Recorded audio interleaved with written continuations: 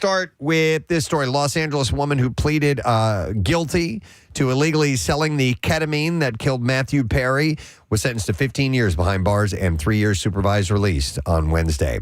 Jasveen Senga, known to her drug customers as the ketamine queen, pleaded guilty last fall to 5 federal charges related to Perry's 2023 overdose death. She's been in federal custody since her arrest in August of 2024. In remarks to the court, Sangha lamented her poor choices and horrible decisions that ultimately proved tragic. She said, I pray for forgiveness every day. Thank you for giving me the harshest reality check of my life. Thank you for taking me out of the equation. Dateline correspondent Keith Morrison, Perry's stepfather, praised the judge for delivering a highly reasoned sentence, adding, we miss Matthew dreadfully, of course, and I feel badly for the perpetrator here as well. Nobody won today. Yeah, a lot of people forget that Keith Morrison was Perry's stepfather, and they apparently had a really good... Yeah. What? The murder in Little Rock. That guy. Federal prosecutors requested a prison sentence of 180 months or 15 years, followed by 3 years supervised release. U.S. attorneys called Senga a drug dealer who sold drugs that hurt people. When she learned that she had sold drugs that caused Perry's death, the prosecutor wrote she didn't care and kept selling. The 16-page response in that Senga's defense lawyers insisted that she had accepted responsibility for serious criminal conduct. They asked the court to impose a sentence of time served. Obviously, they weren't going to do that. Right. And there were at least 1 or 2 doctors that also were convicted in this case as well, because they were the ones in that email exchange with her talking about how easy and what a bunch of suckers the entertainers were once they had them on the hook. She worked with a man named Eric Fleming to give ketamine to Perry. The month Perry died, Senga and Fleming sold the actor 51 vials of ketamine and provided them to Kenneth Iwamasa, his live-in personal assistant. Iwamasa reportedly injected Perry with the ketamine leading up to his fatal overdose, including at least 3 shots on the day he died. Senga lived in North Hollywood. Called Fleming on the encrypted messaging application Signal after having learned from breaking news reports that Perry had died and had told Fleming, delete all of our messages. Fleming pleaded guilty in August 2024 to 1 count of conspiracy to distribute ketamine and 1 count of distribution of ketamine resulting in death. Iwamasa, pleaded guilty on the same month to 1 count of conspiracy to distribute ketamine causing death. The 2 men are scheduled to be sentenced later on this month, but she's getting 15 years for that. Taylor Frankie Paul was granted a temporary protective order against Dakota Mortensen, requiring him to stay 100 yards away until a court hearing later this month. The ruling comes amid a heated legal battle after Dakota previously secured his own protective order and temporary custody of their son, Ever. Taylor alleges Dakota was abusive, claiming that he was possessive and jealous of her time on The Bachelorette and submitted photos of texts as evidence. The court also ruled Dakota cannot contact Taylor in any way, including calls or messages. Meanwhile, Taylor was granted up to 8 hours of supervised visitation with it. I hate them. I hate these people. This is horrific. We dodged a major bullet with not having her season of The Bachelor, Bachelorette air. But who knows what happens amongst these two. I mean, she could be the crazy one and is just lobbing this stuff at him. They could both be, at each other's throats all the time and both be complicit. I don't really know. That's why, as I've often said, have them enter the octagon. Yeah, let's settle this. That's the way you do it. Yeah, Thunderdome. All right, false rumors about Michael J. Fox's death spread after a mistaken CNN tribute, but his rep confirmed to TMZ that Michael is doing great. In fact, on Tuesday, the actor made an appearance at Paley Fest in Los Angeles, joining the rap party for the 3rd season of Shrinking. The confusion came from a mistakenly published segment that was quickly removed, with CNN apologizing for the error. The package was published in error, they said. We have removed it from our platforms and sent our apologies to Michael J. Fox and his family. Didn't a little bubble pop up saying, fun fact, Michael J. Fox suffers from Parkinson's disease. You remember that one? I do. I'm wondering if it, when somebody has a disease like him, they have something in the pocket ready to go. So it may be that, That's exactly what my understanding is.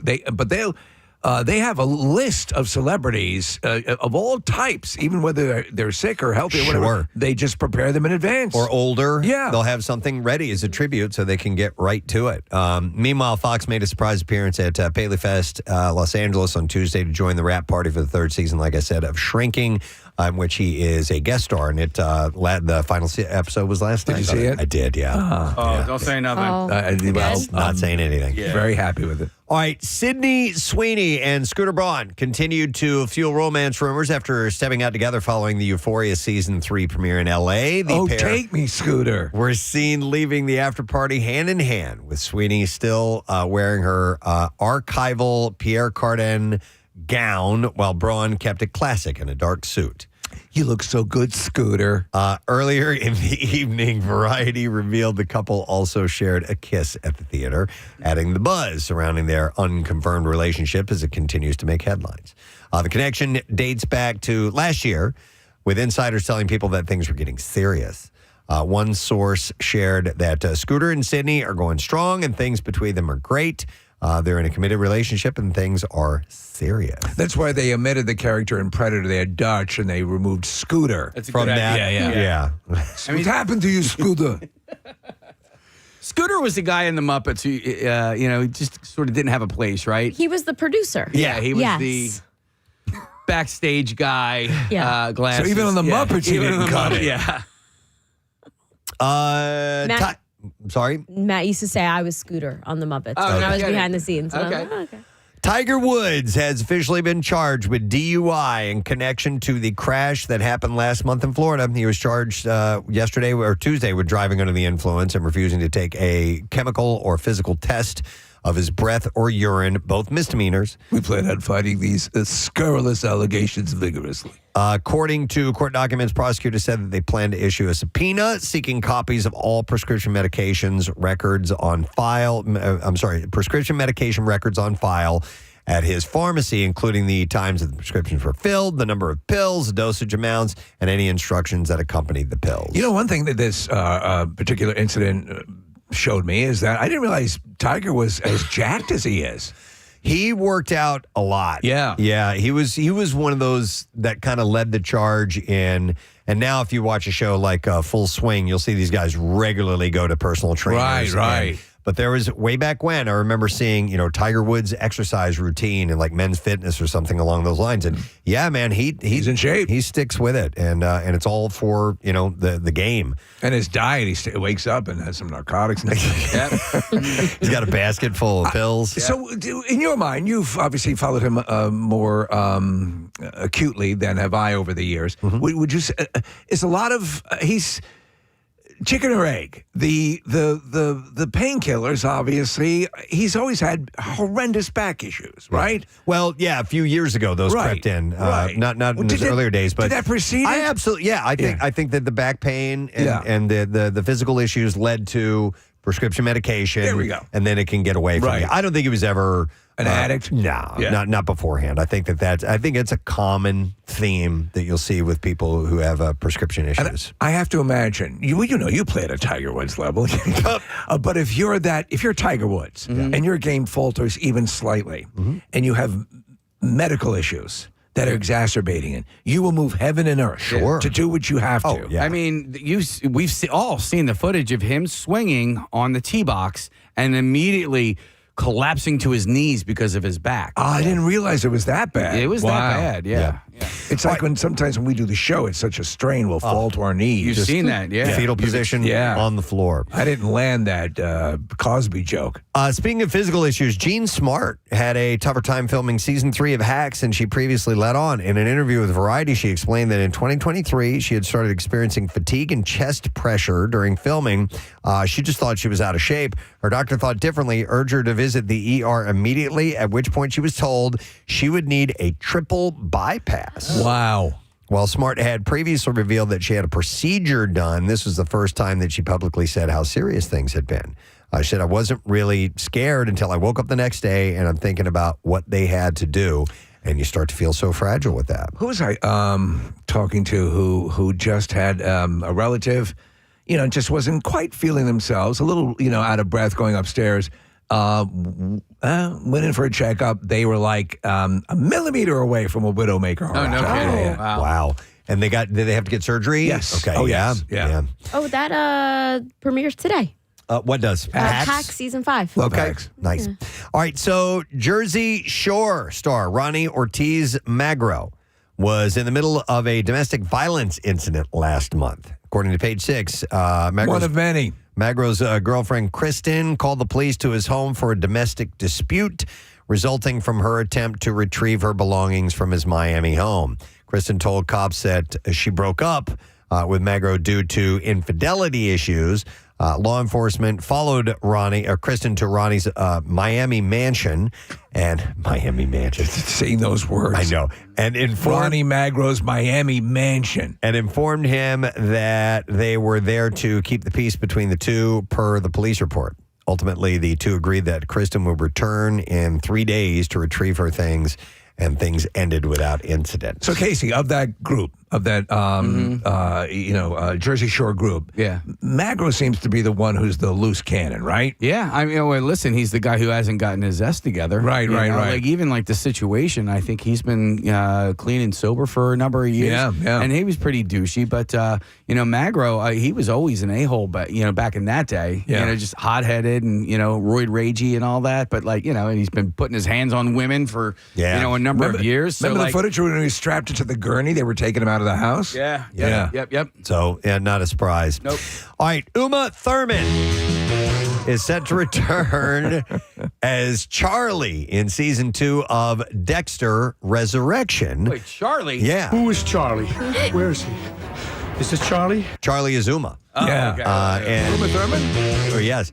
Even after her character appeared to leave it all behind, she is going to return. The former special ops officer fled the city last season, but her story is far from over, with plot details still kept a mystery. So I wonder if they're going to go with the continuing plot line, Casey, where Dexter puts the football down and tells her to go, Charlie, to kick it. Yeah. But at the last second pulls the ball up. Her return raises new questions about whether she will align with or oppose Dexter Morgan, played by Michael C. Hall, as the story continues to unfold.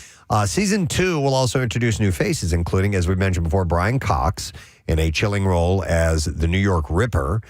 Season 1 featured Peter Dinklage as Leon Prater, as well as guest stars Neil Patrick Harris, Kristen Ritter, Eric Stonestreet, and David Dastmalchian. Oh, yeah, Dastmalchian. Dastmalchian, Yeah, he's okay. really good, Preston. He's the star, does a lot of great horror stuff. He's the star of that movie Late Night with the Devil, Okay. the guy who's playing kind of the Johnny Carson character. Okay. You've seen him in a ton of stuff. All right. He was, Excellent. the, Well, he was the polka dot guy in the Suicide Oh, Squad. I know that guy. Yeah.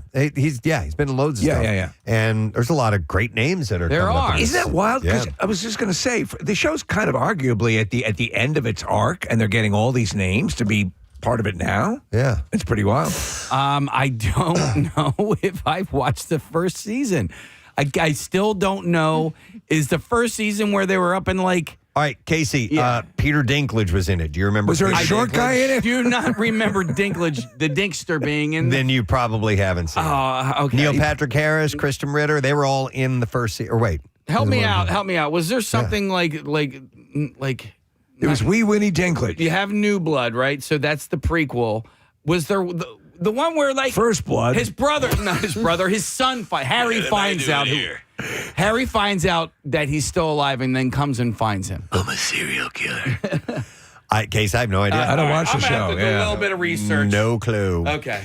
All right, Cameron Diaz is all gas and no brakes since her long-awaited return to the spotlight, and her next big movie is a sequel to the cult classic, Troop Beverly Hills. She's all gas. That's her being all gas. Okay. So, yeah, Troop Beverly Hills. How about that? I enjoy that movie. I thought it was cute. Yeah. Yeah. There was a time when those movies would come out and you'd go see a comedy in the theater. Yeah, the project will be written and directed by Clea Duvall, but details about the story remain a secret. The original film was released in 1989, followed Beverly Hills socialite Phyllis Neffler, played by Shelley Long, as she navigates great outdoors. The great outdoors as a troop leader. Diaz is keeping her schedule packed as she promotes her next project called Outcome with Jonah Hill, and is set to reprise her role as Princess Fiona in the upcoming Shrek 5. Yeah. We're going back for Shrek 5. Did Troop Beverly Hills rock your world, Marissa? 100%. Yeah. Steve, I could watch it at any point, still to this day. Yeah. And the fashion and the songs, everything in that. Carla Gugino was one of the little girls? Yeah. was one of the girls in it. Oh, that's wild. It's not Giacchino. Carla. Guccino? Quandango. Well, Michael Giacchino. Yeah. Michael So it's, Giacchino. it's not the same. Gugino. Gugino. Yes. Carla That's Gugino. That's it. Yeah. Yeah. Gugino. Yeah. Right? All right. Anyway. Amanda Seyfried is stepping into a classic fairy tale role with a twist, lending her voice to Cinderella in Netflix's upcoming animated film Steps. The cast featuring Ali Wong and Stephanie Su as the stepsisters sees Wong's character Lilith team up with Cinderella to save her sister, who is now a frog, and take back the kingdom from the hands of a prince-obsessed mean girl. Director Alice Zhu praised the casting, saying Amanda has this incredible ability to make her character specific and relatable, and we absolutely need that when taking on a character that is legendary as Cinderella. The movie doesn't have a release date yet, but Netflix teased in an Instagram post that it will stream sometime later this year. She's really good in the Housemaid. She's the yeah? so I recommend The Housemaid with Sydney Sweeney as well, because it's one of those, Preston, where you are about 70% of the way through the movie and they throw a 180 in it that you're like, oh, did not see that coming. And what's the movie about? So Amanda Seyfried? Amanda Seyfried appears to be this rich sort of little out there socialite. Okay. She has this incredibly good-looking husband, Brendan Sklar, who's potentially going to be the new Batman. And so he seems like he's all together, but he's putting up with the wife's eccentricities. She hires Sydney Sweeney, who just got out of, unbeknownst to Amanda Seyfried, out of jail for something that happened, but she wants to change her life and correct things. So she goes to work at this house. Things start to unfold. Okay. There are moments of like, what the hell was that? And but where you think it's going, it isn't going. Okay. All right. And it's a movie? Yes. Okay. Yeah. All right, I'll have to check that out. Saturday Night Live has announced the hosts and musical guests for May, closing out season 51. So Olivia Rodrigo will make her hosting debut May 2nd. Okay. And will also serve as the musical guest ahead of her upcoming album, You Seem Pretty Sad for a Girl in Love. Matt Damon returns for his third time hosting on May 9th alongside musical guest Noah Kahan. It's Con. God! It's Con. Yeah. Con. The final May episode on May 16th brings back Will Ferrell, and Paul McCartney will be the musical guest on that one, which is Boodly doo. pretty damn amazing. The last time he performed on the 50th anniversary, Paul McCartney, legend, great, fantastic. There is a bit of the voice loss. Wobbly voice. Yeah. That happens. You see that in a lot of musicians, singers that get a little bit older. And I agree. I heard some of the latest music that he's released, and it's a little bit more in the voice than in the past, because Paul had such a beautiful, perfectly structured vibrato in his voice. It held on for so long. Yeah. I like when they have somebody host and musical act, but then I start to feel bad for other acts that are out there. Right. That like hope to get on it. Yeah. And then when somebody returns or fills that slot twice, I it's agree. their chance. I don't think necessarily that if you're a musician and you're hosting that you should be the musical guest. I think there should be a different musical guest personally. And they've done it for some weird things when Yeah. they had Garth Brooks and Chris Gaines was the one I always go back to. and For those who don't know, Garth Brooks had an alter ego named Chris Gaines, who was supposedly a rocker, which was interesting. So he played two parts. Yep. Wow. And Timothy Chalamet did a couple of Dylan songs. Oh, that's He was a right. musical guest. Yeah. All right, one last story. Things are ramping up for the Legally Blonde franchise. Along with getting upcoming prequel series Elle, the movie is getting a re-release on the big screen to celebrate its 25th anniversary. Legal Blonde hits theaters for 2 days only, May 24th and 27th. And fans that buy a ticket will get more blonde for their buck. The anniversary screenings will feature a sneak peek at the upcoming prequel series, along with exclusive introductions from both Reese Witherspoon and Lexi Mindtree, who stars as a younger Elle in the new show. You know, I think is really good in that as well and adorable is Selma Blair. Oh, yeah. Yeah, she was great in it. She's a character that you don't like in the beginning, but end up liking. All right, I have some clips to play. That's not my clips. Case, hang on. There they are. All right, so Hacks, as we were talking about earlier, follows the dysfunctional mentorship between a seasoned comedian trying to stay relevant and her up-and-coming protege. And here Gene Smart explains what the series has meant to her. A gift on a silver platter. Just the gift that keeps on giving. But truly, and I felt that way from day one. I thought it's a gift. The whole thing has just been a joy. And the final season premiere of Hacks streams tonight, 9 p.m., and that's on HBO Max. So that is it, right? That is the final season. I'm wondering how it wraps up because I've really enjoyed every season of this show. All right, and then the last clip. A New Jersey pastor and his sister fall into working with organized crime and big mistakes. And here Dan Levy explains what he learned about writing this show from his dad and Catherine O'Hara. It is a philosophy that I have inherited from my dad, from Catherine. I mean, they came from the Second City school of everything has to be grounded. You could make a character as ridiculous as humanly possible, but they have to live in a real world scenario. All episodes of Big Mistakes streaming today, and you'll find that on Netflix, just to let you know. He said categorically there will never be another S Creek because of Catherine O'Hara. Without Catherine O'Hara, he won't do it. That makes sense. All right, and there you go. We will take a quick break, come back in a second. We're going to have Blair Underwood, as we're eventually going to have the entire cast of LA Law on our program. We are, yeah. We had Corbin Burnson yesterday, but he'll be joining us in the 9 o'clock hour. No sad dough. First shot at $1,000 coming up at 8. We'll take a break, and we'll be back in a moment, so stay with us. Nailed by a van. Township supervisor was driving through. And so then after that, what happened? No more cutting through the parking lot. No more cutting through the Well, parking you can lot. understand that clearly Yes. since you almost died. Yeah, you Yeah. took one for the team, for the walkers. Damn and it. bike riders. Thank you, Stephen. Appreciate it. Let's go to Will. Hey, Will, good morning. Good morning. Sorry to bother you guys at work. Nah, what's up, man? So back in the ancient times of the mid 1990s, teachers had copy cards for their copiers at school, and they would sometimes send a couple students to go make copies for them. Well, I was one of the responsible ones, and they sent myself and one of my friends to go make copies. Well, one of my friends takes the copy card and decides to copy a magazine from his father's collection and send pictures around the entire school. And so after that, teachers were never allowed to give copy cards again to their students. Wow. Of course. They killed it. because you were working now in the porn industry. Mm-hmm. Yeah. Yeah. There you go. Yeah, you can understand. Yeah. Good times. Good Thanks, times. Will. I love those appreciate last it. second scrambles because I didn't realize that we had not a common like the Power Ranger bed sheets. Right. We should have specified. Here's another example. It says in middle school, I would use Sharpie, permanent markers, to, quote, tattoo myself. Other kids thought that it was cool, so I started charging $1 per drawing wherever they wanted. The principal found out, and after I refused to stop, she put a ban on Sharpies for the entire school. Even the teachers could not bring them in.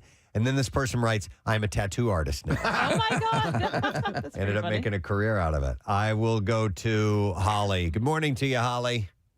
Good morning. What's up, Holly? Bother your work. Thank you. Yeah, I was in middle school. I think I was like 12 or 13, and I decided I wanted Domino's pizza, so I ordered one, had it delivered to the cafeteria. Apparently, they never had a rule about that, but there was one after that. You're like Spicoli. You got pizza delivered to school. Yeah.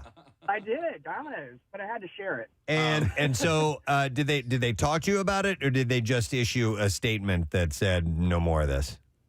Well, they did. I had a principal that actually I loved. We got along great, and he had to vice principal, and he had to pull me aside and talk to me, and he said, "This is not like you, Holly. I can't believe you did this, but good one." Yeah. Well, all right. That wasn't that bad. You ordered a pizza. That's all. Yeah. But they made a rule Yeah. after that. So, all right, thanks. Here's a text that says, You gotta buy a crappy pizza. according to my husband, a 2-beer at a time limit was installed and stated at the Fest House in Busch Gardens, Williamsburg, because of him and his buddies building beer cup pyramids on the table, dancing every dance with the Fest House dancers, and generally acting like drunken maniacs. Don't know if this is really true, he said, but apparently that happened. 2-beer limit. Here's a similar one. This one says, in college, some friends and I used to go to a Mexican restaurant every Thursday and often on Saturdays for their $1 margaritas. As a group, we would go there a lot. And eventually, they put a new rule in. It was now $2 margaritas and no more than 4 margaritas per person. Oh, bummer. A lot. Well, so I wasn't responsible for it, but there used to be the thing at the Roy Rogers where the Fixins bar, and people would go and just make sandwiches. So there was one right near my college. And I think this is probably corporate wide, but people would go do that and not really buy anything. Right. And so they put up a sign at that salad bar, for patrons only, for paying customers only, because it was getting like Nick, like the Mercedes. Yeah. All right, we'll go to Christine. Hi, Christine. Good morning. Hey, bitches. Hey, what? All right, Christine. What rule did they change because of you? Well, you said porn industry, so this goes a little towards that. So when my friend and I were 17 years old, friend of the family was the penalty box official for the Flyers back in the old Spectrum. And we were waiting for him after the game. We were outside in the corridor outside the locker room. You could get really close to the Flyers at that point. So the door swings open, and Brad McCrimmon and Kathy, let's just say they call him the Beast for a reason. Wow. Brad McCrimmon was standing there totally naked. So, of course, 17, I'm like, oh, my God. So ever since then, they changed the rule was that nobody could get down in that corridor by the locker room unless you were affiliated with the Flyers organization. And or now, a 17-year-old girl. At 17, and now I'm in human resources, so there you go. Oh, there you go. So man. you're handling stories like that. That's funny. And that was the moment they made the rule. Wow. All right. Thank you, Christine. Hope you're proud. We'll go to Frank next. Hi there, Frank. Beating your head in with a hammer. I was hammering in the morning. All right. What's up, Frank? I was a bartender, and a customer ordered a flaming shot. And I didn't tell the customer, hey, you need to blow fire out because we can't consume that. And so he goes. We, as human beings, cannot consume fire. No, Okay. Science has taught us that. Yes. So he goes to drink the shot, gets scared, cause fire, drops the shot, it breaks on the bar, and my bar engulfs in flames. For a moment. And then, I had to take like a soda gun to spray it off. Oh, that's funny. So no more flaming shots at Texas Roadhouse, guys. Oh, there you really? go. Nice. There you go. Nice. A flaming mo. I don't know if it was you or the customer, but yeah, absolutely. All right, some other examples. This one says, I got our human resources Dropbox taken away at work because HR threatened to not pay us if we missed a clock in or clock out. I printed out the law stating that what they were threatening was illegal, highlighted it, and put it in the HR box when no one was around. Our HR rep threw an unholy fit and tried to figure out who put the paper in her box. And from then on, everything had to be handed in personally instead of a box. I can see that. And they went on to say, in our defense, the phones didn't always work and the clock-in system was really unreliable. So that's why they had made that complaint. Another one says, I already did that one. My younger brother was always late to school and tardy every day. He eventually figured out that if you just skipped first period altogether and showed up to his second period, he was counted as being at school with no late penalty since he was at second period on time. And they had to change that the following year. So the rule would accommodate just going to second period, and he would be listed as present for the day. present for the day, but with no tardy for the first class. Right. Okay, that's gaming the system. Right. Yep. Need to adjust that. Let's go next to him. We're taking calls on a rule that was made because of something you did, and I will go to Kenny next. Hey, Kenny. Good morning. Hey, Kathy, it's Jay. I heard your mixtape, and I want to take you back. Wait, do you know Jay, or did I say his name on the air? You said his name on the air. Okay. That's great. Very astute, Kenny. What's up, man? What'd you do? So in middle school, you know, like you get changed in the locker rooms for like gym class. It's the first time you're all excited to use deodorant and be like a man. Right. Well, we were we were in the back of the bus, and we some kid, I'm not going to say his name, but he brought a lighter, and we were making fireballs in our hands. Yeah. Oh, yeah. Shooting flamethrowers. And the next year, our bus driver would not allow those deodorants in his bus, so I had to use stick. Okay. Oh, you had to use a stick from there. Yep. And it was only our bus driver. It wasn't the whole school. It was just our bus driver. I thought he was just an old grouchy fool. Oh, yeah. You didn't like you making fireballs on the bus. Come on, dude. We're just making fireballs on a that's moving all. vehicle that is powered by gasoline. That's funny. Wow. All right, thanks, Kenny. Appreciate it. Here's a follow-up to our call earlier from Christine, who saw the Flyers players naked. This text says, I was dating Christine, and I was with her when that happened. I saw Brad McCrimmon's junk. So hilarious. they were a part of the whole thing. So, legitimizing. So that was a well-known legend with him? I don't know. I just said his name the beast. Now it is, so. yeah. All right, here's another text that says, I made a fake penis out of clay in middle school, and I waved it around on the back of the bus and got caught. They had no more clay in art class because of my wiener. Well, we are in the broadcast industry, and we have tons of fake penises around Oh, yeah. here. So, we got loads. Yeah.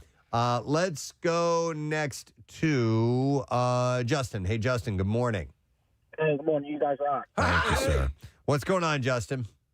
So back in high school, one summer, me and a buddy, hot day, went to a 7-Eleven. Then they have the big 100-ounce mugs for soda. Well, the little deal was buy the mug, get a free soda. Well, we decided to fill it full of the slushie instead. So we fill it full of Slurpee, go to the register. She can't charge us because she doesn't have it because it's not listed as an actual drink as for the soda because we weren't supposed to fill it up. So we got the free 100-ounce Slurpee, went back the next day with the same mugs, and they plastered paper all over saying we couldn't fill it up with Slurpee anymore. Oh, there you go. Yep. You gamed the system for one day, though. One day. Yeah, I remember that. There was a big thing where remember the moment you could bring in your own receptacle? They do that like once a year. Right. Yeah, where you can bring in your own. Whatever you your own want. mug. But they sold him that one. Yeah. But it was just made for sodas. Here's another one that says, when I used to walk home from school, I had to walk next to the road to get to my house. And one day, I decided to see if I could walk with my eyes closed. Oh, my God. Oh, that's... And as I walked, I didn't feel the transition from gravel to road, so unknowingly was walking on the road, and I heard a noise and looked behind me. A line of cars had formed, but none of the cars had honked, and I immediately ran off into an orchard, but later learned why nobody honked, because 2 weeks later, they put up signs that said deaf child area on both sides of the road. They thought I was deaf, so they didn't honk. Oh, my God. And so they put those. So wait, that's another thing though. Do you ever try? I try to get around my house sometimes with my eyes closed. Do you really? Yeah, like I've tried it to see if I know how many steps to the door. I've done it a few times just to see because. I wake up in relative darkness and I try not to turn the lights on to wake anybody else up. And I'm like, I wonder if I could do that. Walk from here to there without bumping into something. Yeah. I'm usually not that successful. I'm good with the light switches. I know where they are. It seems kind of goofy for you to do that. I know. Let me go to next to Carl. Hey, Carl, good morning. Yoo-hoo! Yoo-hoo! All right, Carl, so they made a rule because of what? So in high school, we were allowed to leave for lunch and get in our vehicles, go uptown, get whatever we wanted. Whoever it was that sent this over to me via our text line, they sent me the entire dialogue of Carl Spackler from Caddyshack when he was about to become the Masters champion, the Cinderella story. So thank you. Appreciate that, man, going into Masters weekend. Hey, I want to, before we dive into any conversation here, I want to share with you guys and the audience. I know I talked to you guys off air about this, about something that I experienced yesterday. And I want to bring in a guest sometime in the near future and get a little more detail on this from a voice of authority. Yeah, after what you showed me this morning, I'm like, we got to get this guy in. I've heard about this thing for a couple of years now, and it was a private collection, and now it's open to the public, but it's called the Museum of Music Technology, and it's in Harleysville, Pennsylvania, where I live. I have driven by this unassuming building thousands of times, not knowing the rich history of electronic music that resides there. So what, like a mile and a half from your home, 2 miles? How far from your home? It's like an 8-minute drive. Wow. I mean, it's it's like 3.5 miles or something like that. So I've driven by this. I drive by it every morning on the way to and from work. The owner is a guy named Vince Papillo. Or Papillo. I'm not sure if you pronounce the double L's with as a Y or an L's. But anyhow, Vince was great, and he was there. And I got a tour by Drew Raisin or Raisin. I should really learn how to pronounce people's last names. Well, we know the first names. But this is it's this private collection of Vince's of, some historic pieces of musical equipment that he has amassed over the years, and it's everything from Pink Floyd to The Who to Led Zeppelin to Cream to the Beatles to, it goes on, Genesis, it goes on and on and on. Emerson, Lake and Palmer. Queen, Emerson, Lake and Palmer, yes. The keyboards, the amplifiers, the axes, by that I mean guitars and basses, effects units, recording equipment, all this stuff is housed in this 33,000 square foot building. Of which they're still constructing the presentation of it, but it's beautiful, it's amazing. I got to actually play around with equipment that legends of the world of rock and jazz and blues and all these different genres have recorded or toured with. And this collection is now available for you to see. And it was so impressive. I was geeking out hard, man. So when you were mentioning it initially, I'm like, okay, this sounds like it's cool. But you're like, okay, see that? That was Bachman Turner Overdrive, composed something like that. Right. No. You were playing me some videos and some equipment that was part of legendary albums. Yeah. Classic songs. Here's what I'll do. I have my phone here. I'm going to plug it into the board, and I'm going to play. So Vince Jr. was there, and he had, why does this say, are you connecting a pair of headphones? Yeah, on just it? say headphones, yeah. Okay, I'll just say headphones. Anyway, electronic equipment, right? So he got on this keyboard that was Keith Emerson's. Of Emerson, Lake and Palmer. Yeah. And started fidgeting around with it. this thing it's massive. It's the size of a wall. Yeah. And it's got patch cords, and it looks ancient to today's, technology. And I'm going to play just him tinkering around with this and see if you recognize some of these sounds with this. Stop it. That was good timing. I remember that. Okay. All right, here we go. Listen. Now I'm standing right next to him while he's doing this.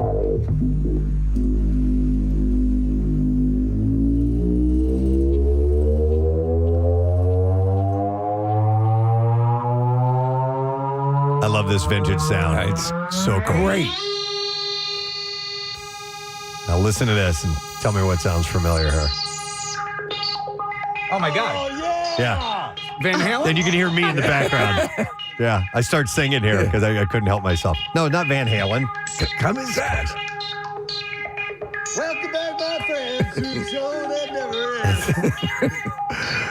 Come inside, come inside. Yeah. So let me fast forward this, but that's the stuff. It's great. Isn't it great? Yeah. And then there was another quick video of him tinkering around. Yeah.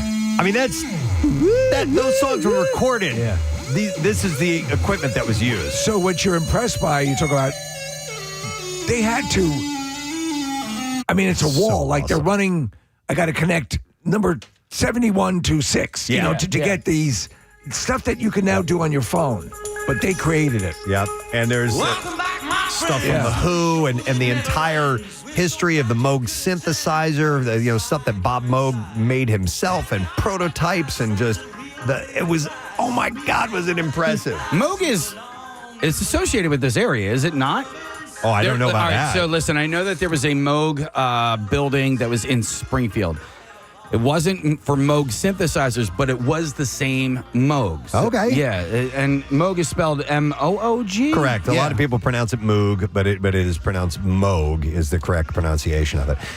So anyhow, I highly recommend you check this out. You can just do a search on the Museum of Music Technology, and you can schedule tours, and they have events, and they have recording studios there, and they have teaching sessions, and I was just thoroughly impressed with this. And we're going to get Drew in here to tell you more, because he knows everything about everything there. And we've got to do, MMR has to be folded into this because Totally. this is right in our wheelhouse. Yeah, but I was just blown away. I was just so impressed. You pass it all the time. Yeah. You should just randomly go into buildings in your neighborhood and see what's in there. Probably some type of A collection. Rush museum. Yeah. And I got to, for those who are Rush fans, I got to play, they had a lot of Taurus pedals there, which are the foot pedals that Getty plays.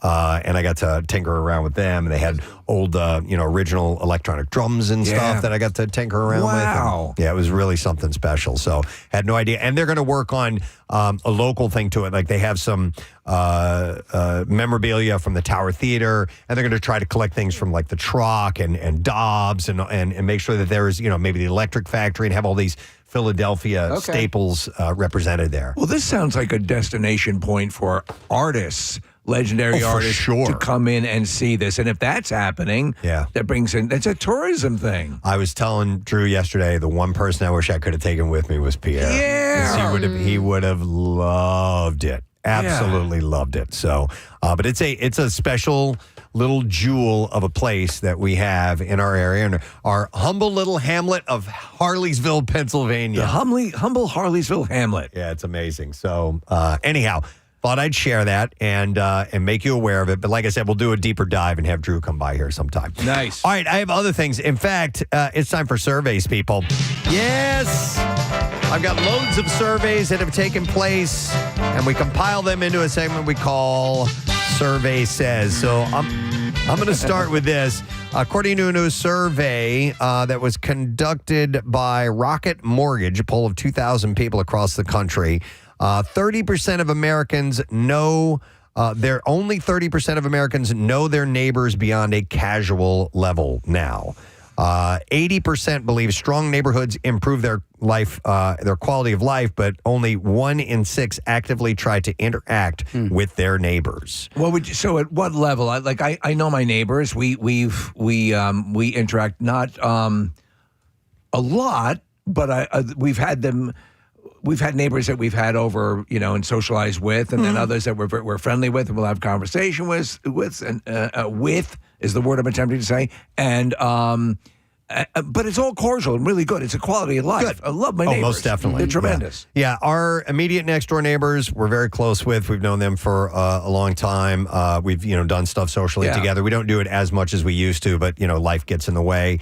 But they're the only ones in the neighborhood. We used to have a tighter circle of friends years back when we first moved into the neighborhood, and people have just kind of grown apart a little bit. That was your original swinging group. Of course. Yeah. Most definitely. Yeah, but and you some guys- people have moved. Yeah. You guys were all fresh to the neighborhood and excited, and It was a and brand new neighborhood. Partying, Yeah. and the kids were a little bit younger, and so you all kind of like stayed close. I get that. My neighborhood now, my neighbors to my one side, I don't know either of their names. I mow. I mow their lawn for them, once a week in the summer. You do? I do. And you don't know their names? I don't know their names. No, but how did that happen? Because so they're a little bit. So listen, they're Korean, I believe, and so there is Swedish. No, definitely not Swedish, but there's a bit of a language barrier. I actually drove her home one time when I was driving down my road. It was icy roads, and her car had skidded off the highway or off the road, and so I helped her drive shaft had broken, so she couldn't even steer or anything like that. So I pushed the car off. My shaft is good. I pushed the car off to the side of the road, and I gave her a ride home. We said no words to each other whatsoever. Really? Okay. Yeah. Were you about to say they're older? They're older. Okay. Right. So, and then I got a riding mower from Paul B. Moyer and Sons, and so like. It's not that hard for me to mow their lawn. You're just being neighborly. I'm just being neighborly, right? But I don't even know what their names are. So do they ever thank you for cutting their grass? Well, if they ever get to the lawn before I can get to it, they will mow my stretch of lawn, like on the other side of my driveway. So that's kind of how they say thank you. Okay. And then my neighbors... want you to leave us alone. They've been trying desperately to get Casey to leave them alone. Don't know how to take a hint. We had one set of neighbors, because I live in apartment buildings. We had one set of neighbors that we were pretty close with. It started where we would share food. Yeah. She would bake and she would share some snacks with me. We went over there for dinner once. And then the rest of the people on the floor, like maybe if you share an elevator with them, is all you get. The ones that we were close with moved out, but she still stayed close with people on the floor. So she gives me tea. She's like, "Oh yeah, your neighbor is sleeping with the doorman," and things like that. You get the And I'm gossip like, in the building. Yeah. No, but down the shore, I know all my neighbors. Yeah. We hang out but we're like front porch people. You know what I mean? That does help. Yeah. Down the shore, I don't know any of my neighbors. None of them. Really? Yeah. So are you on a corner? Yes. Okay. Yeah. The thing is, 50 years ago, according to this survey, neighborhoods were a big part of our culture and identity, and 80% say that they were places people naturally connected. But today, we're hesitant to reach out, as 22% admit that they feel awkward making the first move with a neighbor.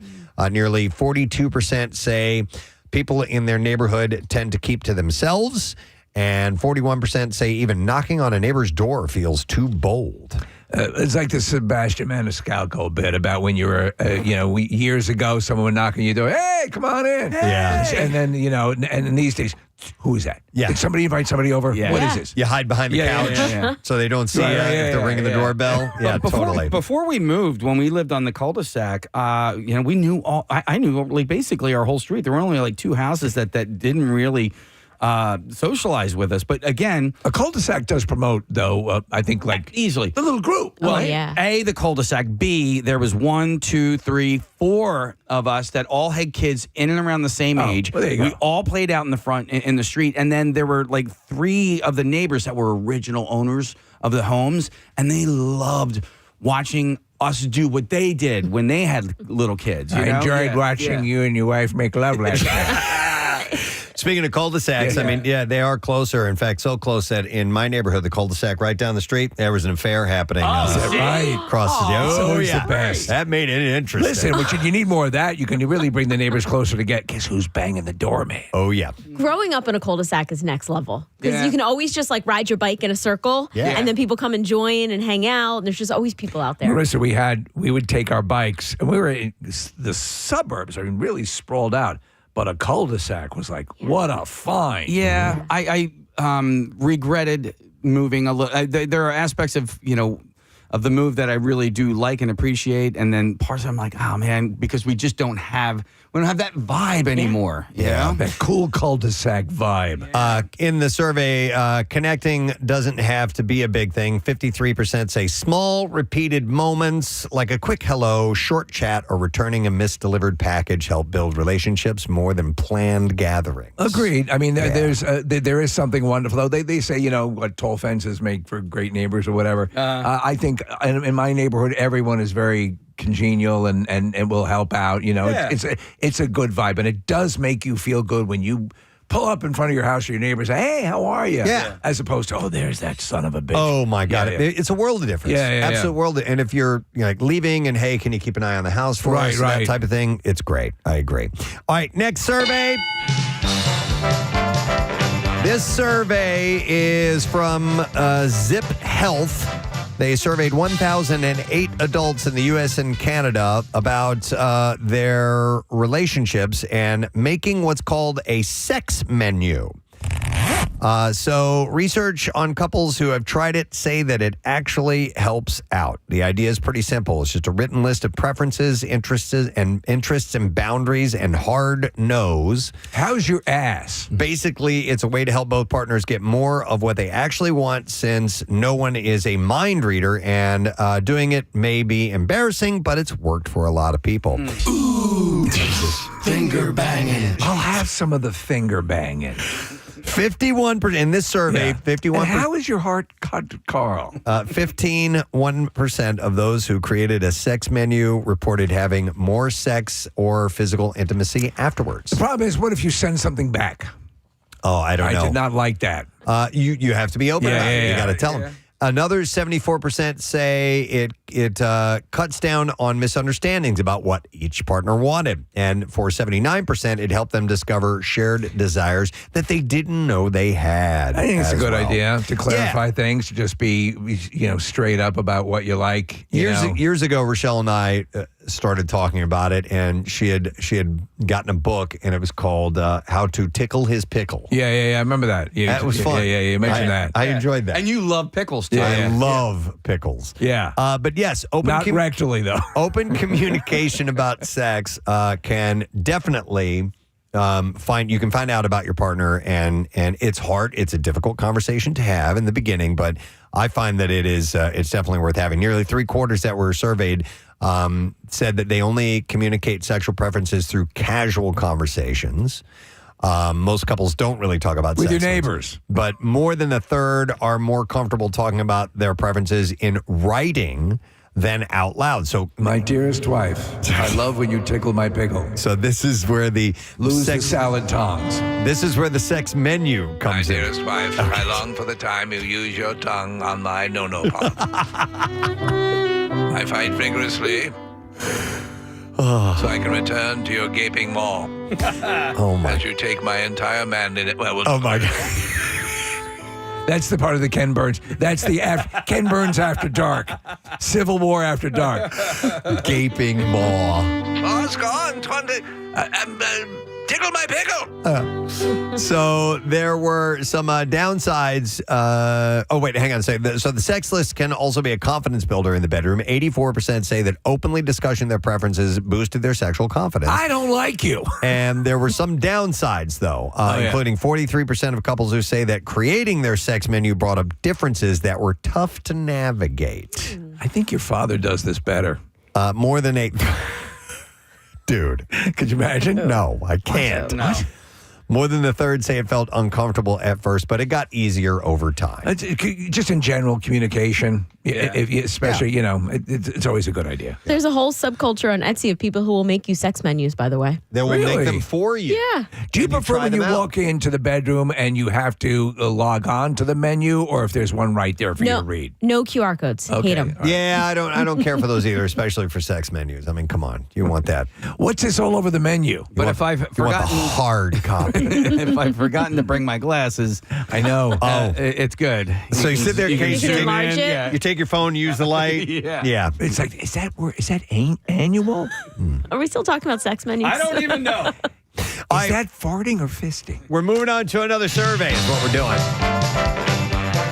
This poll was of 2,000 American travelers. It talks about the top travel pet peeves of Americans. Oh, yeah, and we start, summer traveling time. And about a quarter are taking, spring break trips and things like that this year. And for a lot of the travelers, the worst thing about traveling is simply having to deal with other travelers. And this is not on the vacation. This is the traveling part of the vacation. Would it help you if you provided other travelers with your sex menu? Right? Immensely. Are you kidding me? Hey, everybody, I know we're all going to be flying together. I thought this might help you understand me better, what I'm into. So these are the top 10 travel pet peeves of the people from this survey. Number 10, falling asleep on a stranger while on a plane. Have you ever had that happen when you're on a flight and someone... Yeah, I've had a head end up on my shoulder before. Right, yeah. And it's like, come on, man.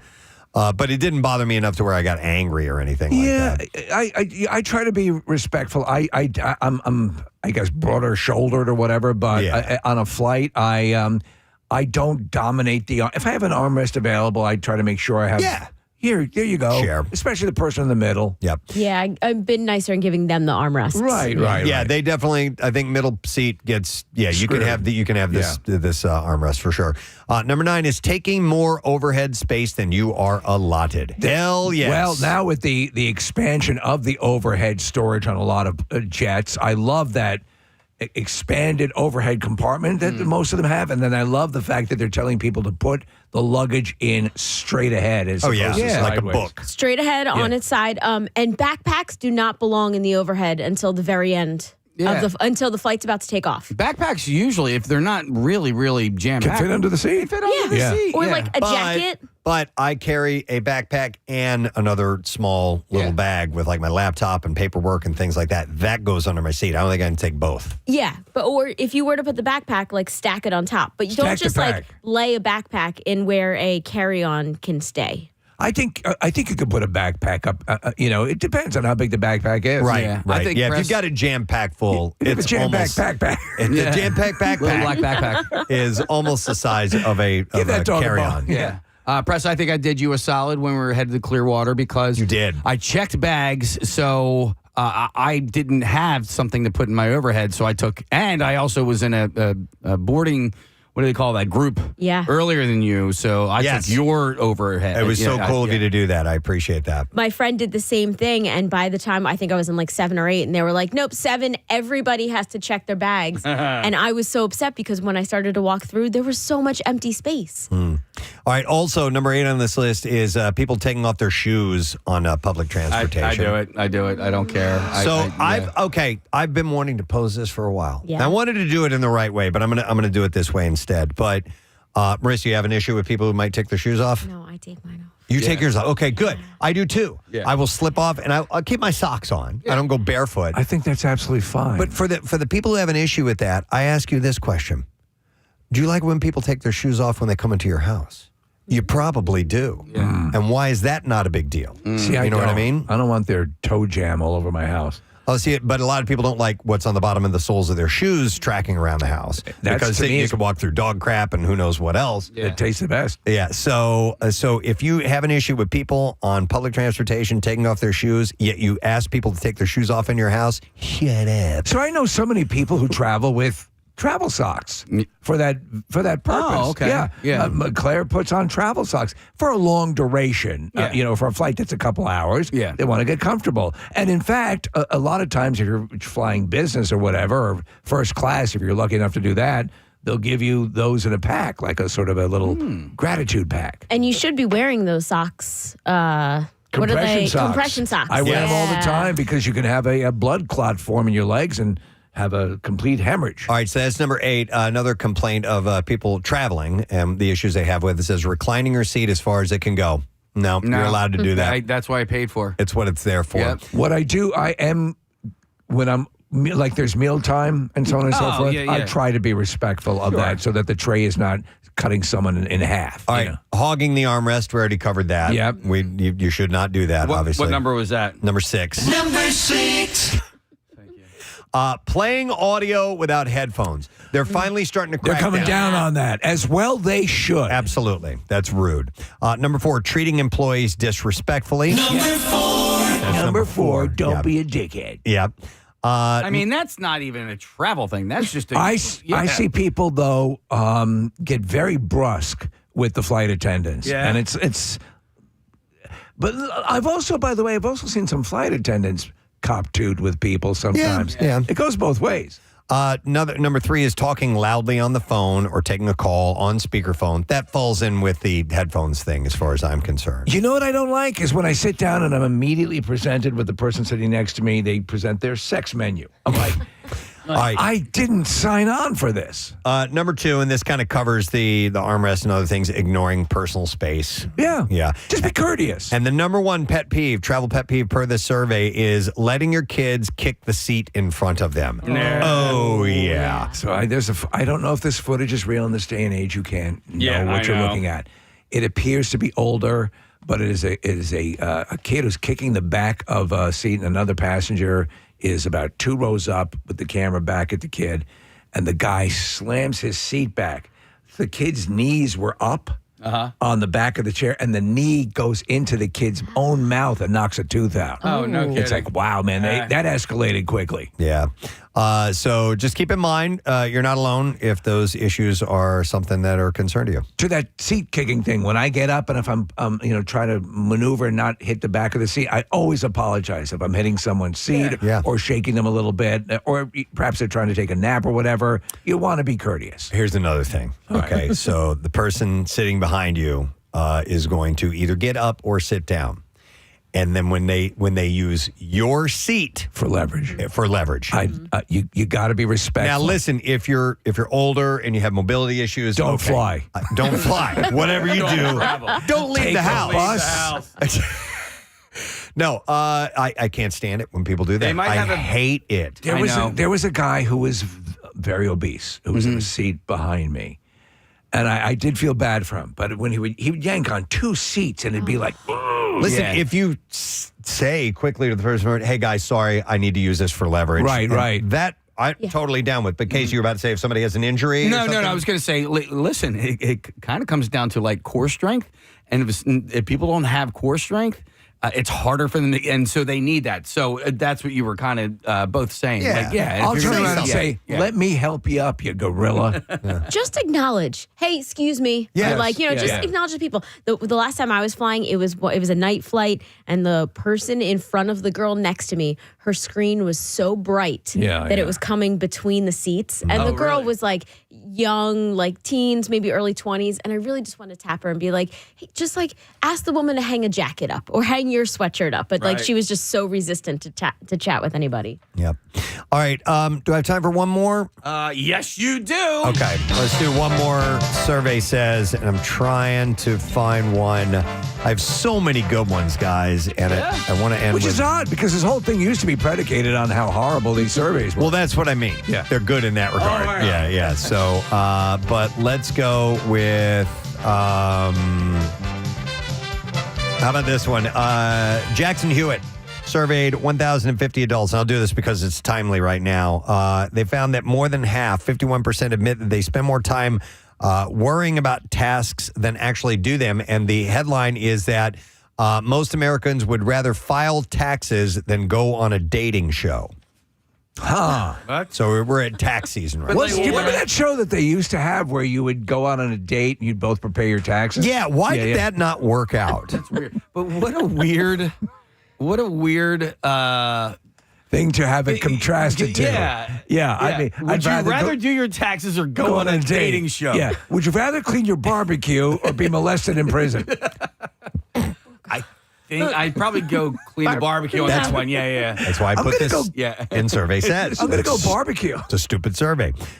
So, yes, the completing tasks feels really good, and for 53%, relief is the top emotion they feel after finishing an important task.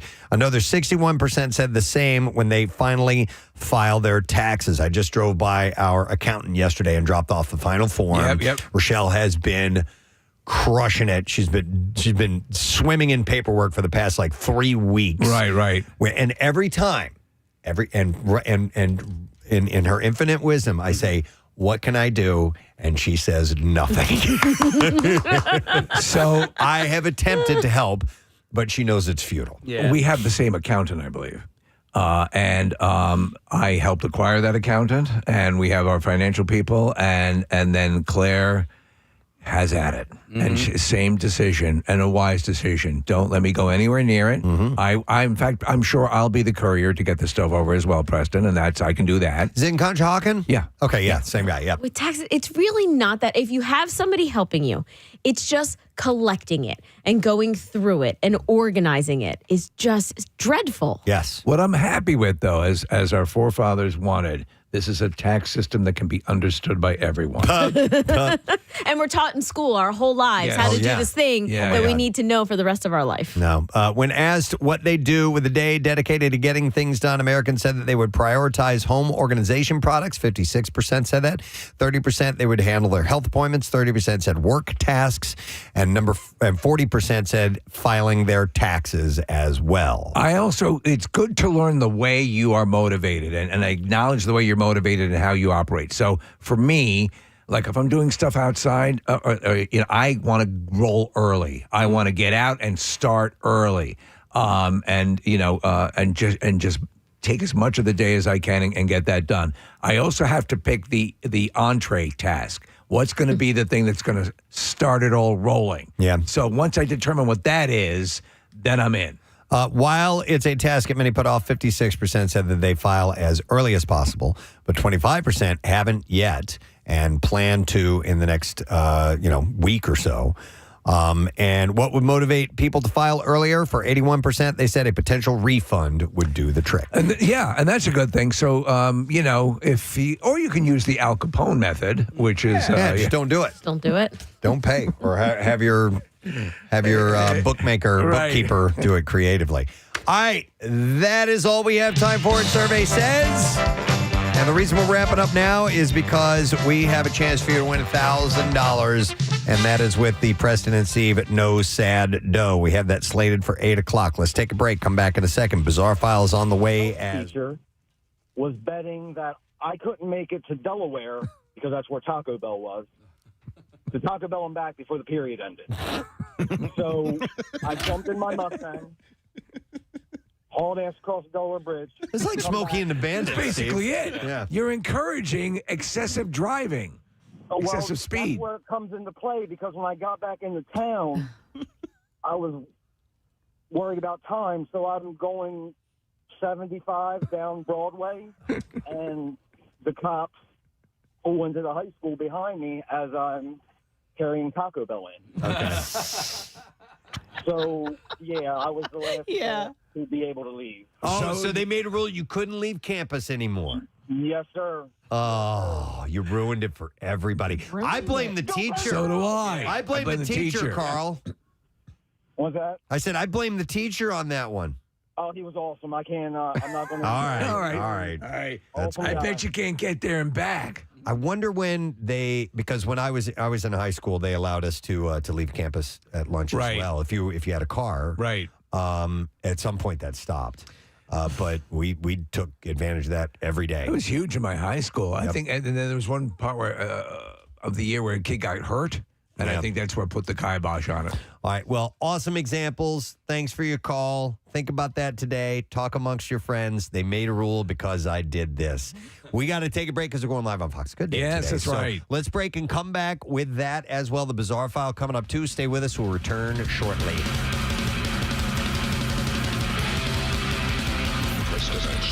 Well-made displays. I think it was a Pokemon. Yeah. And this kid apparently knocked it over and broke it. Like smashed it. And what the guy didn't know, the dad didn't know, is it was like $5,000. Yeah, it was like this $7,000 thing. And sorry, you got to pay for it. Yeah. Now they went back and they ended up watching video, and the kid wasn't like playing around with it or something like that. He had just knocked it he had over. leaned on it or something along those lines, and so he knocked it over and it But broke. I would imagine like bigger stores, I don't know where they are, they have some sort of insurance that if something like that happens, you're not going to make the parent pay for $1,000 ceramic Pikachu. I've heard stories of again, I've seen the old adage is you break it, you bought it. Right, you break it, you buy it. And I've seen that at like smaller stores, like especially if they sell glass items, like especially down the shore, like some of those little shops down there. If you take the kids in, like you could see everybody tense up, and like there's a little sign that says you break it, you buy it. Mm-hmm. You can see the owners, like if you walk in, and so we don't have kids, but when people come in with like small kids into places like that, like in New Hope. Oh, yeah. I'm like, my words before I go in are don't touch anything. Yeah. No, and I get nervous around stuff like that. If there's shelves with like hundreds of plates or just fragile things. Yeah.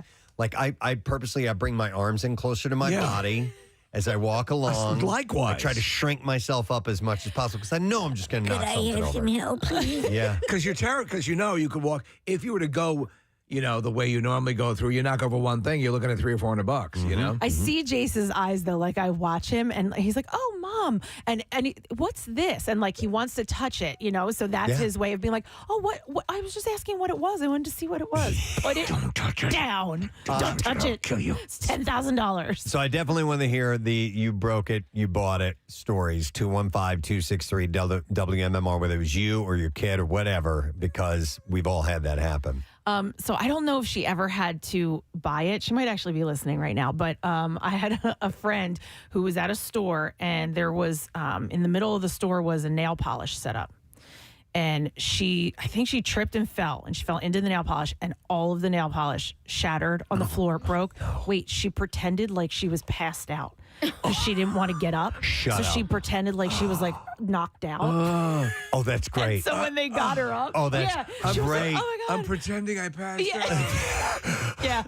Yeah. She said it's the whole store smelled like nail polish. She didn't know what to do, and so like her friends like escorted her out, and she pretended like she was like super hurt. Meanwhile, they got into the car and they were like hysterical laughing. Did she just say things like, "I hope the baby survives"? Oh my God.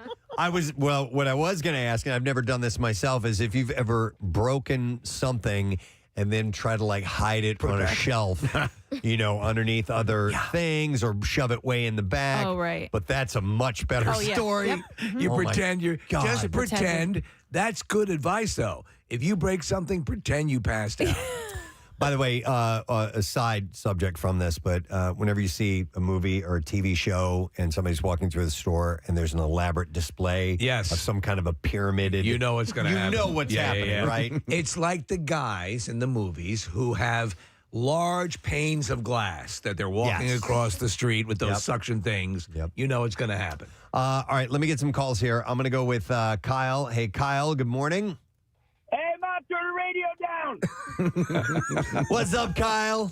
Hey, what's going on? So what if a guy threw a shoe at me? Good morning, guys. When I was a little kid, the local grocery store had like this big, huge display of tomato sauce. They had this like huge family-sized jar. And like any other kid, I'd get lost in the grocery store and wander around. And it was back in the day when your parents didn't care. They kind of hoped that one or two of you wandered off. Right. And I knocked over this. It had to have been gallons of pasta sauce into the aisle of the grocery store. Oh, man. And these are glass containers? Oh, yeah. And I'm 5, so I think I could just brush it aside and clean it up. Nobody will know. So I come back to find my mom holding broken pieces of glass with pasta sauce all over my hands. Oh, man. Oh, she must have thought you were bleeding out. That's what she thought. She said, "Oh my God, what's blood? What's pasta sauce?" Like it was a horrifying experience. Hey, Kyle, did they make your folks pay for it, or was there any sort of? Did they kick your ass out of the store? What happened? I think they looked at our family funny after that because they knew we were the pasta people. But I'm not sure if they made her pay for it. But if they did, it was probably $200 worth of stuff. So that would be something where they made this, like Kathy, you talk about having insurance, and I think you're right. For the most part, insurance will cover a lot of this stuff. But also, what if it's something that that the store is made, or it's a one of a kind, or a display? All right, I do have this story. It's a little bit off topic, but it does involve breaking something, and I had already paid for it. And this is me as a full-grown adult. I had gone to a liquor store, and I had bought a bottle of gin, okay? Yeah. And I was, why did I go back? And anyway, I think I had already paid for it, and I forgot something. I came back into the store, and I was in the back of the store, and I dropped it, and it just shatters. And I've already paid for it. And I'm like, you got to be. Or maybe I went outside and dropped it. Anyhow, I dropped this, and I was like, I was like Bluto in Animal House when they dropped the booze. Like, I just paid for this bottle. And I bring it back in, and I'm like, oh, my God, I'm so sorry. I'm like, can you fix it? Can you fix this? No, but what they told me, and I did not know, that with alcohol like that, as long as the seal on the cap was not broken, they could take it and give me another one. Really? So they did? So they gave me another one. So as long as that seal was not broken, that proved that you didn't drink some out of it and go, oops, I dropped it, and I need a new one.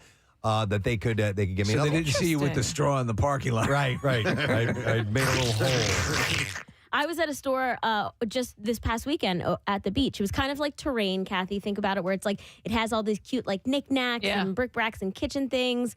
Plus, you can get lunch there. So while you order, you go and you shop around, and it's beautiful, like pottery and dishes. Everything is breakable. Yeah. And in the end, it's very tight aisles, and there's lots of things on the floor. So there's not just like things on tables, but this woman leaned in, and she must have kicked a stand that was set up under the table, and it just started shattering. But it wouldn't stop shattering. There was at least like 9 dishes that fell. Once in those displays, once it's like that, they're going. Here's the only thing I think she had going for her. It was definitely like all high school kids that were working there, and everyone was like, what to do? Oh, Right. Sorry. Well, Enjoy that's the your same macaroons. thing. I get so nervous when I'm at Cracker Barrel and you're in that store part.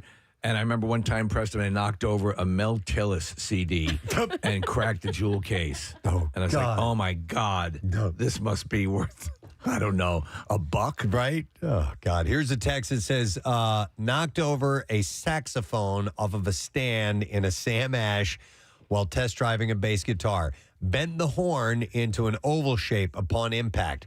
$2,700 later, guess what I own now? Oh my God. So what are the parameters of the law or insurance coverage? What are they within their rights to exact from you if you are responsible for breaking something they deem? In other words, are they compelled to go? Is it like when you get into an accident and you decide, Kathy, like your situation, are we going to go through insurance or? You know what I'm saying? Yeah. Can you do it outside of that? I had the same question. What happens if you get in an accident when you're test driving a car? That's a good question. You bought it. No. You dig it? You bought it? I think you sign up for their insurance policy when you take the car off the lot. Don't quote me on that, but I think like in order to do a test drive, you have to sign something that says you are somewhat culpable. I promise for it. not to break right, it. Yeah. Right. We're going to calls. You broke it, you bought it. 215-263 WMMR. I have Laura on the line. Hey, Laura. Good morning. Good morning. If I had a hammer, I'd hammer in the morning. I'd beat you with the hammer. Then I'd flee town. What's up, Laura? So recently at a pet store in Harleysville, I won't know which name one. names. I know Yes. which one. Go ahead. Yes, we live very close to it, and I took my dog in there to buy dog food, thinking I would spend $30 or $40. And he peed on the entire display rack of handmade raincoats for dogs. And the lady was so pissed. Now, mind you, if it was like a bigger box store like PetSmart or something, like they probably would have been like, oh, you know, they have these cleanup stations. Have a great day. No, this lady was pissed. She gave me like the devil eyes, and she's like, well, now we can't sell them, blah, blah, blah. So they made me buy $50 dog rain jackets. So if anyone is in the market for Now, a rain jacket, all moisture of any type should run right off of that. Yeah. And, I know. And by the way, how do pressured. you home make? What do you knit a rain? Do you ever Well, it's see like probably knitted raincoats? It's hand sewn to fit a dog. I mean, But I mean, they're probably not mass producing raincoats for dogs. But I mean, as Preston points out, it's usually some sort of water repellent It is, material. And that's why I was so pissed, because I was like, just wipe it off. Just Clorox wipe the damn thing. How many did But you have to no. buy, Laura? 3. So you spent $150 on raincoats. And also, you're bringing an animal into a store, and they know that from time to time, They're an gonna animal pee. might do something like that. Yeah. You, as a human being, have very little control over that. That's why Petco has the Fabergé eggs up on a higher shelf. Right. Exactly. Yeah, that So sucks, they Laura. have- They have since moved that display rack, by the way. I Yeah. have been in there since. I thought I would never show my face there again, but I have. You have to. And they moved the display rack to a more higher up, which they should have been in the first. In the first place, yes, absolutely. All right, thank Enjoy you, the Laura. raincoats. Yeah. Hope for rain. If anyone's in the market for rain, Get to use them. Let's go to Keith next. Hey, Keith, good morning. Hey, what's up? Yeah, Bob, what's going on? So it was like 1999 when those Dell computers came out. That were all It is 8:00. We better do this. 93.3 WMMR Philadelphia. It's time for a keyword. Yeah, got it for you. The keyword is dollar. All right, and you need to enter that now, spelled DOLLAR. And you have until 25 minutes after the hour to enter it on the special MMR app or at WMMR.com. You can also text it to the special contest short code number, which is 45911. One random entry will win $1,000 in our company-wide contest. And you'll get a call from Beasley if you win, so make sure that you answer your phone. The contest rules are available at WMMR.com. And the Preston and Steve No Sad Dough is sponsored by Franklin Mint Federal Credit Union. So again, the word is dollar, DOLLAR. Enter that now, and we wish you good luck. All right, we're going to take our look at traffic. See how we're shaping up this morning. Marissa, what's going on, please? A lot of volume building up out there. We have the Blue Route northbound from 95 out to the Media Bypass, then southbound from the Mid-County Toll Plaza out to Conshohocken, 76 eastbound Boulevard out to Vine, westbound from Passyunk out to South Street and City Avenue out to Gladwin, and then 95 southbound, we're slowing from Cottman to the Vine, and PA Turnpike westbound from Willow Grove to the Fort Washington exit. This traffic report is brought to you by Mothers Against Drunk Driving. For victims of drunk and drug driving, your grief is unique, but you are not alone. You always have a place at MAD. Call the 24-hour victim helpline at 877-MAD-HELP or visit mad.org. And that's your traffic on 93.3 WMMR. All right, thanks, Miss. Before we get to the bizarre file, Marissa has something in a box, which is pretty cool here. And I was not made aware of it until just off air. She What's in the box? Told me what it is. Several years ago, we had this really cool event that was sponsored by the Philadelphia Public Relations Association. And they celebrate people who bring attention to our fine city. Yes. And they had bestowed an award upon us. And we had this awesome luncheon and award ceremony that was so great. All of our friends were there. A lot of our TV and radio friends had showed up from all the networks, NBC, ABC, CBS, and our local radio buds as well. And one of the speakers was Claude Giroux. Yeah, of the Flyers came out, and Jim Jackson. Mark and Summers, maybe? Yeah, maybe. Yeah. It's been several years. 2014. No kidding. Yeah. Wow. It's been over... It's 12 been 12 years. Yeah, Was that crazy. the Come to Known As video? Was that Yes, presented? it was. Yeah. Goodness. It was. All the everybody that was interviewed said that they had been come to known as the president. That was hilarious. That was such a great video. You've got to find that because that surprised the hell out of me. All right, but anyhow, so Marissa, you have something from the PPRA? Yeah, so out of the blue, we started talking about this a couple of months ago, maybe at this point, and we mentioned that the plaque they gave us fell apart. It did. It crumbled. It just absolutely fell to pieces. It just kind of blew us away. Yeah. So I'm friends with a lot of people who are on there. Christina Cruz was the current president when, and she helped arrange the whole thing then. She's not the president anymore, but she knows how important this was to us. And she reached out to Hannah Mershin, who is the current president. And they actually found out that the people who made the plaque, guys, that company doesn't exist anymore. So there's a lot of things that aren't available. Yes. Right. So we got a box with Spikes, which I feel like Spikes is like the trophy people. You see that name all the time. Guys, look at this beautiful thing that they brought us. Oh, wow. Whoa. We got a replacement trophy. It's our gold medal award, and that's beautiful. And it looks like a gold sometimes, record. Yeah, it looks like a plate. Sometimes you get a plate as an award. I've seen those. I've won a couple of them at home, but they're great. That's fantastic. And so the gold medal award, I looked it up. Apparently, it honors individuals and organizations whose accomplishments have left a lasting impact on the community and brought national recognition to Philadelphia. That's something to be proud of. I thought that was really cool. Yay! And it has 2014 on it. Yeah. It does. So they did it. The recognition is correct. We haven't qualified since. No, we stopped qualifying a long time ago. We really hit our peak in 2014. It's pretty much over since then. Well, thank you guys. This is very cool. We'll find a nice spot for you here in the I office. love that. So thank you. And injustice. The PPRA. All right. Let's get to the bizarre file. Here we go right now. WMMR presents Preston and Steve's Bizarre File. Hold it. There it is. Brought to you by Pella Windows and Doors. Right now, you can get 50% off installation or 0% APR for 48 months. Call 877-98-PELLA, and you can schedule your free in-home consultation, or you can visit PellaPhilly.com.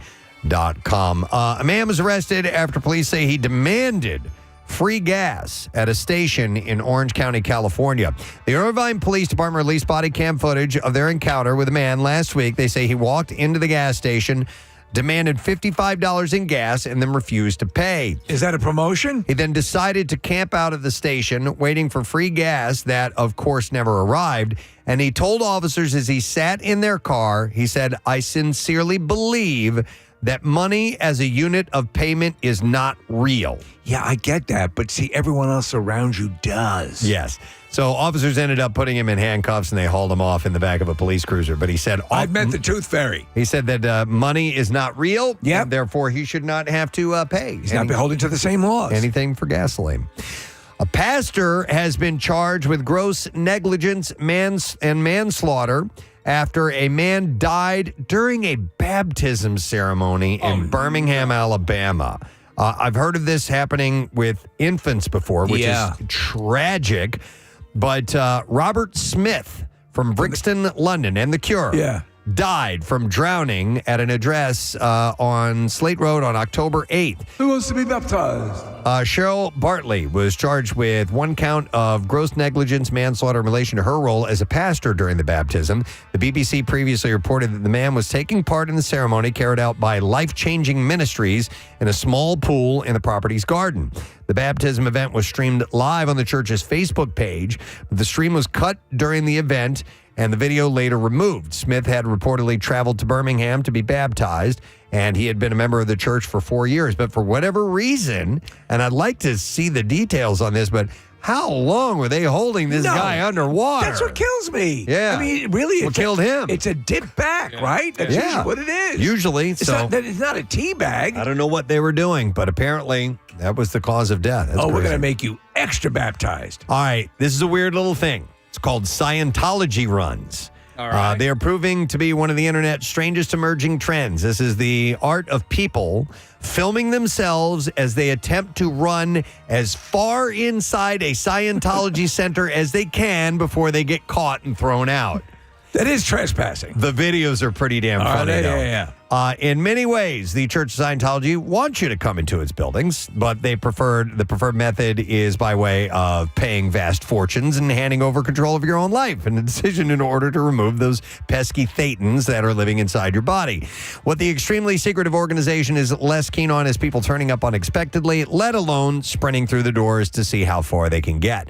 The scale of the trend is perhaps being slightly exaggerated, as really there's only a couple of main videos that are being posted across the internet to create an impression that this is, the planking of today or whatever, but perhaps it's just the sort of promotion it really needs.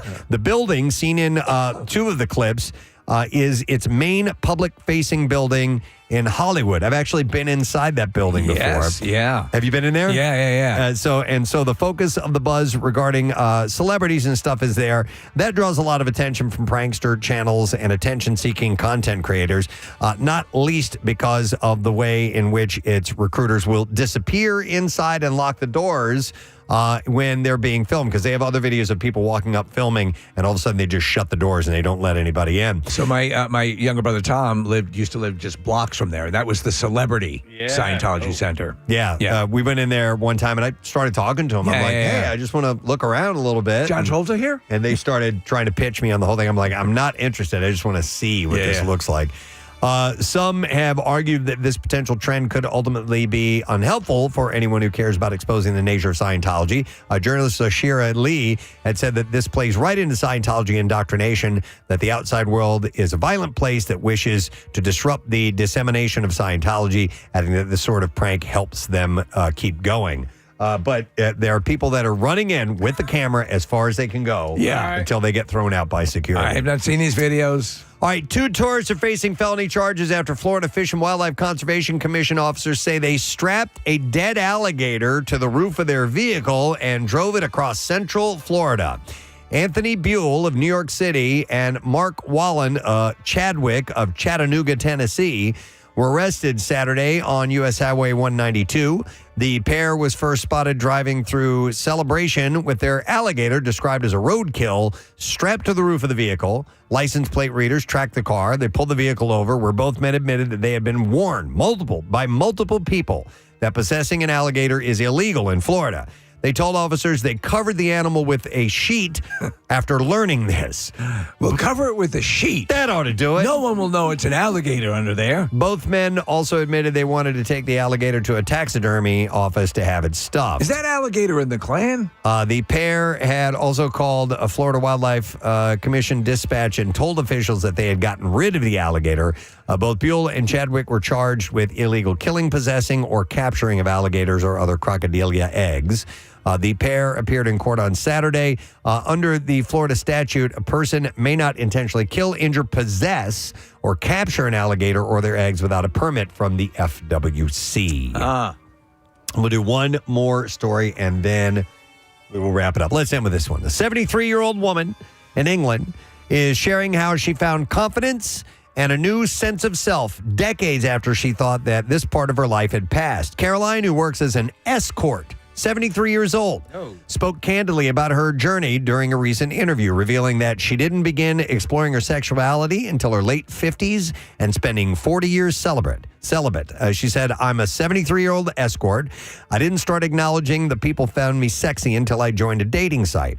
And according to Caroline, she abstained from sex between 17 and 57 after becoming a born-again Christian, explaining that her church emphasized no sex outside of marriage.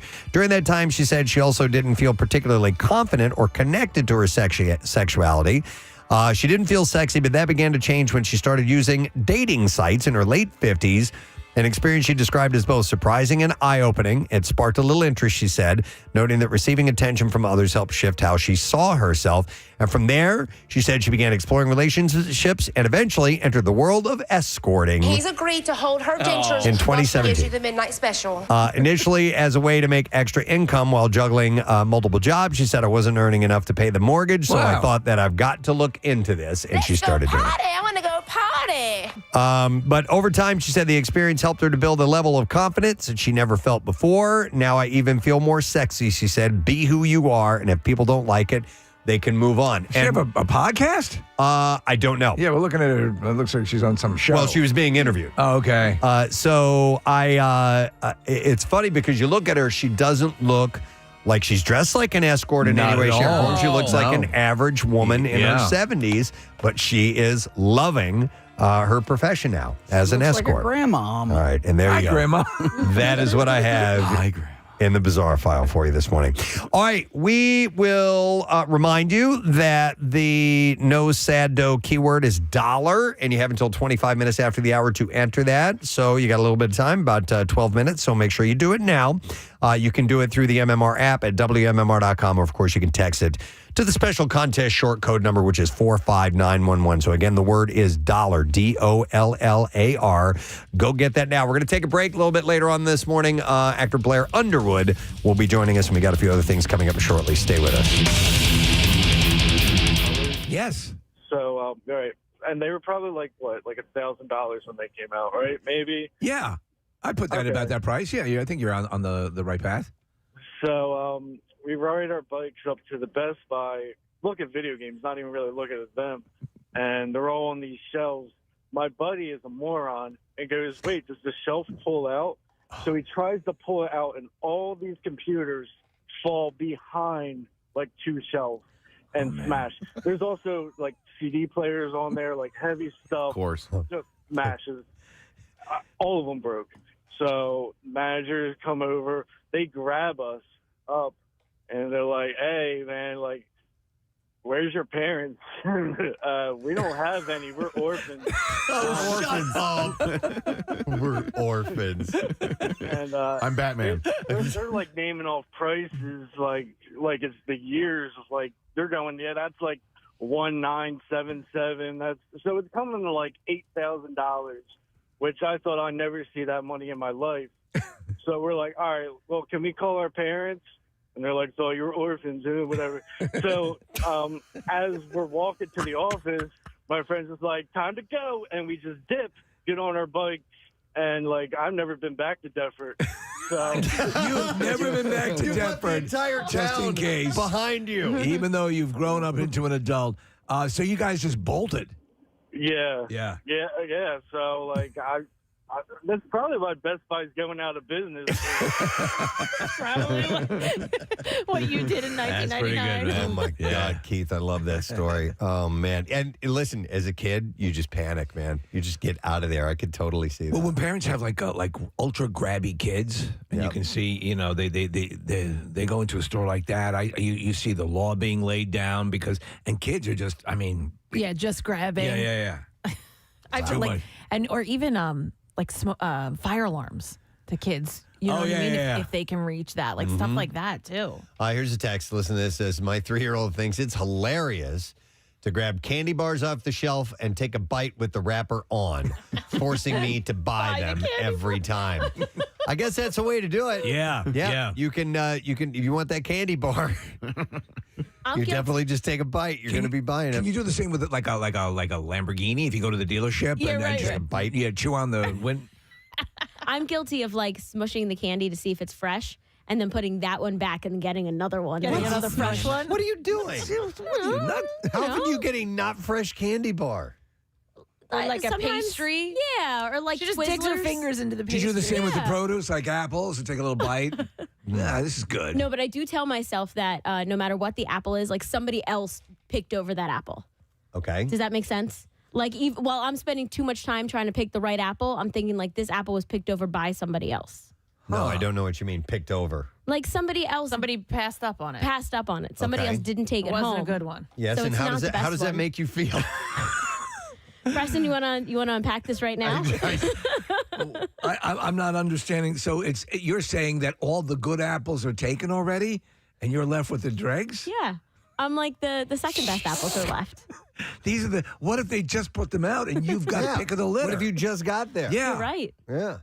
Should never You don't thought know. of it that way. Thanks. See, This is turned moral, it around. This is a moral crisis you're going through now. God, I need to talk to you guys more often. Here's a text that says, Color Me Mine sends me into a cold sweat. I loudly lectured my 2 children during a very crowded holiday weekend not to touch anything. Then picked up one of the largest ceramics, I'm not sure what that word is. a Senkan cookie jar.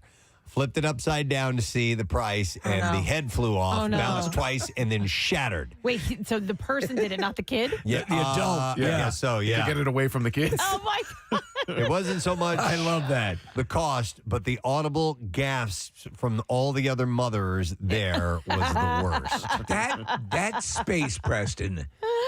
It's like when you get kicked in the balls, and that time that it freezes in time for the pain. When something like glass, you drop it, it has the clink clink, lifts up, for like a nanosecond, and then comes back down. It's always the second or third bounce on which it crashes. It's like, God damn it. Here's a text that says, regarding you break it, you bought it. I'm a civil attorney. If a store puts something on display that they they take the risk that something may be broken, Right. and there is no need to pay for it. You do not have to pay for anything that gets broken unless you do it intentionally. Go take those raincoats back. Take it back. In fact, she takes them back. She should piss on them in front of.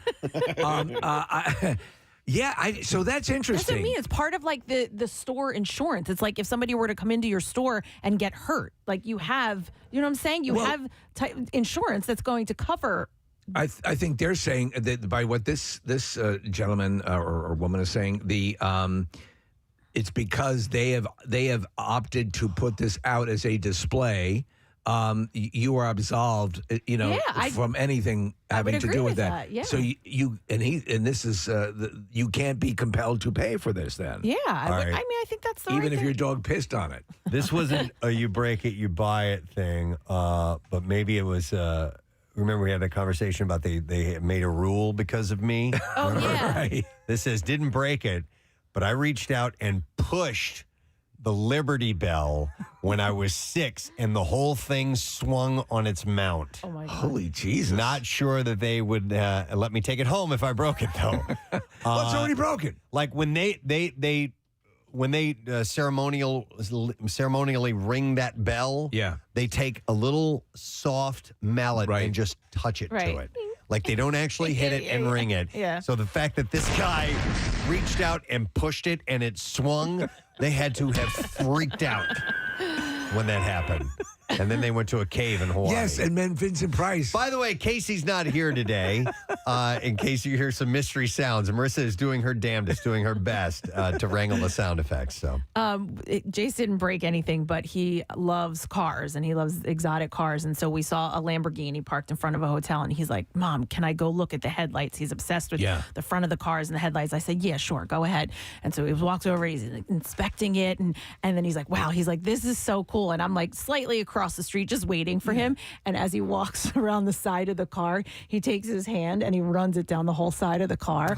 Now, listen, not a big deal. He didn't scratch Was he holding anything. keys? But no, but you know people who have that car. Like now it's like a little kid's handprint down the whole side of his car. I was like, oh man. Look, I got the hood ornament, Mommy. Yeah, seriously. I was like, that used to be a thing. Get out of here.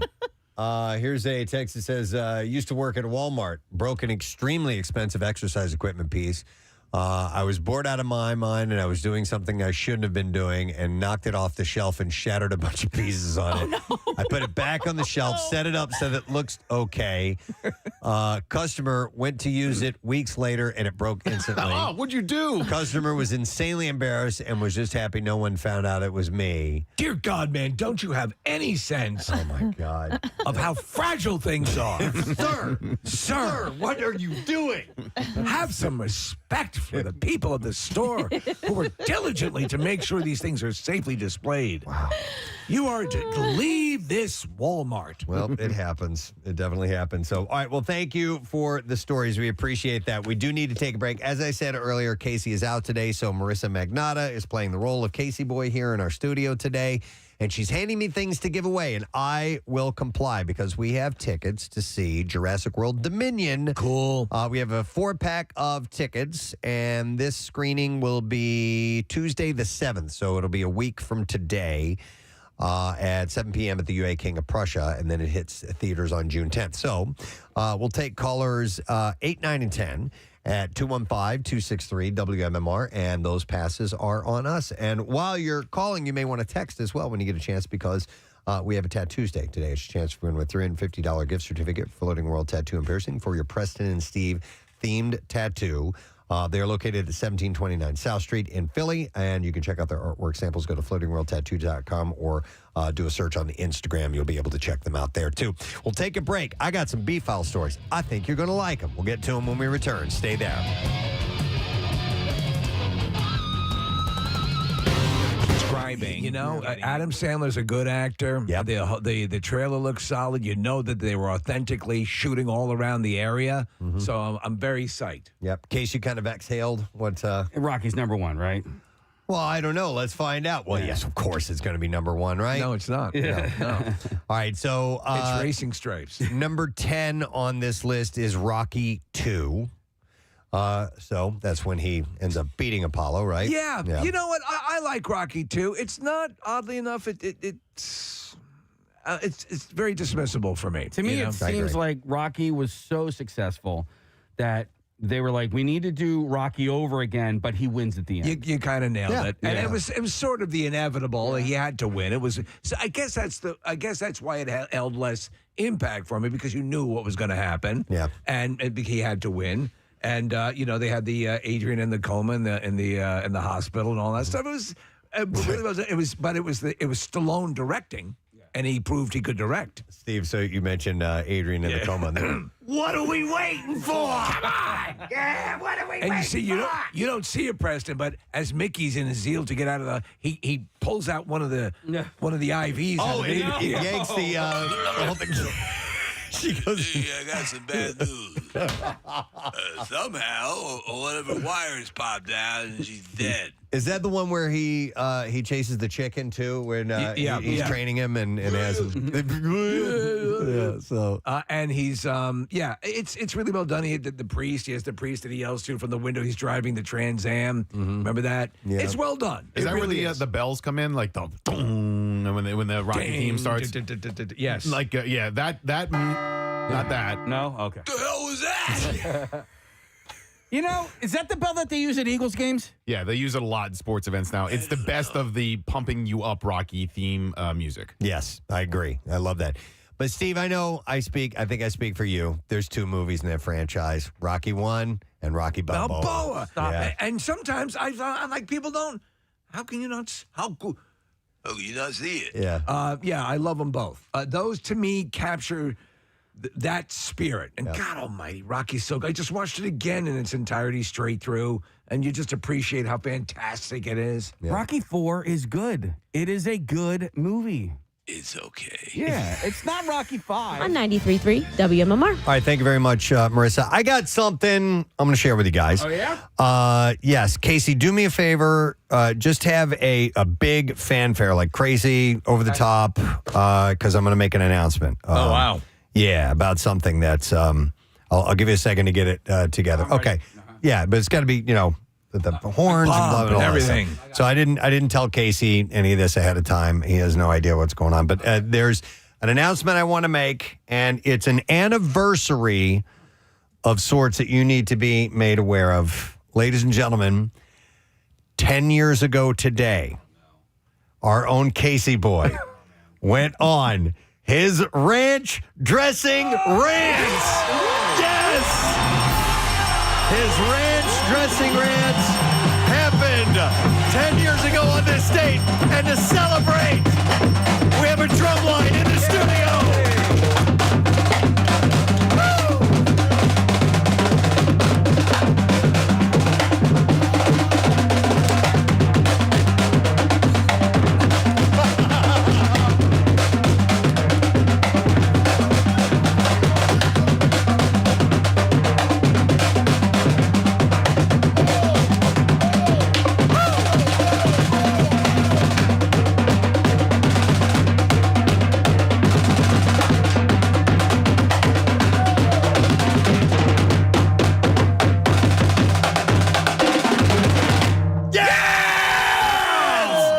Your Philadelphia 76ers drum line here in the studio this morning.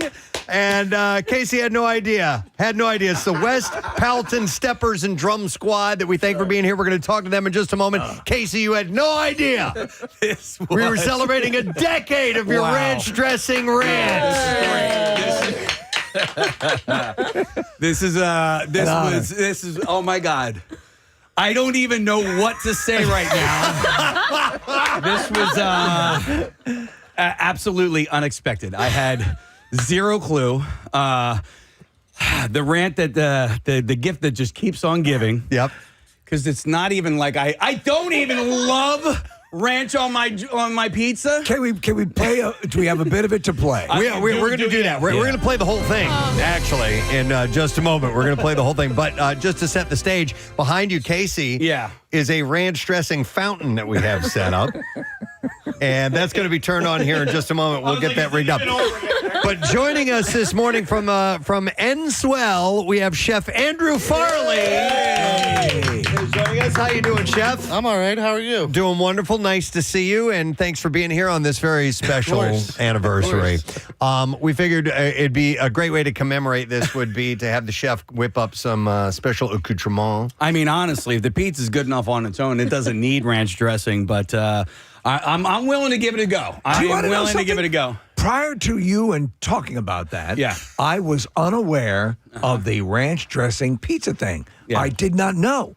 And when you brought that up and your reaction, which was it became irrevocably associated with you because you were honestly like, I don't even like it that much. It's not the main thing. I had not known about it prior to that. I mean, honestly, like if we can go back to that moment, 10 years ago. All right, so that was 2016. I want to look at what I used to look like at that point, right? Because I'm probably 60 to 70 pounds lighter. Yes. At the time, not very happy with my physical presence. Right. And I believe maybe we were talking about, weight loss, something along those lines. And the person on sitting directly across from me, I thought and so here's the thing. My rant There was some anger in there because I thought we could tell. I thought Nick We said, could tell. I thought Nick said a very, very douchey thing at the time. Yeah. And I reacted to that. And you thought it was like a weight commentary? It was absolutely a weight commentary, and it was unnecessary. But so I reacted to that, and I was pissed off. Like.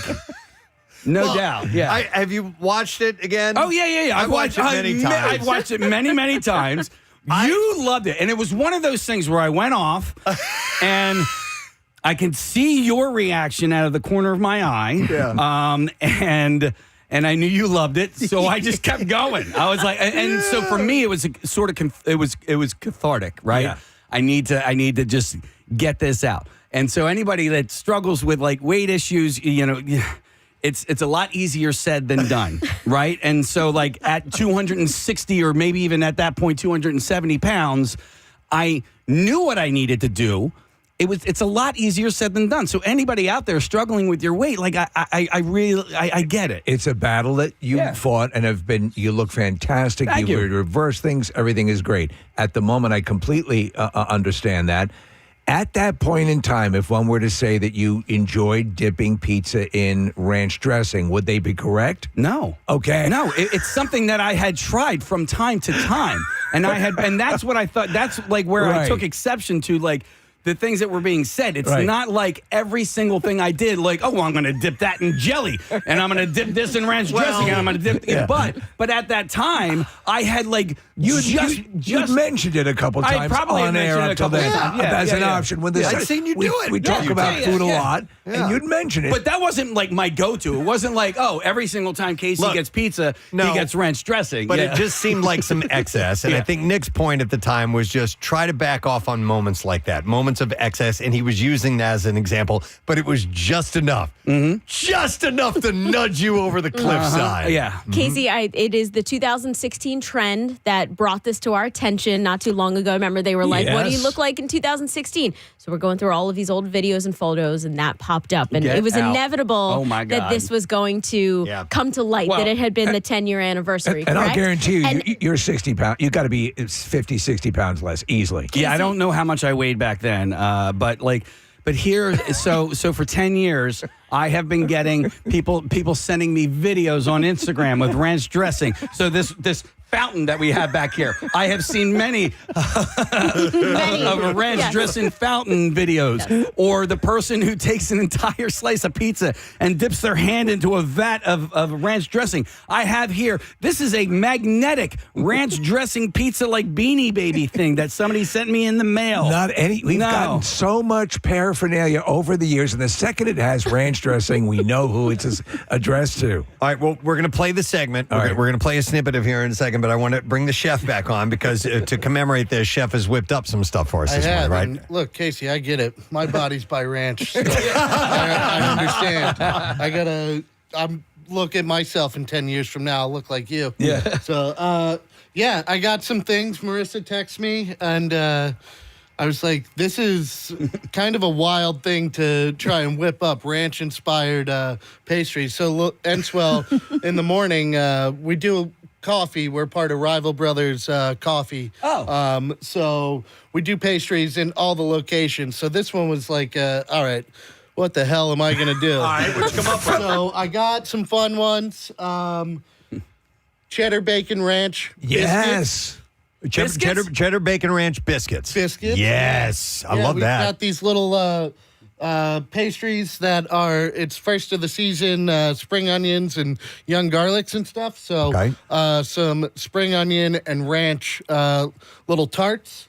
And I've also got this sort of monkey bread inspired ranch pull apart. Like pull apart? Yeah. Oh, yeah. yum. So trying to put the weight back on. We took all the bread and we dipped it in ranch dressing and then baked it. So that one's basically 100% ranch. From your point of view, was it, even though it was a chore, was it kind of fun to work with? It was fun. I mean, this is sort of like my approach to a lot of the way I view food is this highbrow, lowbrow technique. And Philadelphia, you can't pull any fast ones on them. So, take the fancy, but dumb it down a little bit. By the way, Enswell is at 1528 Spruce Street in Philadelphia. Unfortunately, with the West Pelton Steppers and Drum Squad are going to help us eat this today. I hope you guys are hungry. Do you like ranch dressing at all, guys? All right, we're getting a couple nods here. So, yeah, we'll give that a shot here in a little bit. No one's opposed to it. And they're going to play another cadence for us here in just a moment, which is going to be cool.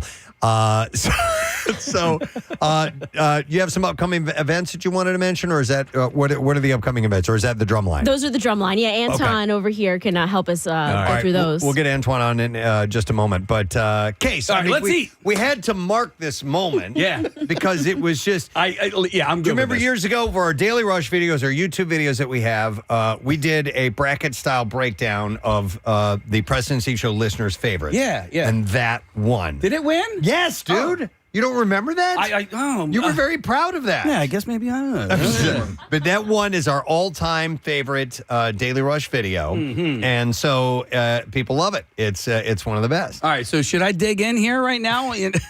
I think you should dig in. I think so. Okay. And I think we should play the clip. Yeah. So, All right, so we have clip. I don't know what we have here. We got clip 1s through 6, and then the full thing. And then the full thing. So here's just to give you a little taste. This is a short clip. Let's see what this is. I don't know how these are broken down. Listen, you a-holes. When was the last time you saw me with ranch dressing? All right, that's when he finally started. It broke down. So here's like a crescendo here. Right? Yeah, here's the next one. I don't always eat pizza with ranch dressing.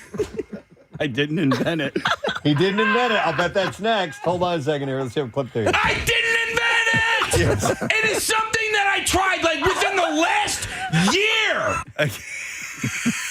You were so mad. Yeah. I want to play the whole thing. All right. I know Ryan broke it down, but let's play the whole thing. All right. I think it starts with Nick telling you to try pizza without ranch dressing. Here we go. Can I make a suggestion without being insulting? Try pizza without ranch dressing.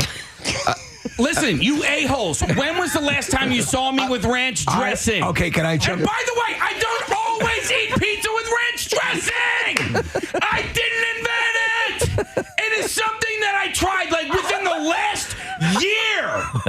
All right? Okay. Drop the friggin' ranch dressing. Drop it. I will say this. I have seen you eat pizza at last 6 or 7 times without dressing.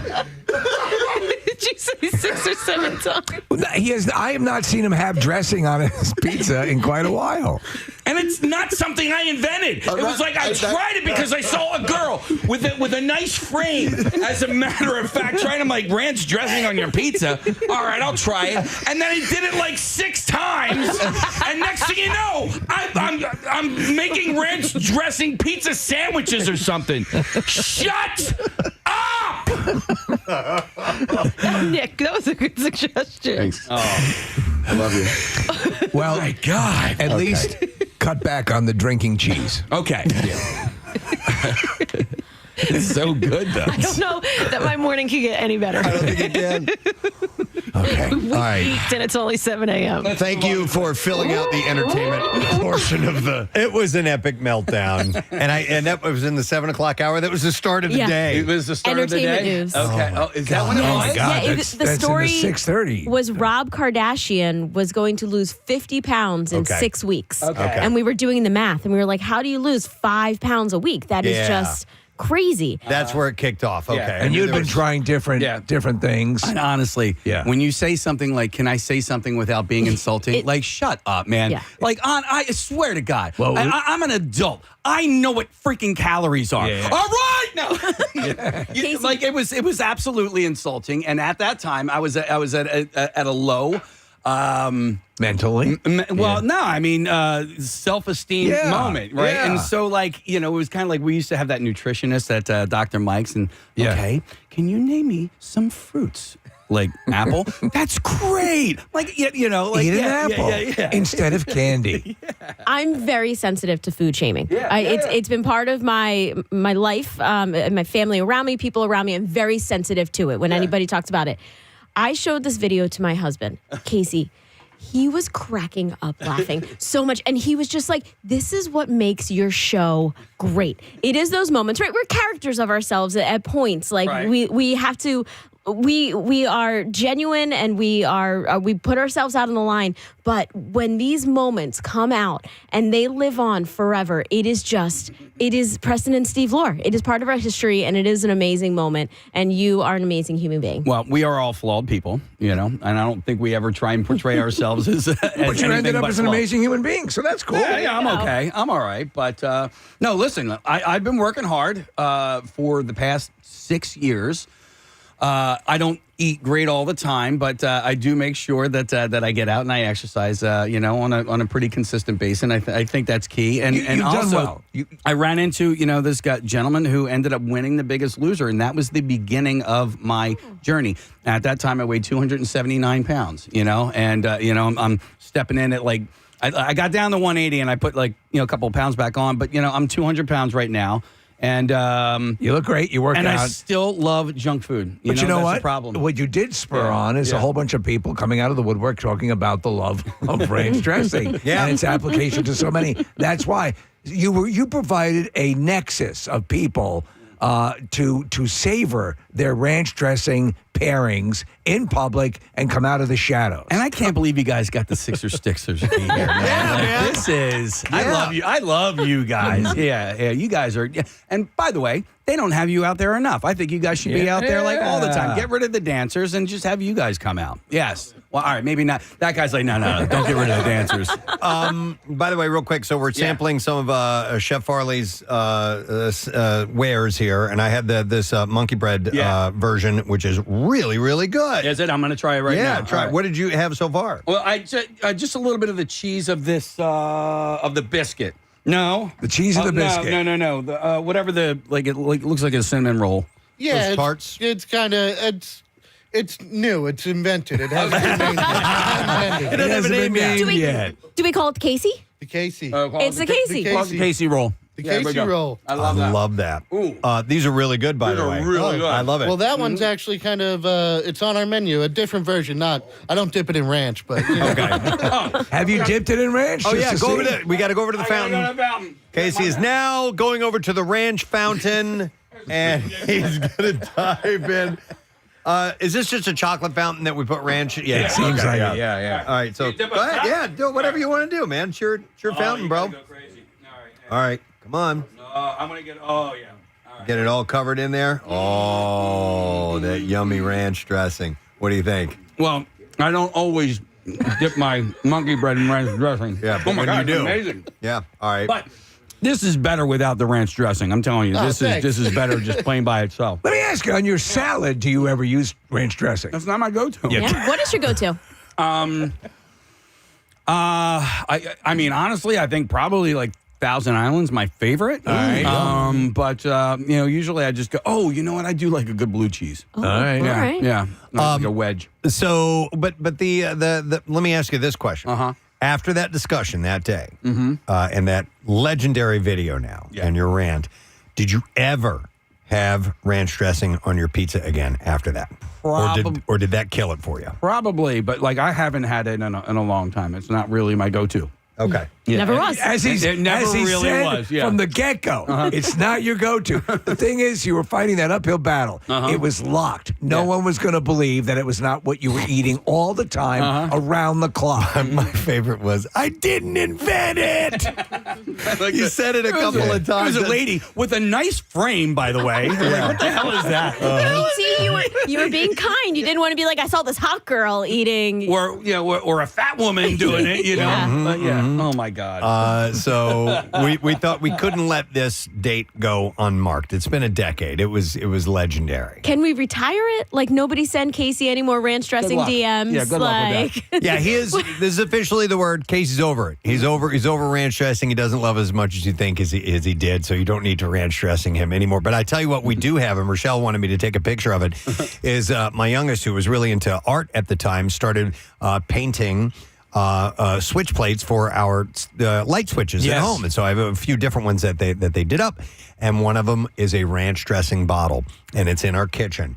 And that has now been there for almost 10 years because it was right after this. They painted that, made it for it. So it's been hanging in my house for 10 years right there in our main living space. So my daughter has a friend who she went to high school with. She's now a freshman at Boston University. And one of the first things and her parents are huge fans of the show. And one of the first things she ever said to me as this little 14-year-old little brat, and I love her, but she was like, hey, maybe you shouldn't eat pizza with ranch. I was like, oh, you little bitch. You little bitch. Wow.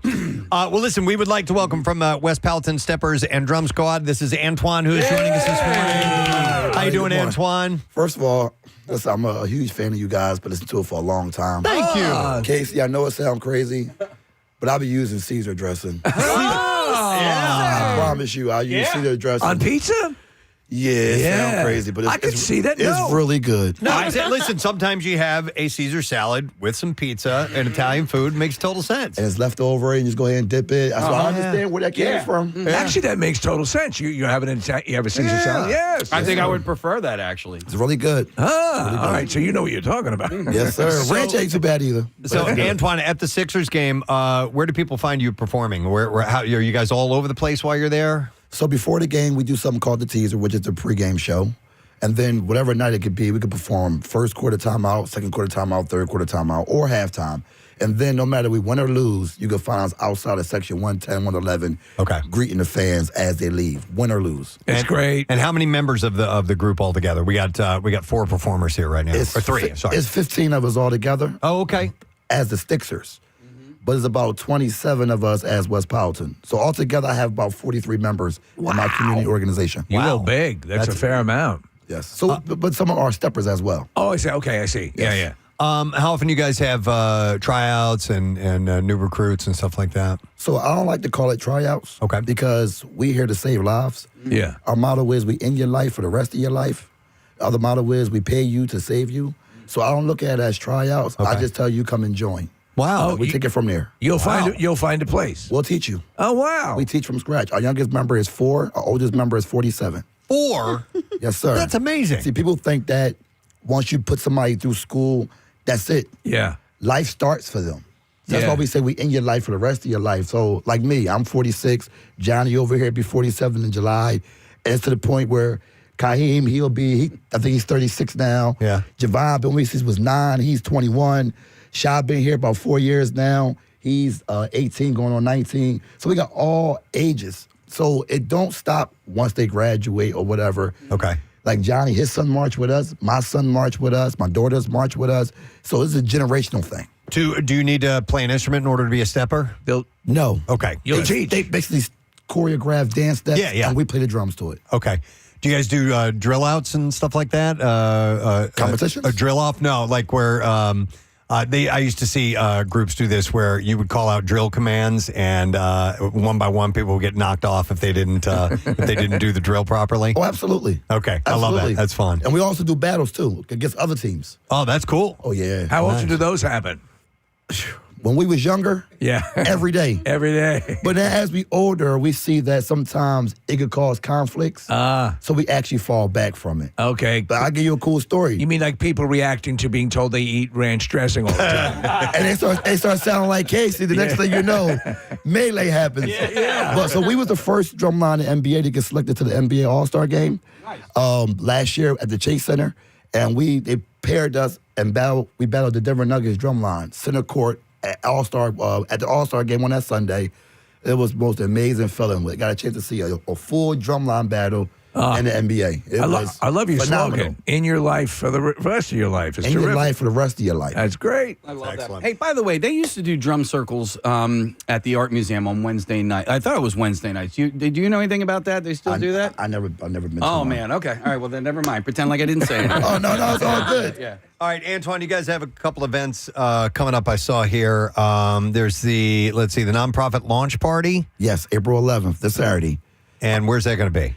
It says Osnora's event space. It's up in East Falls, 35 something. You have that? Yeah, address over there? 3510 Scotts Lane. Yep. Yeah, so we basically launching our launch party called The Wise Way, named after my grandmother. Her name was Elsie Wise. Yeah. She started our group back in '91. Me and Johnny been there since day one. Wow. And when she passed away, we lost everything. So I decided to start a new nonprofit and name it after her. That's great. really wonderful. There's a Fish Fry fundraiser coming up at Checkmates. That's May 15th. Yes. And then West Palton's 35th anniversary. 35 years straight of us having our program. And that day, first of all, I hope you guys be able to come and make it out. June 27th. It's going to be amazing. We got the Governor John Shapiro coming. We got Mayor Parker coming, a bunch of dignitaries. I got some artists coming, about 10 to 15 teams coming. And for this from a grassroots effort that you started. A small community group. Yeah. Where we know school, we know high school, middle school. It's all inner city kids that kept getting in trouble every single day. And my grandma just wanted to give us a leg up in life. Yeah. Well, what's an amazing thing that you achieved? That's fantastic. Yeah, that's a beautiful thing. Excellent. And they're here to perform for you, Casey. I appreciate that. Good for you, Casey. Celebrate your 10 years. That's the last thing. You don't want kids and they're on the street and they fall into the ranch dressing lifestyle. Yeah, come you on. don't See want us. that. So I was dancing with you guys earlier, and I just want to give you a little backstory on that dance. My next door neighbor growing up, he's a drummer. And so I would hear him practicing his drums, and he was in his basement, and they had I forget what those basement doors, and I would walk in while he was dancing, and I would do that, and I would dance to him drumming, and he would play for me, and then I would dance for him, and it was kind of like the symbiotic sort of thing that we would do. He could be a stepper, no problem. Casey, can I ask you a question? Yeah. So the next door neighbor had a drum set, which is called a kit. Yeah, yeah. That's how our drum line was formed. Get out. We couldn't afford marching drums. So the guy next door to my grandma, which was 15, who just moved from New York, used to practice. My grandma could hear him. When the girls asked her to form the drill team, he saw me and Johnny sitting on the steps, and he broke the drum set down and gave us each part. Yeah. And that's how we got born. That's amazing. So That's where we great. are today, that's crazy that we're using marching drums today. A real rig. I love it. All right, well, we're going to get another performance from you guys in a moment. We're going to have to break in just a second, but I want to go back to Chef Farley here at Enswell before we wrap up. These creations that you made today, these are off the menu. These are special just for Casey today. Oh, man. But who's to say? Thank you. I think this Casey roll could be a thing. Yeah. It looks think like so. it. Dude. Let us know if you're going to add that to the menu. Absolutely. And we'll pass that info along. Anything you want to say about the restaurant real quick before we wrap? Yeah, we're open all day. Beautiful cocktail bar, small plates. We're also a bottle shop. You come in. We're partners with New Liberty Distilling, so can buy a bottle of whiskey if you want. Get a cup of coffee and a Casey roll. One of my favorite restaurants in the city. If you're heading down to the Kimmel Center, it's right down the street. It's right in Center City. Definitely check it out. And it is beautiful inside. Nice. Excellent. All right. Well, thank you for being here. And Antoine, let's get one more performance before we wrap up. That's Absolutely. all right. You guys ready? All right. This is the West Pelton Steppers and Drum Squad here in our studio.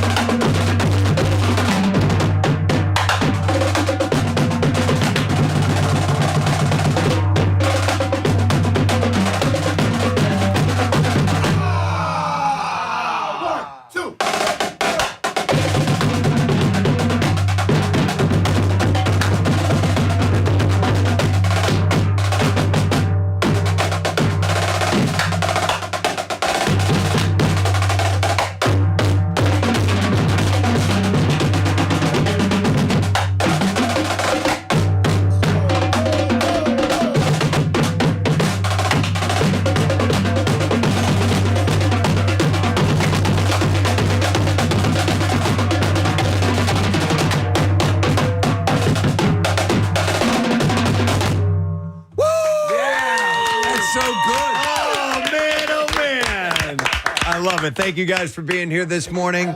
the West Powelton Steppers and Drum Squad, and Chef Andrew Farley from Enswell. And this is all for Casey Boy. Thank you, guys. Who gave us this 10 years ago. Appreciate you guys. Thank you. All right, we do have to take a break. We're going to come back in just a moment, so make sure you stay with us. We're going to get actor Blair Underwood on and more. And don't forget another shot at $1,000 with no sad dough. We'll be right back. Did you see the director's cut? Did Not you see yet. his edition? Have you seen it yet? He tweaked. No, I've seen. I've seen some of the things that they've done. They removed some of the cheese from it. Stallone did. Again, look at all the. Not only in those movies was Stallone getting into near pass out, ripped up shape to be in the movies, he was also writing and directing. But like for a me, massive accomplishment. When did that come out? 87, 88, 89, something like that. It was, and they catered that movie to me. Do you know what I mean? Like Yes. to some 13, It was 14, a big hit. 15-year-old Yeah. kid. Yeah. But I think the one like Rocky III, Clubber Lang, and then it kind of leaves the planet for a while with Rocky IV, and then Rocky V tried to be, really, down to earth. They've tried to dial it back too much. And that's where they made Rocky just completely brain dead. I guess Rocky Balboa was the movie that Rocky V was actually trying to be. Exactly. It was just terrible. Exactly. Yeah. So is Creed in this franchise? Creed is in this franchise, Okay. but let's move on All to this list. Mike Cielski's column of the best and worst Philly sports movies of all time. Number 9, he puts down as Invincible as one of the best. It's a good movie. Franchises. Yeah, it is a good movie. There are things I liked about it, and other things that didn't touch too well. That with are me. cheesy and hokey, but it captures, I think, the spirit of the Philadelphia sports fan. I think it's telling that there's really no victory. Yeah. Yeah. There's not. Well, no. The victory was you played really well. He picked up a fumble and took it in for a touchdown. Yeah. Or he had a strip sack or something like that. You did a good thing there. I think they got 3 wins that season, Case, or something like that. Ladies and gentlemen, a player just did something good. They didn't win the Super Bowl. They didn't win a playoff game. They won a game. They won a game. But he was a nobody. Yeah. who That's was the able story. who was able to make a difference in a game. And he got a couple of years out of a career out of it. Totally, So, yeah. And his friends and the bar and his kind of These things. Elizabeth Banks, the girl who she was a Giants fan. Remember, she's from she didn't. And they thought we were going to get together, but they got together. It was very good. Thank you. We met a kid yesterday named Holden, and Holden is the son of one of the stars of the movie. Oh yeah. Gosh, what was the guy's name? Greg Kinnear? No. Stink Fisher. Stink Fisher, that's Yeah. it. So we met Stink Fisher's boy Holden yesterday. Yeah, And speaking of Greg Kinnear, he was good as Vermeil. He was. He was? Yeah. It was really good. So, Invincible, it's a good movie. All right, this one I never saw, Warrior. Yes. He has his number 8. That is a really good movie. That's one of the first times I saw Tom Hardy. Oh, that's the MMA movie? The MMA movie. Yeah, okay. 2 brothers, one from Philadelphia, one from Pittsburgh, battle in a mixed martial arts tournament, and in doing so learn how to love each other and come to terms with their family, turmoil, and the darkest mistakes and moments of their past. It's not a bad movie by any stretch. It's a good movie. It's engaging. It just sort of wraps up a little bit too quick. I actually just watched it for the first time maybe a month or 2 months ago. They And I- should have had 6 jars of farts. Well, I just thought it just sort of wrapped up too tidily and too nice and very quickly. Agreed. You know You what, know? though? Here's the deal. Do you guys agree with this in general? Give me enough of what a good sports triumph movie should have, and I'll play along through the cheesy, hokey stuff. Right. You know what I'm saying? Yep.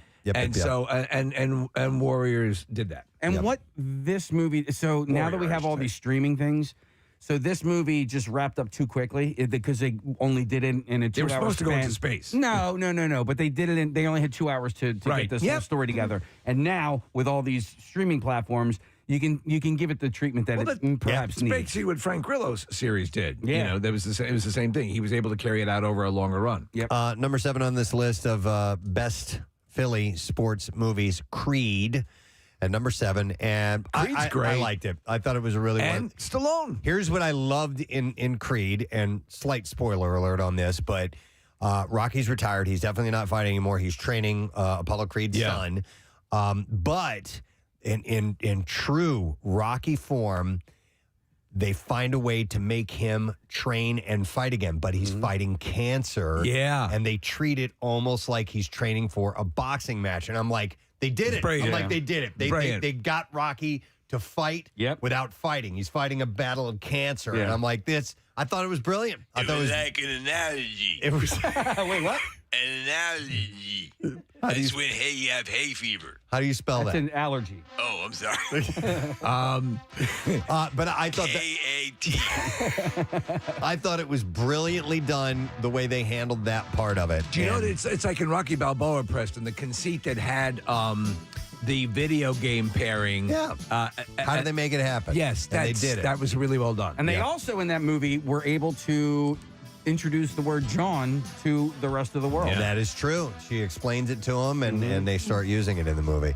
And then number 6 on this list, I like this movie. It's a dark movie. Big fan. Yeah, oh my God! Yeah, with Patton Oswalt. With Patton Oswalt. Casey, you got to watch tremendous it. performance. It's Casey. I've seen the beginning of it. As a football fan and somebody who will spar occasionally with Giants fans, you'll love the dynamic between those guys. Only a little part of it takes place in Philly. Yeah. But he has a spat with a guy from Philadelphia Phil is what he calls himself, and that's Rappaport. Michael Rappaport. Yeah.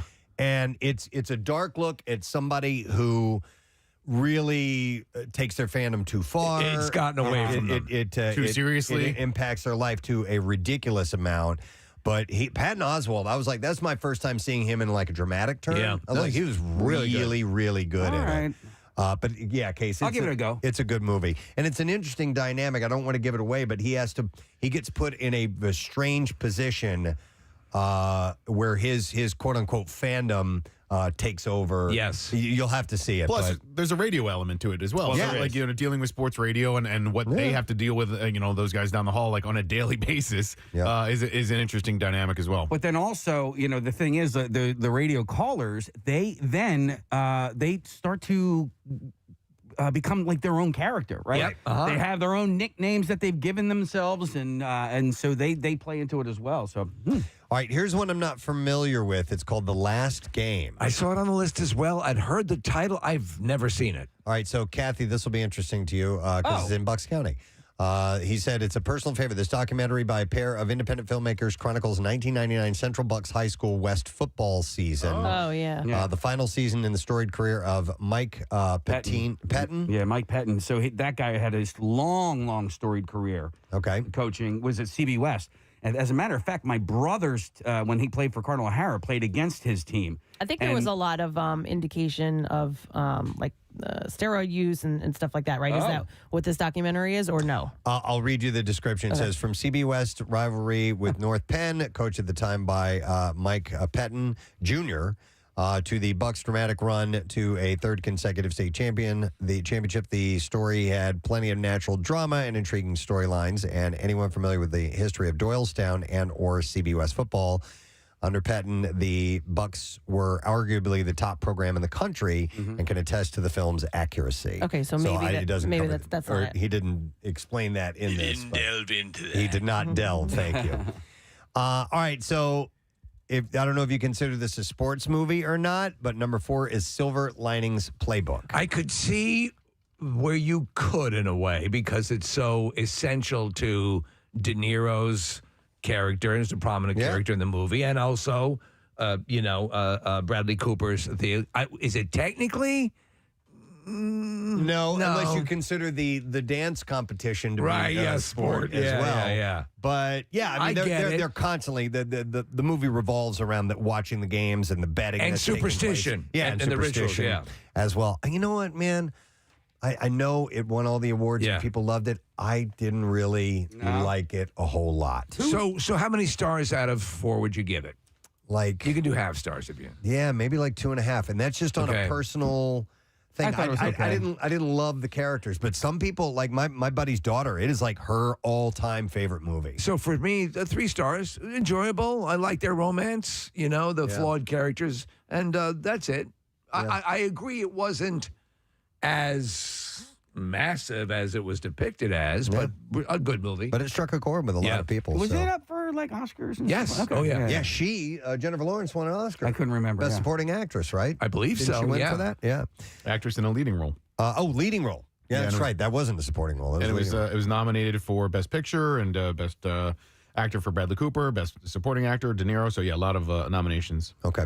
If we're leaving anything out, please feel free to give us a call, all right? 215-263-WMMR. These are the best Philly sports movies. This is Mike Cielski, columnist, who wrote this article. Number 3 on this list, okay, strange movie, Foxcatcher. Oh, DuPont. Yeah. And I know they take a little bit of license with the actual story in it, but Steve Carell is just like gross. He's cuckoo for Cocoa Puffs. He is that. He's nutty. He goes over the top. But it's a you don't recognize Carell too, by I mean the prosthesis or whatever he's wearing. Yep. And what's his name? Who plays the Channing wrestler? Tatum? No. Anthony Michael Hall? No. Mark Ruffalo? Mark Ruffalo. He got really beefed up for that role. yeah. He's hard to recognize, but it's a messed up story, and that whole John DuPont going off the rails, mental illness thing. Wrestlers in the walls. Yeah. It's crazy, and it's kind of hard to watch. But another, dramatic role that you're not used to seeing Steve Carell in. Number 2, speaking of wrestling, The Wrestler. Yeah. He considers that a Philadelphia sports movie. So it's taking place in proximity? Is it? I didn't make the connection that it's... They end up in Atlantic City at one point, right? Right. Yes. I think. When he reunites with his daughter. Yeah. I wouldn't briefly. consider it a Philly movie, though. Me either, but I guess it's in It's a great proximity. movie. Maybe that last match takes place in the Philadelphia region. I don't remember. The one It's been a thing you while. can't argue is that from beginning to end, it is so funny. It's hilarious. No, it is a brilliant movie. It's heart-wrenching. And it's tough. It's tough to watch. A lot of heartbreaks in that movie. But And it's you great. understand why he won the Oscar. Yeah. Number 1 on this list is Rocky. Yes. Of course. Yeah. So he puts that in as the great, and I agree. And what it should be. Yeah. But I'm telling you, I think he really made a mistake by leaving Rocky Balboa off of here. Oh, my God. that Yeah, no, movie's- that's more than Silver Linings Play. I know you go to the Rocky well a lot with these things because, that is the most famous sports movie to come out of this Is city. that the best Philadelphia movie? Is it better than Philadelphia? Is it better than... The boxing scene in Philadelphia is not as good because he's so sick. Is it better than The Sixth He Sense? didn't stand a chance. No.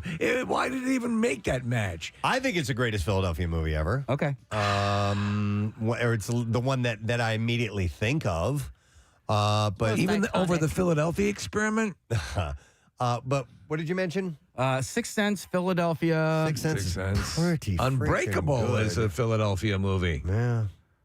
Oh, If you're- maybe that's another topic for another time. That's a Right. tough call. Wow, interesting. All right, let me ask you this. Speaking of topics, and this is one to bring up out of nowhere. What is the Philadelphia sports movie yet to be made? What story? What story is out there that would make for a good movie? I know one. And you can't just say the Eagles Super Bowl because Right. a team wins the Super Bowl every year. It's got to have Rob something Zombie's beyond that. Broad Street the Bullies? Broad Street Bullies. was supposed to be made. It was Yeah. like 60% on the way. Yeah. And it was looked like it was going to happen, and it didn't. Yeah, that's a good story and sort of the rise out of coming out of nowhere because they were a young franchise at the time, right? They were Right. 67, 68 is when they were started, and so they won the Stanley Cup by 74. For me, the Eric Lindros story is a fascinating one. The rise and fall of that guy and his departure when he left in 99, 2000. That would make for interesting. What was it? I'm sorry. The rise and fall of Eric Lindros. Okay. The taking of the captaincy off of his jersey. They did it on live television. The Bob Clark and Ed Snyder versus Eric's dad, Carl, and like all of that drama to me is fascinating. There was a brief period in time where Daniel Day-Lewis had signed to play Barbaro. No. Yeah. He's amazing. He's amazing. He is amazing. In that He can pull it off. suit? Yeah. Oh, my God. No, I think the story of Leonard Toast, the former owner of the Philadelphia Eagles, I mean, he essentially lost the team because of, I believe, gambling. Is that right? Yeah. All right, somebody pointed this out. Nick, you'll have to remind me. Somebody said the Flyers Be on versus... the All mark. right, thank you very much, Marissa. So yesterday we had Corbin Burnson on the show. We did. We decided we're going to go through the entire L.A. Law cast. Might as well. Over time, but I didn't know we were going to do 2 back-to-back, which is great. Actually, our next guest has a book out. It's a wonderful tribute to his mother.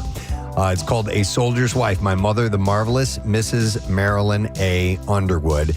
And we would like to welcome to the show this morning the author of that book, ladies and gentlemen, Blair Underwood is joining us. Blair, good morning to you. Good morning. Nice to have you on. Good morning to you. How's everybody? We're doing good, man. Like I said yesterday, we talked to Corbin, and then your interview came along, and we're like, oh, well, we have to do this for sure. I love that you talked to Corbin. How's my boy doing? He's doing great. What we love about him, it's a trait we love in just about anybody. He is self-deprecating. He has a lot of fun, and he's loving everything that's coming his way right now. Oh, good for him. I got to give him a call. I haven't talked to him in a minute. I'll definitely give him a call today. So, Blair, obviously we're on to have you on to talk about the book, your mother, and this story and this wonderful tribute. How long of a project was this for you? I'm sure it's something you had been thinking about for a while, but from beginning to end, how much time did you spend on this? Man, I've been thinking about it for a while. It took about 3 years to write, and Yolanda Galt was the actual writer of the book. You know, she compiled it all together. But this is something my mom, when I was in second grade, man, she said, I want to write a book about, my life and what I've done and what I've accomplished. And she was a person that you wouldn't know her by name necessarily, but she was a person who motivated everybody she met, inspired everybody she met, including myself.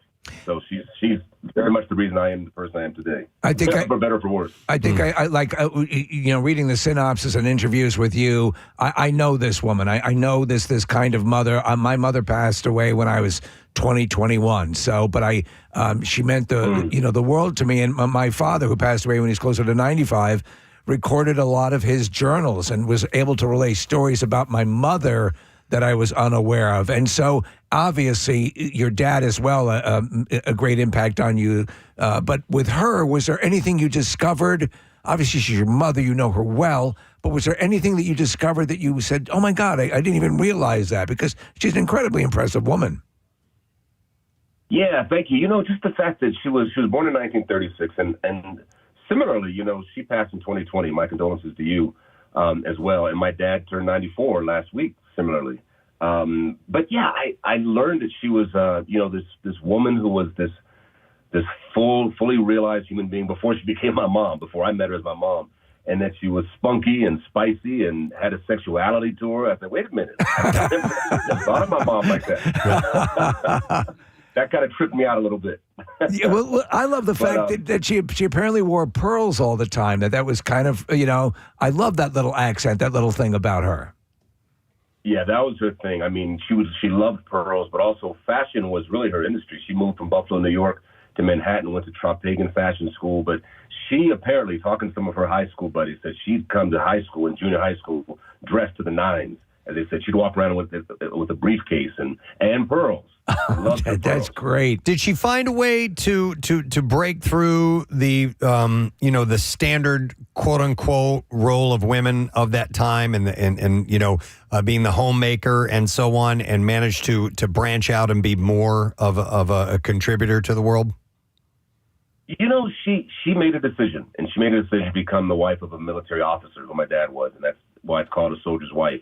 And it was beneficial to her in a lot of ways. But honestly, she passed, as you said, in 2020, 84 years old. She had multiple sclerosis the last 20 years, was in a wheelchair the last 20 years. And the downside of that is she kept everything inside. Everything was about presentation and being respectful and classy and elegant, which she taught all of us, my older brother Frank and two younger sisters, Marlo and Melissa. But that was a cost, man. And, she had dealt with mental illness and depression near the end. And these were, lessons learned. Try to find balance in your life. Ultimately, that's why, I'm drawn to things like this, because it's in the simple day-to-day story. We will watch movies and we'll watch condensations of other epic stories, and it's like one tumultuous thing after another. And life is a lot of times comprised of those little subtle moments. And I have many great memories of my mother. Is there one particular moment for you, Blair, because I can think of a moment in particular that was everything that my mother was. Is there one moment that you shared with her that encapsulates what your mother was to you? Well, yeah, she would always, when she took me to the Swift Creek Mill Playhouse when I was 16 years old and said I wanted to become an actor, and she said, you go in there and you tell whoever's in charge that you want to audition for the next project. And I did, and ended up being in Phineas Rainbow.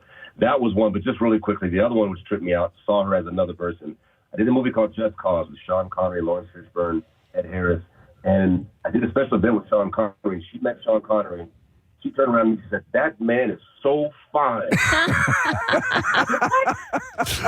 Who are you right now? Well, she was right. Oh, my God. But she was right. Hey, Blair, I'm thinking about the grandmother in Nutty Professor. Talking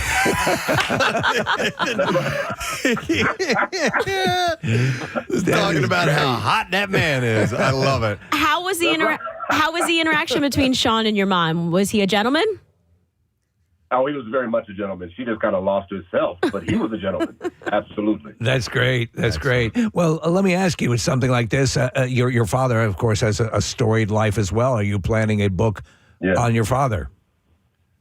You know, thank you for asking. You know, the two of them are my heroes. They really are, and I'm grateful to have had them as parents. Not as of now, but we'll see, because he definitely has had a storied life and quite a career as an African-American Army officer in the 1960s. 28 years retired as a full-bird colonel. It's a lot to talk about there.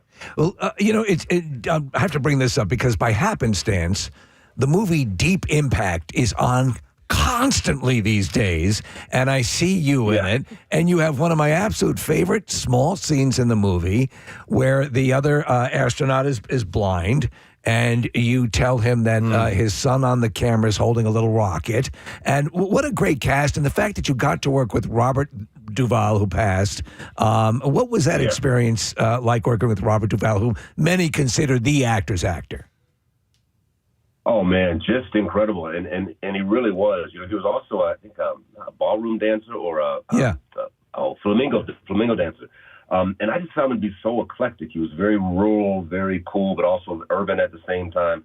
Just, you mentioned Robert Duvall, and I think about the great Santini. Yes. Who I think of my dad was not so hardcore as that, but in many ways, I can relate to that lifestyle of the great Santini. But he was just cool, low key. He didn't really talk a lot, to be honest with you.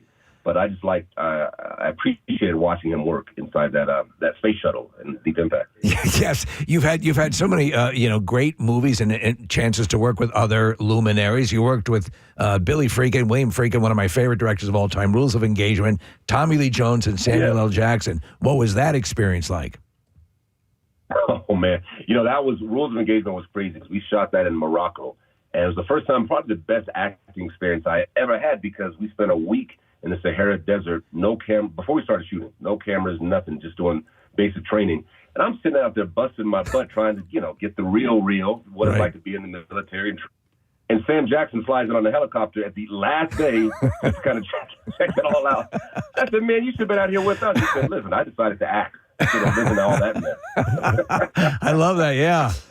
Blair, how integral was your mom? And obviously she nudged you to go ahead and reach out and take the first steps as far as getting into your acting career. But along the way, as because anybody who enters into that business knows that there's a struggle to earn your keep in that business and stay in it and not, give up after certain frustrations. How important was she in encouraging you to continue what your passion was?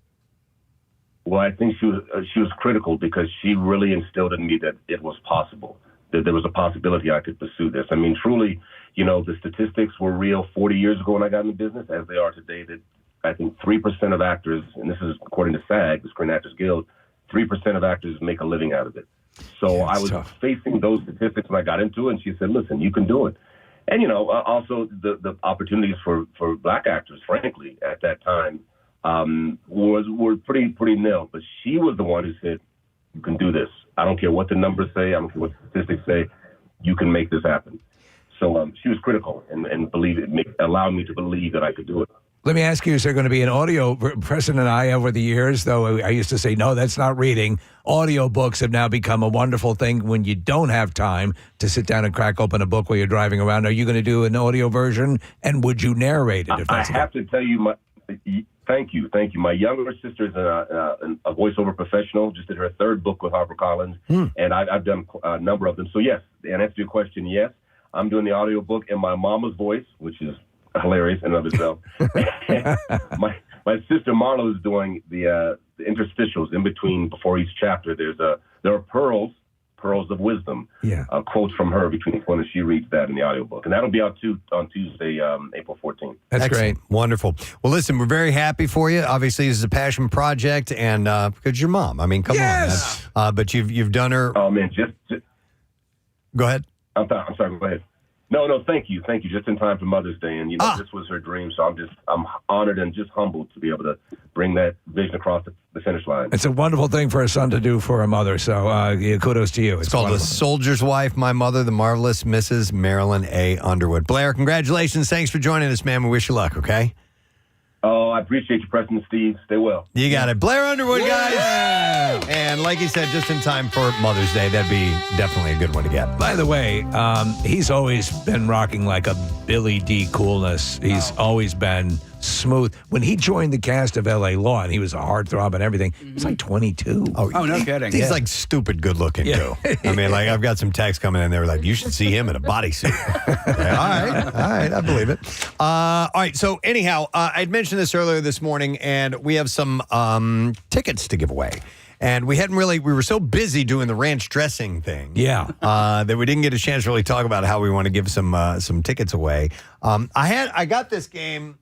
I think I might have gotten it for Christmas or my birthday or something. Do I need to work up another song? No. No, it's not that kind of game.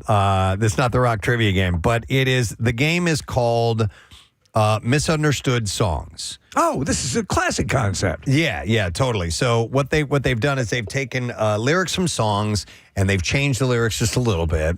And the object is to give the correct lyric, not name the song, but you have to give the correct words. So you're thrown off by the incorrect words. You have to come up with the correct words. I like this. So what I haven't done is considered the way to do this. I think it might be too easy if I just get one caller on at a time. Yeah. But maybe if we have people play against each other, that might work to see who could get it first. Sure. And what they can sort of quote ring in by yelling out their name. Yeah, agreed. Yeah. So let's try it that way. And while we're getting callers, and by the way, you can choose. I've got tickets to the Flyers and Hurricanes game, which is next Monday, the 13th, of course, at the Xfinity Mobile Arena. Or do I have this many of those? 5 of them. That's 5 of them. Tickets to see Bert Kreischer Friday, October 9th at the Met in Philly. Did you see his announcement video by any chance? No. Oh, my God. He's like sitting on the back of this box truck, nuts hanging. Like, it's ridiculous. I love his Wait, you see his balls hanging out? No, but he's spreading. That's what I thought he said. You'll see what I'm talking about. Press, look it to your left there. Oh, he's got him tucked to one side in his shorts. Okay, so, yeah. So anyhow, the tickets for the show at the Met go on sale tomorrow at 10 a.m. So if you're interested, 610-660-9333. We will pair people up and see if they can play. So let me do a couple with you guys. Let's take it out for a spin. And we'll play around with this a little bit. So any one of you, just jump in and say. All right. Or kind of buzz in somehow. No, just go, whatever. Yeah, you can fire your gun if you want. I don't care. You fire the gun, I'll ring the bell, and Marissa, you can, whatever. And you have to give me the correct lyric. Right. Not name the song. Right. Okay. And you're going to love this because I'm going to sing these. Oh. Okay. I don't think it'll be enough if I just say the words. You want me to try just saying the words? Yeah. There's no words on it. There's no words on it. All right, how about this? I can eat my dinner in a fancy red sarong. Casey. Nothing compares to you, Sinead O'Connor. No. I said it's not the name of the song. The lyric. You have to give me the correct lyric. All right, so say the lyrics again. No. I can eat my dinner in a fancy restaurant. There you go. There you so go. that's how you do it. Okay, so So it could just be one word. it could be just one word. Okay. Or it could be a whole phrase. Okay. Let me give you guys another one, okay? And backbeat, the word is on the street that there's a fire in your auntie's house. Who's that? That was me. All right, Marissa. And backbeat, the word is on the street that the fire in your heart is out. See, I would not have known that. And don't bang our award like that. Yeah, what the hell are you doing? Work on it. No. You want this? Actually, I like that. That's a good buzz in. All right, this is an easy Wait, one. who sings that? That's The fire in Oh, your wait. heart is out. Thank you. That's Wonderwall.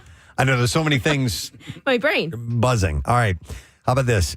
Take me down to a very nice city. Okay. Casey. Take me down to the paradise city where the grass is green and the girls are pretty. It's not the Paradise City, but it's Take Me Down to Paradise City. Loser. I would allow that. Okay. You would have allowed? I would have allowed that. All right. How about? All right. We'll just do one more, and then we'll get callers on that. So you guys like me reading this as opposed to I think singing it works it? better. Also, it adds an element of difficulty. Okay. I travel the world in generic jeans. Everybody's looking for something. I traveled the world and the 7 seas. Yes, you didn't buzz in, but I'll give it to you. Okay. Yes, so Steve got that. All right, so everybody got one, and we can try this out on everybody. All right. All right, so we'll need to have people buzz in for this, and it is called Misunderstood Songs, a Game. And we're going to get 2 callers on the line. I'm going to try my best to conference them. Casey, I haven't conferenced anybody Oh, boy. in ages. I think I hit on this air one? twice. Yeah, there we go. Okay. Hi, Joe, are you there?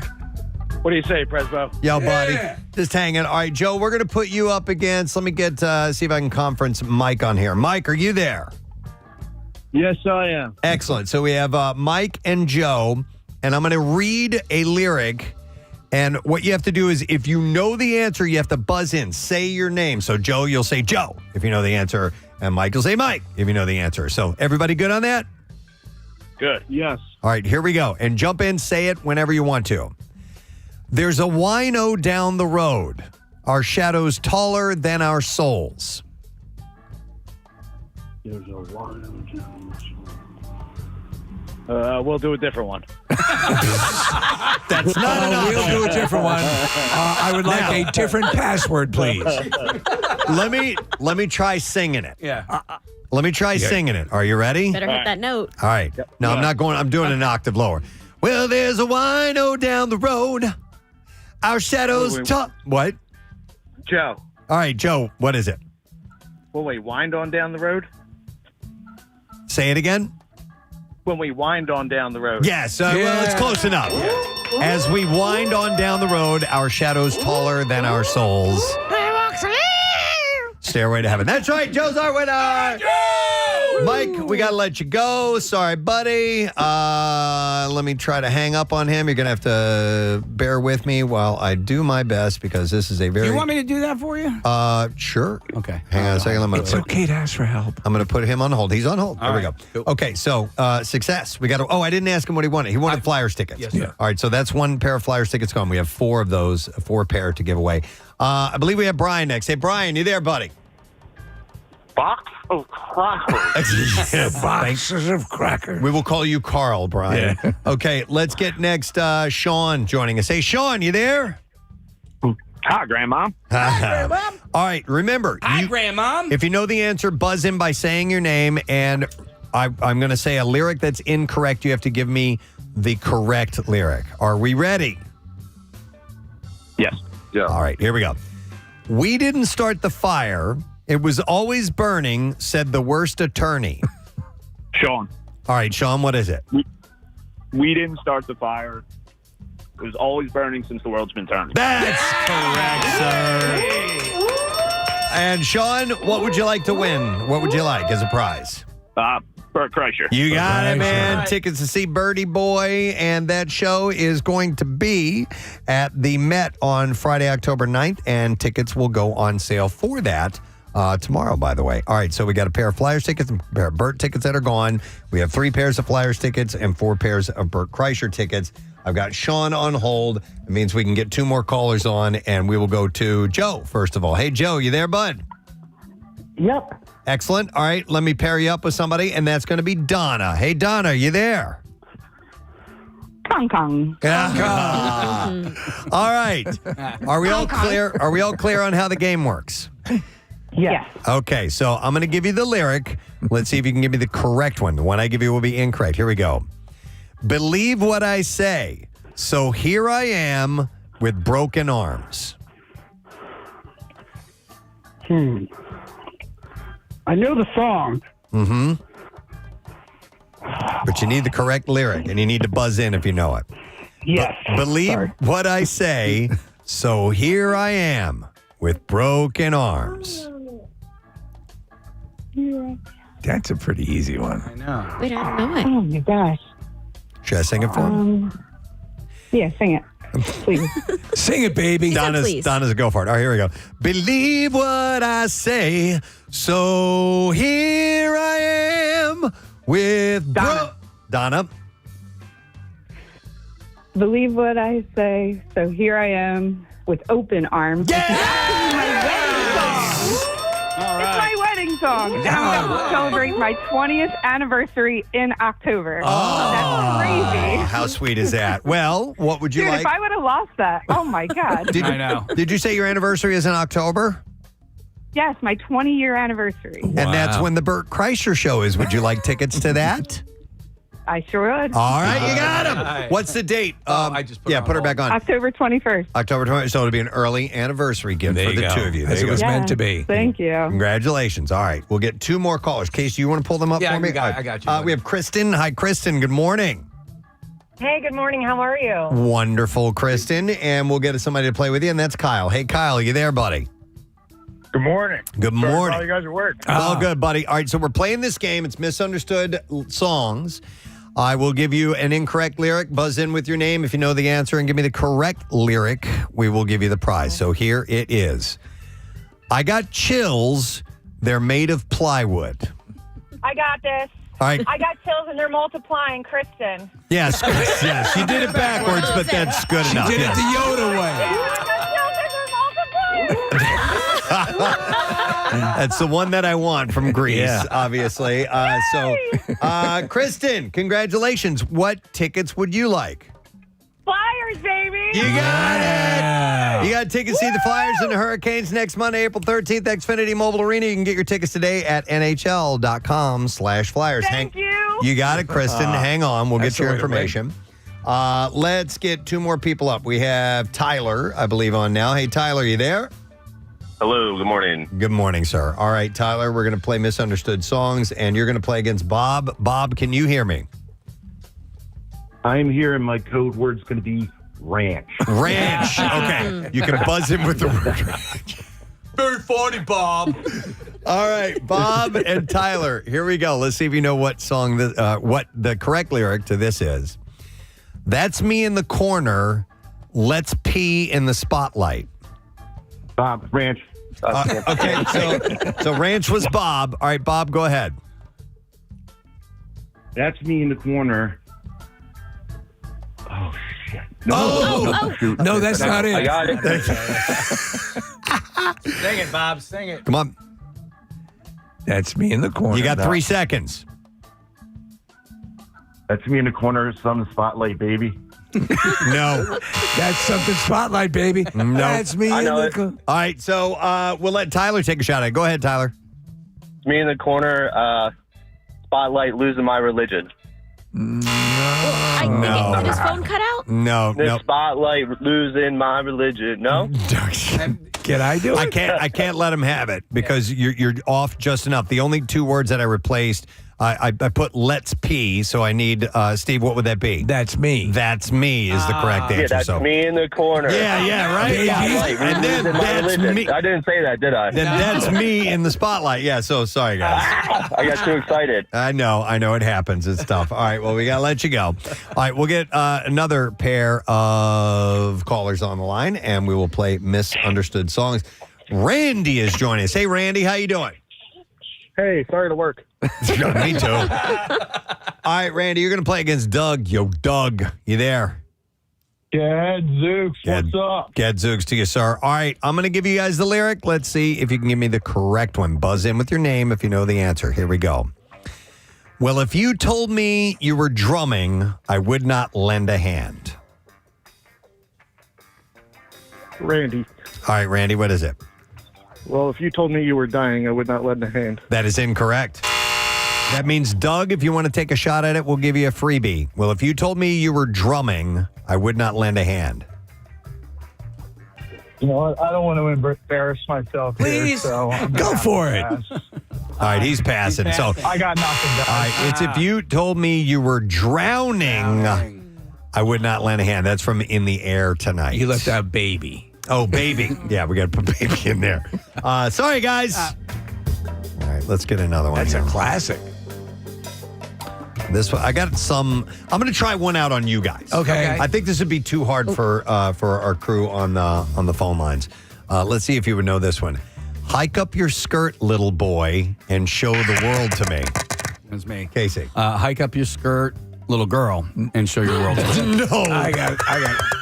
Oh, Steve, take it. No, you were rightfully ahead of it.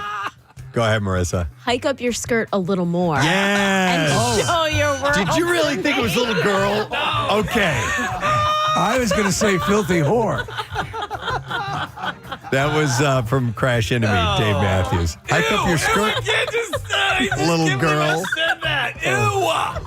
Take it back. Oh my God, I can't take it back. All right, we'll get our next. God, that was so gross. All right, let's get another caller up. It's Joe, who's joining us. Hey, Joe, you there? I'm here. How you guys doing? Great, buddy. All right, we're going to have you up against Matt, and I think he's there. Hey, Matt, are you there, bud? Benicio del Toro, Preston. Oh, Javier Bardem. Thank you for remembering that. We haven't said that in ages. All right, remember, buzz in with your name if you know the correct lyrics. I'll give you the incorrect ones. Here we go. For some reason I can't explain, I know some beetle won't call my name. Matt. All right, Matt, what is it? For some reason I can't explain, I know St. Peter will call my name. There you go. Yes! That's how you do it. That's amazing. Baby. Saint Peter was the one that was incorrect. It's actually, I know St. Peter won't call my name, but I'm not gonna fault him for that. He corrected the wrong lyrics. That's excellently put, sir. All right, so Matt, hang on. We are going to give you. I see. What do you want, Matt? You want the Flyers or Burt Kreischer tickets?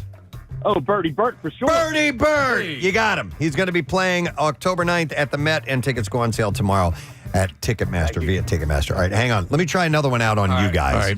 All right. Because I like playing with everybody in here, too. Okay, hang on. Let me see here. Okay. They tried to make me grow a beehive, but I said no, no, no. Casey. They tried. Wait. Hang on. Steve. Go to rehab. Yes. Yeah. They tried to make me go to rehab. I was just trying to come up with the first lyrics of the word. I had it. That's all good. Really? It's all good. All right, let me try one more with you guys. Oh no, I'm saving that one. That's going to be for our listeners next. All right, I'm picking up good vibrations. She's giving me her citations. Steve. I heard is that you chiming in or not? That's terrible. Yes. All right, go ahead. Oh, I'm Marissa. sorry. I'm picking up good vibrations. We know. Steve. Take it, Steve. Take it. Excitations. That's not all of what I said. Do the whole line. I'm picking up good vibrations. She's giving me excitation. There you go. That's it. Yes, exactly. All right, let's go back to the phones. Steve. And Casey, pull up two callers for me if you would. All right, we have Brian playing Misunderstood Songs. Hey, Brian. Morning, bud. Morning. How you doing? Good, man. All right, we got Andrew. You there, Andrew? Gadzooks. Gadzooks to you. Okay, this one I like a lot. All right. Let's see if you guys can identify what the correct lyric is. Might as well face it, you're a dick with a glove. Brian, what is it? Might as well face it, you're addicted to love. Correct, sir. I like the first version. Yeah. All right, Brian. That's how I sing that song. Burt Kreischer or Flyers? Flyers, please. All right, man. You're going to go see the Flyers play next Monday, April 13th, Xfinity Mobile Arena. Tickets available at nhl.com/Flyers. Okay, if you liked that one, you're going to have to give me a second. I'm going to find, I brought a whole stack of these, and there were a couple that really stood out. They were a lot of fun, and that was one of them. Okay, that one's for you guys. I will definitely let you answer. Let me try this one out on you guys. Does it involve a dick and a glove? It doesn't, but here we go. This is for the studio. All right. Tell me why ain't nothing but a fart, hey. Casey. Ain't nothing but a G thing. No. Marissa. Tell me why ain't nothing but a heartache. Yes! Marissa got it. Nice job. Your noisemaker's terrible, Marissa. Give me another one. Yeah. Man. Oh, yeah. Here. Okay. I like this one, too. Bell. This will be much better. This is me now. I like that. All right, now I misplaced the really good one. All right, it doesn't matter. All right, let's go to 2 more callers. Okay. Casey. Oh, it's not us. I was No, not you excited. guys. We'll go to Carmen. You there, Carmen? Gadzooks. Gadzooks, buddy. All right, Carmen and Sammy Vile. Is joining us. Hi, Sammy. I'm trying to use the phone. All right, you guys ready? Yep. All right, here we go. I've got 2 chickens to paralyze. Sammy. Sammy, what is it? 2 tickets to paradise? That is correct. Yep. All right, Sammy. Bert or Flyers? Bert, please. You got There it. you You go. want to see Bert Kreischer? Hang on the line, buddy. We'll get your information. And don't forget, the tickets are on sale tomorrow for that show, October 9th, at the Met in Philadelphia. Let's see. Okay. Let's go I got you here. to 2 more callers. I have Marty, and we have 2 more prizes, by the way, left. We have a pair of Flyers tickets and a pair of Bert Kreischer tickets. So we got Marty. You there, Marty? I'm here there, homestick. Everybody's being really good today. All right, Alex, are you there, bud? Good morning. Good morning. All right, guys, I'll give you the incorrect lyric. You give me the correct one. Here we go. Spare him his life from this warm sausage tea. Sing it. Sing it. I might in a minute if we don't get it. All right. Let me give it. I'll read it again and I'll sing it if you guys don't get it. Spare him his life from this warm sausage tea. Oh, shoot. I know the song. What is it? I know it too. I thought there was an S-bomb. All right, I'll sing it. Here we go. Spare him his life from this warm sausage tea. Marty. All right, Marty. Spare him his life from this monstrosity. Yes! Correct. Yes! And Marty, what do you want? My mofo. The Flyers, baby. You got it, buddy. All right, hang on. We'll get your info, and then we will have 1 more to go. We have a final pair of Bert Kreischer tickets to give away, so no matter who wins, that's what you're getting. All right, Danny, you there, bud? Yeah, I'm here. All right, we also have Kara. Hey, Kara, you there? Yes, I am. All right, last one. Say your name if you can buzz in and give me the correct lyric to this. We built this city on sausage rolls. Danny. Oh, Danny. All right, Danny, what is it? We built this city on rock and roll. He got it. Correct, sir. And you get the last pair of tickets we have to go away, and they just so happen to be to see Bert Kreischer. Nice. Congratulations. Hang on. We'll get your information. Bert is playing. It is the Permission to Party Tour. Friday, October 9th at the Met in Philadelphia. Tickets go on sale tomorrow, 10 a.m. via Ticketmaster. So congratulations. You guys like that game? I love it. great. It's fun. All right. I have more of them that we can go to down the road. And there are a bunch of solid ones. So anyhow, I thought that'd be kind of a cool thing to do. And that we did. All right. With that, we should take a quick break, come back in a second. And I believe we're going to get to the Bizarre File when we return. So stay with us. We'll be back in just a moment. Yeah. They play the national Russian team, the Flyers did, as their warm-up for Olympics, I thought. Well, it was an international series. Yeah. And the Flyers played so dirty. They left the ice. That they left the ice, right? It was a game at the Spectrum, and the Flyers were a physical team. No, we didn't play the hockey the best that we could have, but we played to win. I think that was 76. And you not know neither borscht. But that could have been, was that Broad Street Bullies? Yeah, I mean, it was after they won the Stanley Cup, but they were still the same team, essentially, and they played rough, and the Dave Schultz and the Watson brothers and the whole nine, and yeah, they played so tough against the Red Army team that the Red Army team said, we're not playing anymore. They left the ice, and it took forever for them to come back out. I would like to see the movie that depicts the setting of 3 world records in the dumpster pool. Oh, sure. In one day. In one day. Yeah, that could be a good one. I mean, we have a documentary of it, but I think, something a little bit more dramatic. A number of callers are saying that this one should be on the list. I'm going to go to Chris. Hey, Chris, good morning. Good morning. How you guys doing? Good. What's up, buddy? So So I'm going to premise this. I am not an Eagles fan. I cannot stand the Eagles. I can't even stand the color green. That's how much I can't stand the Eagles. Wow. Okay. Should I hang up on him now? Well, I don't know. Where are you from, Chris? I'm from this area. I'm a Philly guy. I'm from Newark, Delaware. I love the Flyers. I bleed black and orange. Like, I'm a diehard Flyers fan. Okay. That's about the only team I bleed for Philly. So that's why it's kind of shocking. I'm calling about this movie here. It's the garbage picking, field goal kicking Philadelphia phenomenon with Tony Danza. Tony Danza. Yeah, that's He went from a garbage man to a field goal kicker for the Eagles. Among the worst movies It's a ever classic. made. Yeah. It's so bad. I've never seen it. I've heard of it. Well, It's very bad. You should rent it. And actually, you should rent out a theater and go watch it there. That bad, Chris, huh? Yeah, somebody pointed out to me I have a phobia with green. They're like, you don't like Seattle, you don't even like the Dolphins, you don't like Green Bay. I'm like, well, maybe I just don't like the color green. Apparently, That's probably it. That's it. All right, thanks, man. Make sure you see it in IMAX. The trash picking, field goal kicking, Philadelphia phenomenon. Okay, it's bad, and he just happened to, yeah. All right, let me go to our buddy Craig Legons is on the line. Hey, Craig, good morning. By myself, I'll take his office. Physically and sexually. We'll go behind that shed there. All right, Craig. So, are you calling in for what needs to be told? The story that would make a good movie? Yeah, that, and there's also a movie that a lot of people haven't seen. It's called Snipes, that was set here in Philly. It's not a sports movie, but it's a competition film, and I thought it made a good sports movie. It was about the culture of tagging.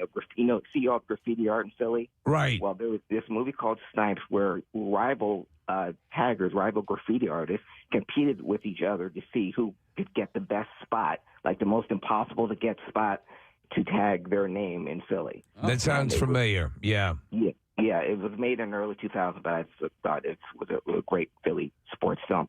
As far as a movie that should be a film, Nick, you mentioned Eric Lindros. That's a great one. For me, would be the Chris Carter story.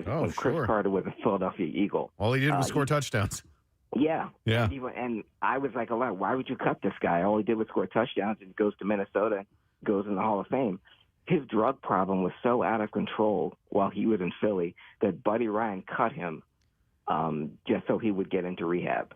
And Chris Carter even mentions that Buddy Ryan's the one that saved his life. Okay. That sounds compelling. Okay. Yeah. So, and I like Chris Carter now as a commentator, but his time in Philly was nothing but success on the field and nothing but tragedy off the field. What about sports scandals and in the area? What would make for a compelling movie? Well, the 93 Phillies, there's a lot of scandals surrounding those guys, and they made it to the World Series. That's the Mitch Williams, Joe Carter series. But there were so many steroids on that 93 team. And Lenny Dykstra and Pete Incaviglia and Darren Dalton. There's a story to be told there. And this is my daughter. Yeah. Hi, Daddy. Also, Pete Rose's time in Philly during the strike year, because he was on the verge of breaking the record for the most hits in National League, and he couldn't play for a while. So that was, many people consider that was when the time he had off was when the gambling really kicked in when he was in Philly. I think the story is just in the beginning, and it's being told right now. But Jordan Mailata, the left tackle for the Eagles, I mean, here's a guy who never played a down of football, was a rugby player, an enormous rugby player coming out of Australia, and he is. I mean, he's one of the best left tackles in the entire league. It sounds like the story to Kangaroo Jack. Yeah. Or Joel Embiid, who didn't start playing basketball until he was 14. Yeah. He played soccer, and now look at him. He's pretty good. That's pretty. He's pretty good. All right, thanks, Craig. Appreciate it, man. Thank you, guys. Somebody texted in the sports story that needs to be told. Philadelphia sports story needs to be told. The Dick Button story. The Dick Button story. Yes, I love it. Skater. Yes, we should definitely do the Dick Button story. Button, Dick. Yeah, it sells itself. I see the poster right now. That's my name backwards. Some people are texting in Iverson. It's his birthday, so sure. It is his birthday. What do you think? What do you think? With that? Yeah. There's a story there, right? There was a downfall there too, and a pretty bad one. And the fact that how much fame he had and how good he was, and the whole no practice and all that. I think there's definitely a story there. Do you think there would ever be, and would have ties to here, a Kobe Bryant story. I don't know if his family would want something like that, at least not now. Right. But I mean, because of the way, he tragically died and all of that. But I mean, clearly there's a story there. I mean, he went on to be one of the absolute greatest. Look, they can take one incident and build a movie around it. They've done it many times. Yeah, true. Yeah. You don't have to do the whole life. Right. You can just do a portion of what's happening in someone's life. Like the wrestler focused on mainly his good years. Yeah. Let me go. Hang on. Let me go to Daniel. Hey, Daniel. Good morning. Hi. Good morning, Gadzooks. Gadzooks, buddy. All right. What's the movie you wanted to mention? A movie I wanted to mention was about the Taney Dragons back in 2015, 2016. Yeah. When they went into the Little League World Series. They had Monet Davis as their pitcher. And Monet, that's right. They were destroying.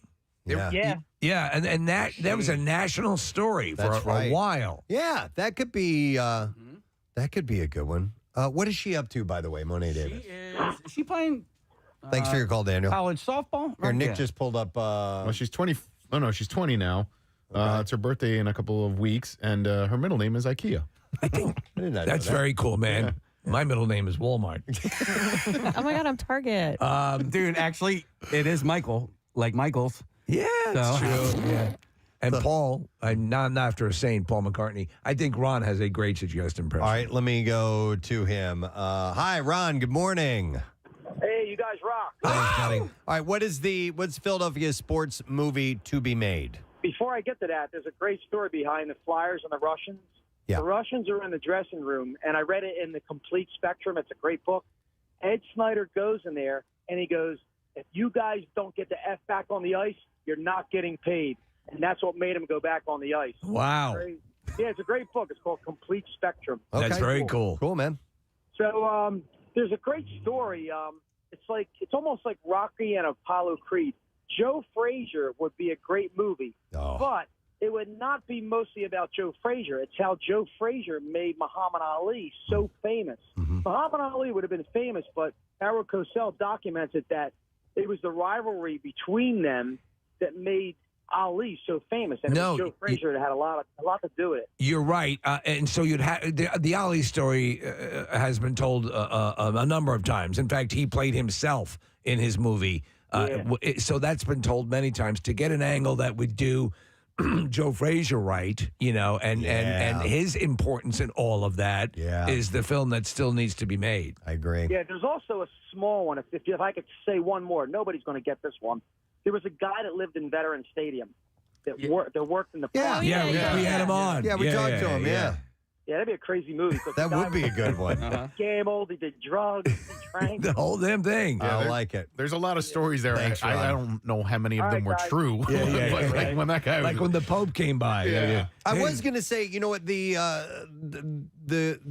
likelihood of a movie getting made needs to be, it has to be someone who's nationally famous. So I was thinking that, Joe Frazier would make sense and a few others. But then again, I'm wrong because Invincible was not about, Vince Papale's very, very famous here and known around the league a little bit. But in the pantheon of things, he's not one of the all-time greats. So, and that worked because it's a story. It's a great story, even though it ended with him just winning a game. Let me go to Dave. Hey, Dave, good morning. Gadzooks. Hey, Gadzooks, buddy, what's up? Julius Erving single-handedly changed basketball forever. Yeah. There should be a good Dr. J movie. I mean, a big screen, big budget. Julius Erving inspired Michael Jordan, for crying out loud. Yeah, there have been documentaries, you're right, but there hasn't been that full-throated, life story movie. That'd be pretty cool. Yeah, Dr. J is a great one. He changed this town, and, the Sixers were horrible. Here's a guy who left a successful medical career. Thanks, Dave. As a doctor. As a neurosurgeon. I love Dr. J.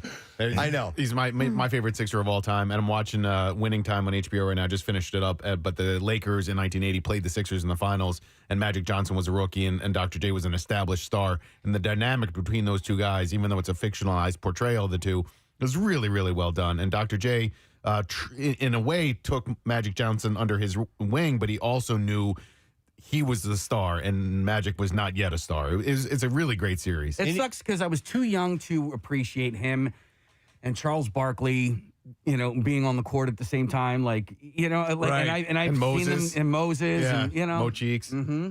You guys ever met Dr. J? I did on a plane in 1984, going to the Olympics. And Turquoise was on the plane as well, and I shook his hand. Okay, did you see him stand up on the plane? Because that had I to have stood been- next to him. Yeah, really? I stood next to him. I was a kid at the time, so I was 9, and got off the plane and shook his hand. My grandfather introduced me to him, and it's a memorable moment in my life because, Kathy, I know you've had the same experience, but your hand disappears in his, and it's this massive thing. Seeing him on a plane would be like you being in a kid's, playhouse. It's completely hunched over and so on. Yes. I would love to meet him sometime. Yeah. He's just, he's a class act for sure, and just one of the all-time greats. I stood next to him at a bar in Philly, and actually Matt Cord introduced me to him. And Nick, I shook his hand, and that was literally, I think that's the one thing I remember is how giant his hand was, and it's just like it's just like another world. Like I couldn't believe it. All right, let me go to Lewis here. Hey, Lewis, good morning. Good morning. Hey, the Philly sports movie yet to be made. I think Concrete Charlie, so Chuck Benderek from the Eagles. I mean, he's 40 years before my time, but every thing I've read about him and watched about him. On 93.3 WMMR. All right, thanks, Miss. Before we get into the Bizarre File, just a reminder about the live band karaoke and your audition and getting the link into us. If you just record yourself singing something and send us a link to that recording, you'll be in the running for a live band karaoke on stage moment. Nice. We're going to choose 10 people to get up and perform. Each one of those 10 will get a 4-pack of MMRBQ tickets, and you'll get to play with Sidearm, who has been, I think, his 4th or 5th year doing it with us. So good, right? Yep, and we'll be on the Preston and Steve Show side stage. We pull in a nice crowd over there. It's fun how to watch the migration as soon as we get on the mic and say, hey, everybody come over here, and you just see everybody flood over to our area. too. And then you get on stage and we do 2 sets of 5, and it's so much fun. So if you go to PrestonandSteve.com, you can get the link.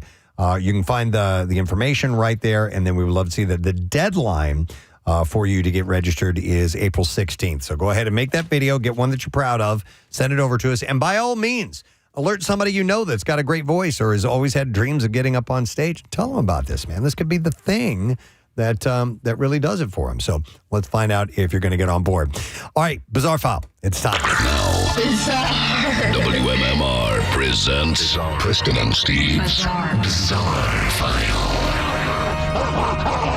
Brought to you by Neumann University. First responders ready to lead. Earn your online bachelor's in public safety administration at Neumann University. Built for those who serve. Learn more at newman.edu/your degree. China is introducing a law to stop people storing the ashes of their dead relatives in empty high-rise apartments rather than paying steep costs for increasingly scarce cemetery plots. I read about this. This is a thing. Insane. China's new funeral management legislation will prohibit the use of residential housing specifically for the purpose of storing cremated remains and the burial of corpses or construction of tombs in areas other than public cemeteries. The law will come into force this week ahead of the Qingming Grave Sweeping Festival, which is a traditional Chinese celebration in which people clean their ancestors' tombs and make ritual offerings. The practice of using an apartment to store ashes, known as a guhui fang, or a bone ash apartment, has grown as rapid urbanization and a fast-aging population increases competition and cost for limited cemetery plots in cities. The empty apartment is used as a ritual hall, with people transforming the space into ancestral shrines with candles, red lights, and urns lined up by generation. After Japan, China's funeral expenses are the second highest in the world. Now, China's cemetery plots only come with a 20-year lease. Just 20 years, and then you're out of there. While residential properties carry government-backed 70-year usage rights. So I've never considered the fact that a funeral plot may have a lease limit on it. Right. I thought you bought it and You bought it for and good. that's it. Yeah. I don't know how it works in America. I'm not sure how that where that rule lies. So consequently, many Chinese citizens now view apartments as a better value than cemeteries. So is there a industry of realtors who are showing you around for, and then it's a washer dryer? You know what? Not show you now. the apartments, It's right? going to be illegal, so I don't know. A hashtag associated with the ban has been viewed more than 7 million times on Weibo. The social media users expressing skepticism about expressing skepticism about the measure. But China is one of the world's fastest growing aging populations. They recorded 11.3 million deaths in 2025, up from 9.8 in 2015, and far more than the country's 7.9 births the same year. And facing rising number of burials and increasing limited land supply, authorities in big cities such as Shanghai are subsidizing costs for those who opt for ecological burial methods, including deep ground burial or sea burial of cremated remains. So imagine you're going into your apartment building and you keep seeing the same urn full of ashes riding up in the elevator with you every day, and you don't know what to say to it. You don't even talk. Yeah. It's very awkward.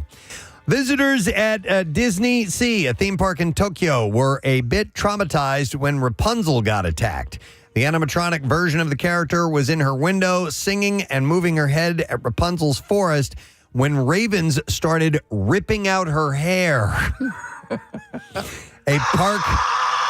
A park goer caught the action on video that's racked up over 7 million views, and staffers rescued this part of the story. Rapunzel, and the window is currently empty. For the attraction. Some social media commenters suspect that the birds were using her hair to build nests. It's possible. So they do that all the time when we comb out, or like Kizzy our dog has lots of hair. Yeah. You leave it out there, the birds grab it up. We're looking at a video. I mean, the bird, her head is moving. Her head's going back and forth. The birds are on top of her head, ripping the hair out. Oh, my gosh. All right, one more, and then it'll be 8 o'clock, and we've got to get to the keyword for No Sad Dough. All right, a South Carolina boutique owner has been arrested for the 15th time this year for allegedly scamming online customers by taking their money without delivering their items. Well, that's not right. Yeah. Pamela Brooke Schrantz, 30 years old, of Anderson County, who runs Thomas & Turner's Boutique, was booked on April 2nd on 5 new counts of obtaining property under false pretenses.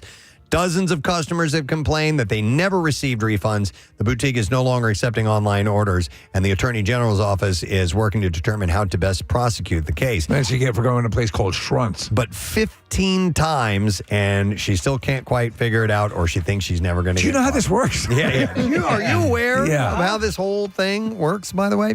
All right, that's what I have in the Bizarre File for you. It is 10 a.m. Let's get you some money. 93.3 WMMR Philadelphia. It's time for a keyword. All right, keyword is win, W-I-N, and it is time for you to enter it. You have until 25 minutes after the hour to do that on our special MMR app. On the MMR app at WMMR.com, or you can text it to our special contest short code number, which is 45911. One random entry wins $1,000 in our company-wide contest.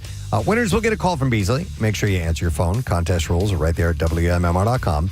And the Preston and Steve No Sad Dough is sponsored by Franklin Mint Federal Credit Union. So again, the keyword, 3 letters, win, W-I-N. It's what we want you to do. So enter it, and let's see if you get that $1,000. We're going to take a break, come back in a second. We got other things to give away with Lesson Question, trash and music news, too. Stay down. You're nodding. Casey's nodding. Yeah, I mean, and also, like, he's one of the most iconic pictures in Philadelphia sports history as well. Him standing over, was it Len Dawson? Frank Gifford. Frank Gifford. Yeah, just lays this guy out, and he's just standing over him like he's just, standing over a dead body. Wow. Yeah, we're looking at that picture. Not growing up here, I'm not familiar with that, but that looks, yes. By the way, look at how ripped up the field is. Oh, yeah. Is that Franklin Field? It's got to be, right? And so, yeah, he won the championship in 1960, and then I don't know if he also won in 48, but yeah, for a long time, that was the only championship that the Eagles had, or the most recent, until they won the Super Bowl in 2017. Wow. I think maybe a story of the making of Buddies Watching You. Yeah, that'd be great. The composing, the long late night songwriting sessions. By the way, I didn't go through the 3 worst movies on Mike's list here. So the 3 worst Philly sports movies, and then we're going to have to take a break. Stealing Home with Mark Harmon. It was in the 1980s. Played Billy Wyatt, once a hot prospect for the Phillies who had fallen on hard times, has to figure out what to do with the ashes of his late friend / first love, played by Jodie Foster. Lots of shots of Chestnut Hill and a ridiculous scene set in Vet Stadium, he says. But other than that, for the local nostalgia, Stealing Home isn't worth a rewatch. It's, in fact, it's trite. He said Roger Ebert wrote that he, quote, left the screening wondering if any movie could possibly be that bad. It was on the heels of like Bull Durham and The Natural and other great baseball movies, and it just did not live up. Okay. How about a movie called Pride? Oh, yeah. This movie aspires to be Remember the Titans for swimming and fails for being too formulaic. Amid racism in the 1970s, Philadelphia Rec Center coach refurbishes an old pool, teaches several black kids to swim, and leads them into a big meet. The acting is overwrought, the characters are one-dimensional, and the script lacks any complexity or nuance. Never saw it, don't know. No, not familiar. And then the last one he mentioned, worst movie in Philadelphia, Rocky V. I think that's where we get Rantlers and the whole up on the roof thing. That's from Rocky V. It really is. Because, listen, because you compare it to the genius of Rocky and Rocky Balboa and all the stuff we love about Stallone, that attempt, that as Nick pointed out, that first swipe at a Rocky Balboa type story was so bad. We need to go through that movie. I'll bet you there's some other gems we could Oh, my find. God, We yeah. have only scratched the surface, and that's the reindeer on the roof thing. The Rantlers. Can we play the whole Rantlers clip? Do we have that whole thing? He's going to have to... Sorry. No, we got it. Dig that up. But we forgot about Mighty Max. Oh, yeah. yes, you were in Mighty Max, right? Yeah, for Star. what was that the flight attendant? I think it was. You were the hooker. You were the hooker. So many roles. I know, but I've had so many roles. You think I can remember all of them? God. Was that a basketball movie? Yeah. Immaculata College. Yes. Okay. The women. Stop the press, I can't believe it. Just come up on the roof, will you? He just landed there and crashed. And what do you think it is? Do I hear reindeer on my roof? You know, Rantlers, unbelievable. It's like $1 billion. Whoa! Come on, look who's here. You know this guy. He's gonna be next Christmas before he gets down. Hey, they put it together for Santa. Hey! Merry Xmas, yo. Hey, I don't think you got it right, Santa. No. It's ho, ho, ho. I need you to stop talking. I've said this many times. Shut up, man. You're gonna try to Santa Claus. So That was the best take. Yeah.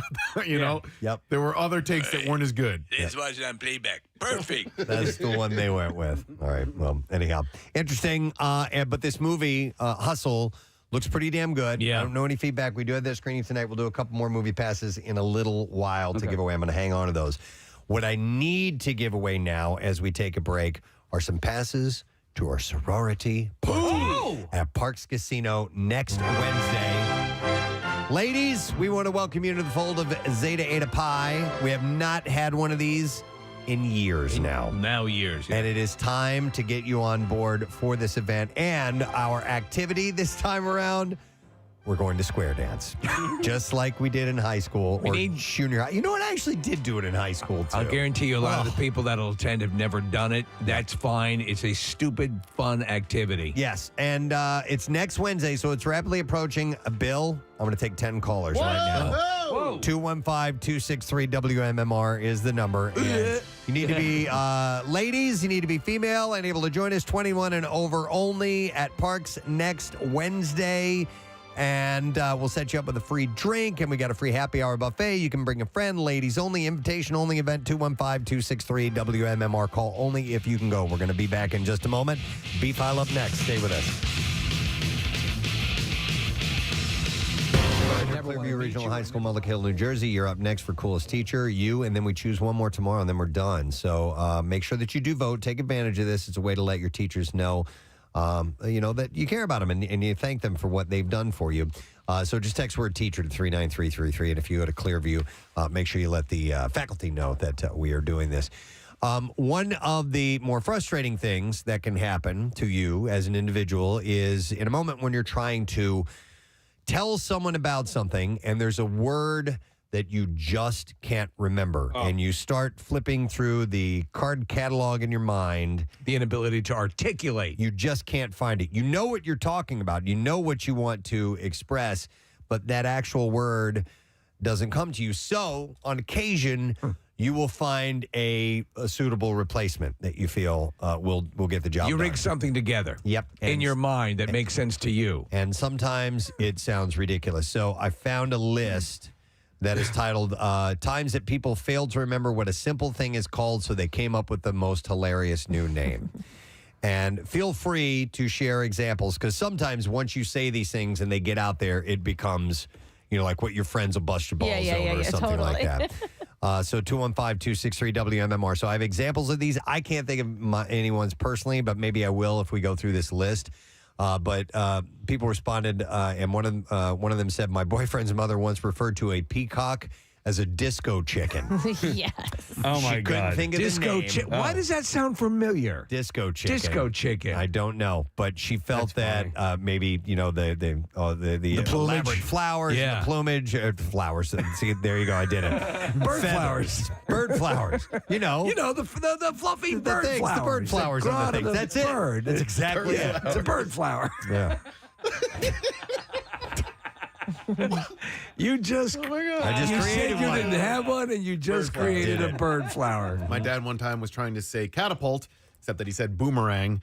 And from there on out, every time we ever had to refer it, again, catapult's one of those words that doesn't come up nearly often enough. So it's now known in my household as a boomerang. All right. And this isn't quite the same conversation we had a little while back about your dad. Casey, what did he say? He said pita meat. Right, pita meat. That's mispronouncing something. So this is just coming up with a completely different name. Right. So this respondent said, couldn't remember groomsmen, and I went with dudes maids instead. I like dudes maids. I like dudes That maids works. a lot, yeah. You could use that, and someone would pick up what you were saying. Yeah, they would know, yeah. right? All right, now this one I'm not so sure. So this person said, I forgot the word for exterminator, so I used ant exorcist instead. That's not even right. I feel like The world is Mammoth on MMR. It's the Preston and Steve Show. It's 10 minutes after 10 o'clock. We have ourselves a Thursday.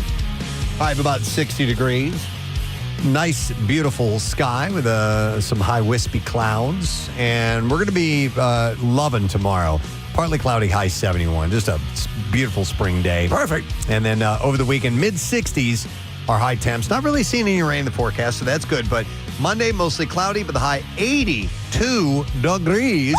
Little blast of summer as we head back into the work week. That'll make coming back to work a little bit easier, don't you think? Yeah. I mean, when we do at least get that, so. Something. Yeah, be prepared. A reminder, we had our no sad dough keyword. It's only 10 minutes after 10 o'clock, so you still got 15 minutes left to enter the word win.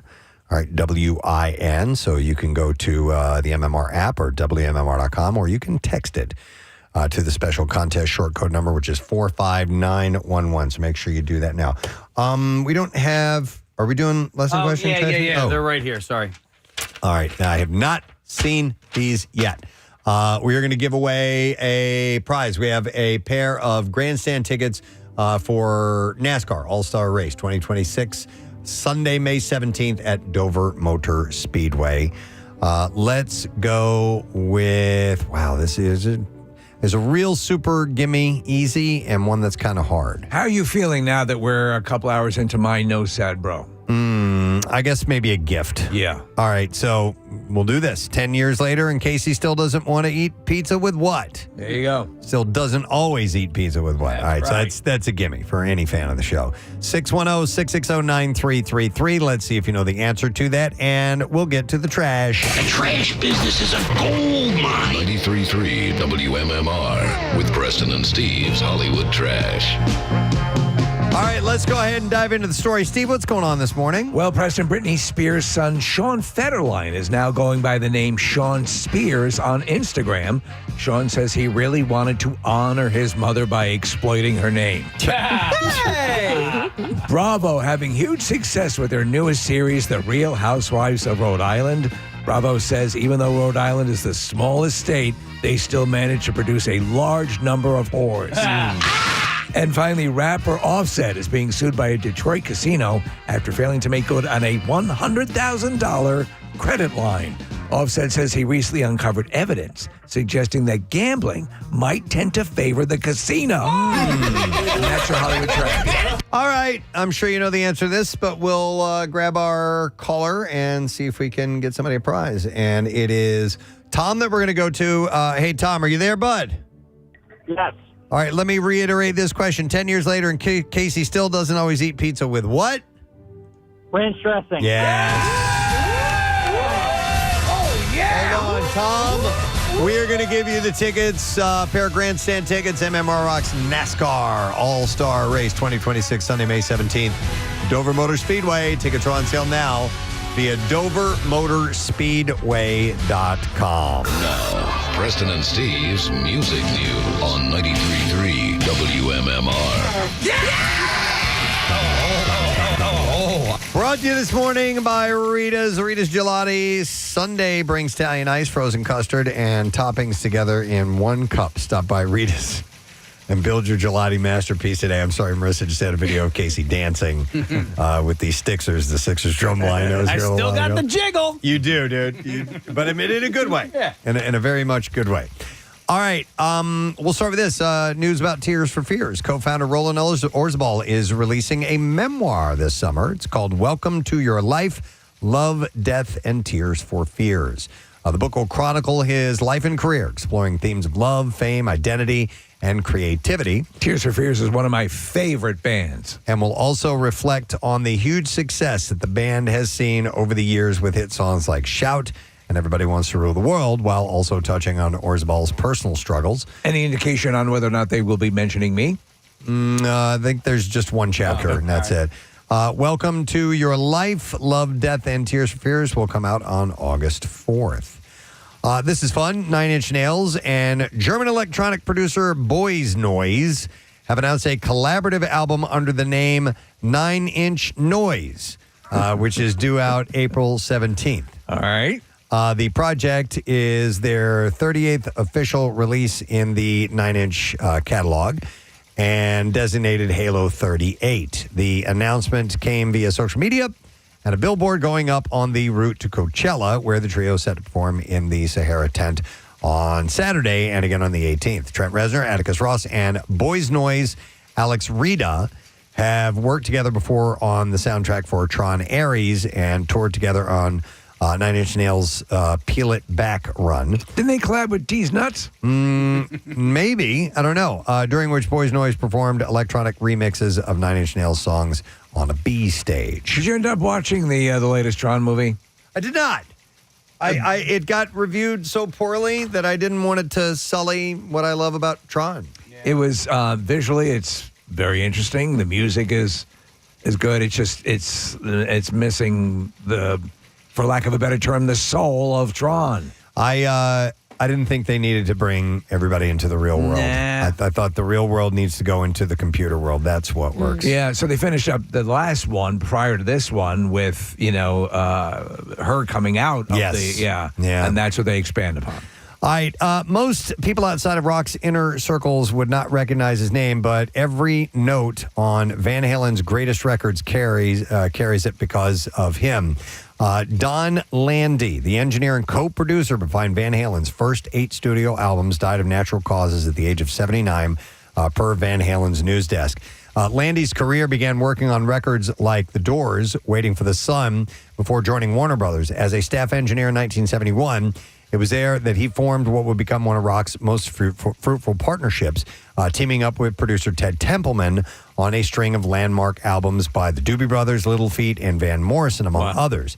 The two also collaborated on the first 2 albums by Montrose, which is a California hard rock outfit fronted by a then unknown guy named Sammy Hagar.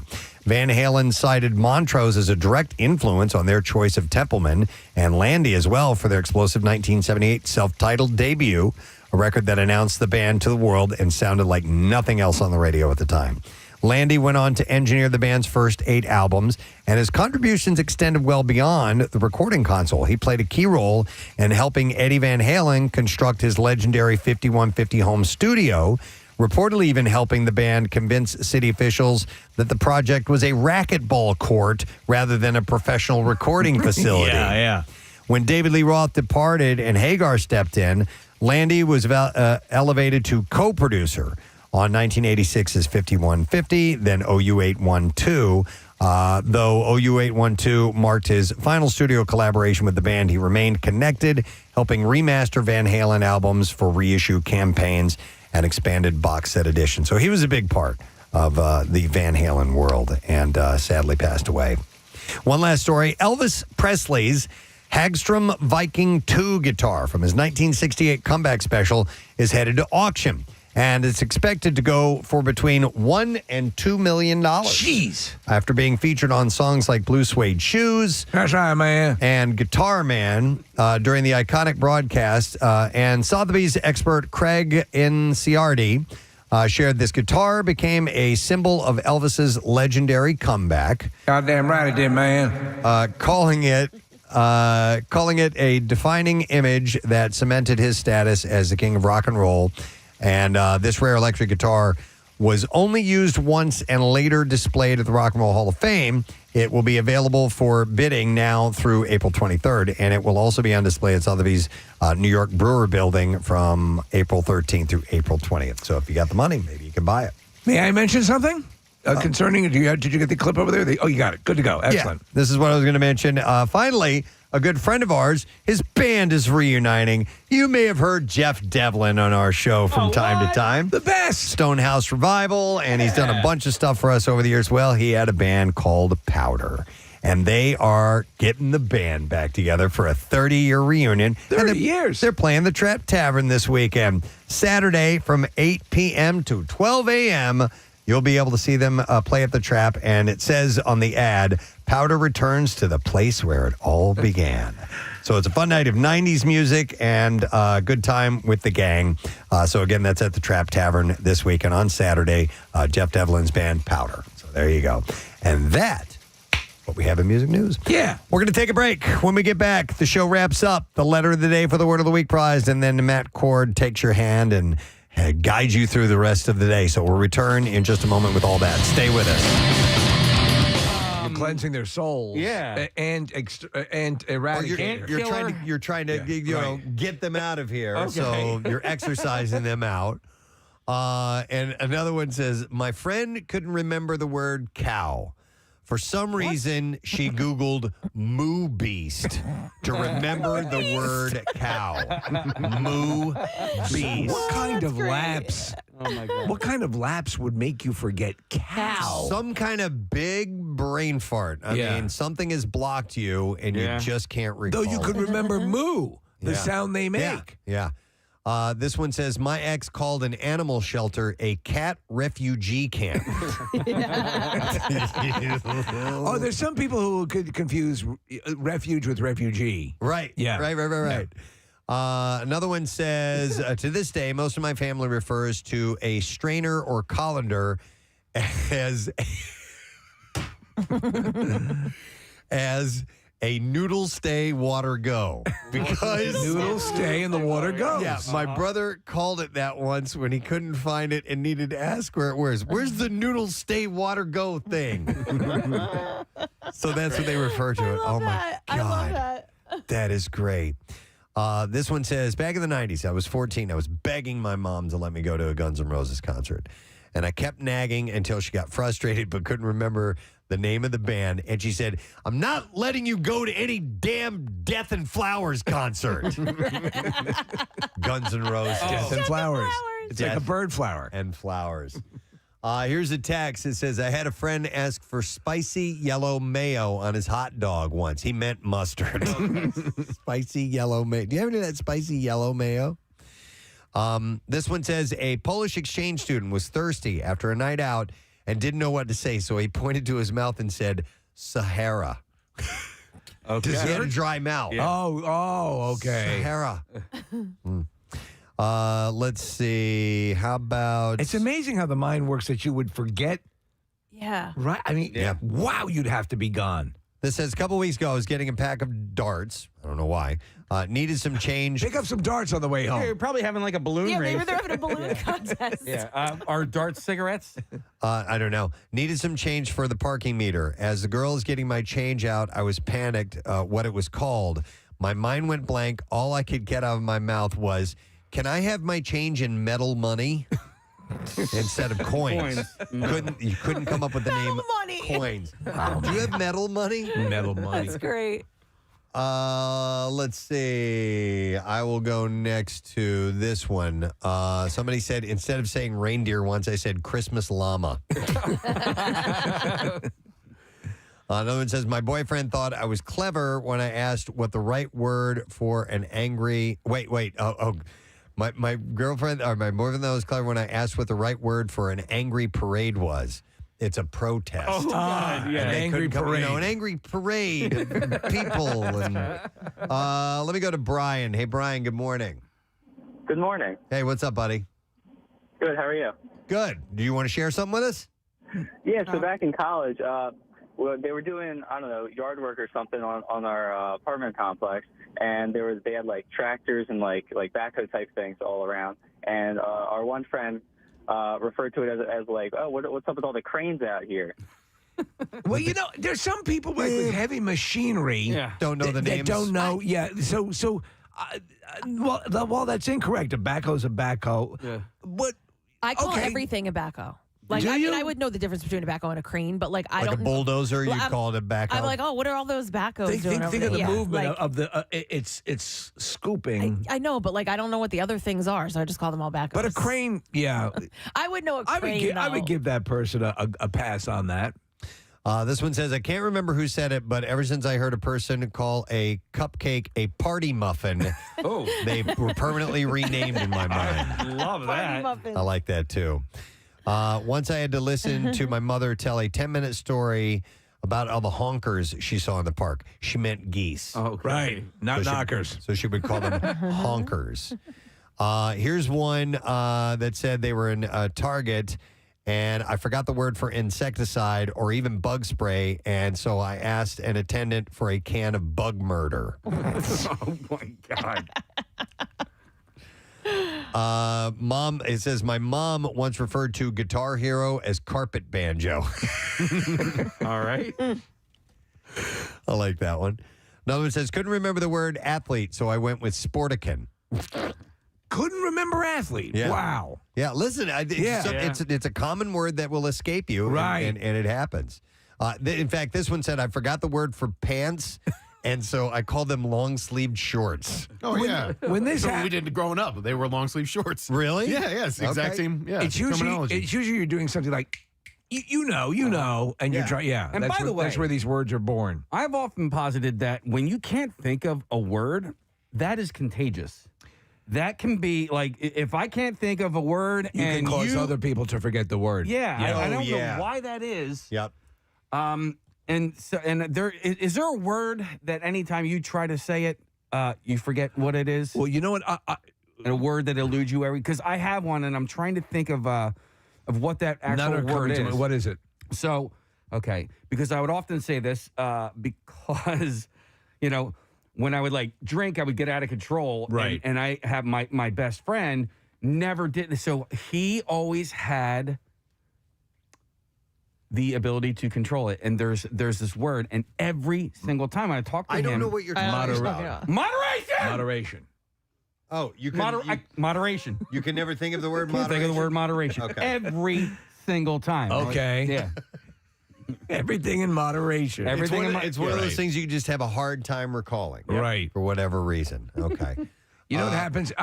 People will make me forget actors or things that they're trying to remember. If they try to remember a name, who is that person? Now, if they didn't seem to be forgetting it, I would probably remember it much quicker. But there is a level of contagiousness involved with that. There was 3 different conversations that Chuck and I were having, and he couldn't remember the word hipster. And all 3 conversations, we sat there for like a half an hour. Right. Could not remember. And even after the first one, we knew that it was hipster, but we couldn't remember the term hipster. And I actually just listened to I love Gary Goldman, and he had an album come out in 2016.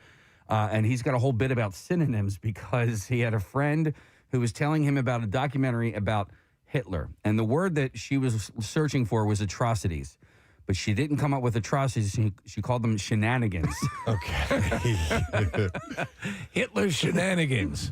Here's a text that says, my son's friend didn't know the word for tank top, so he called them hot shirts.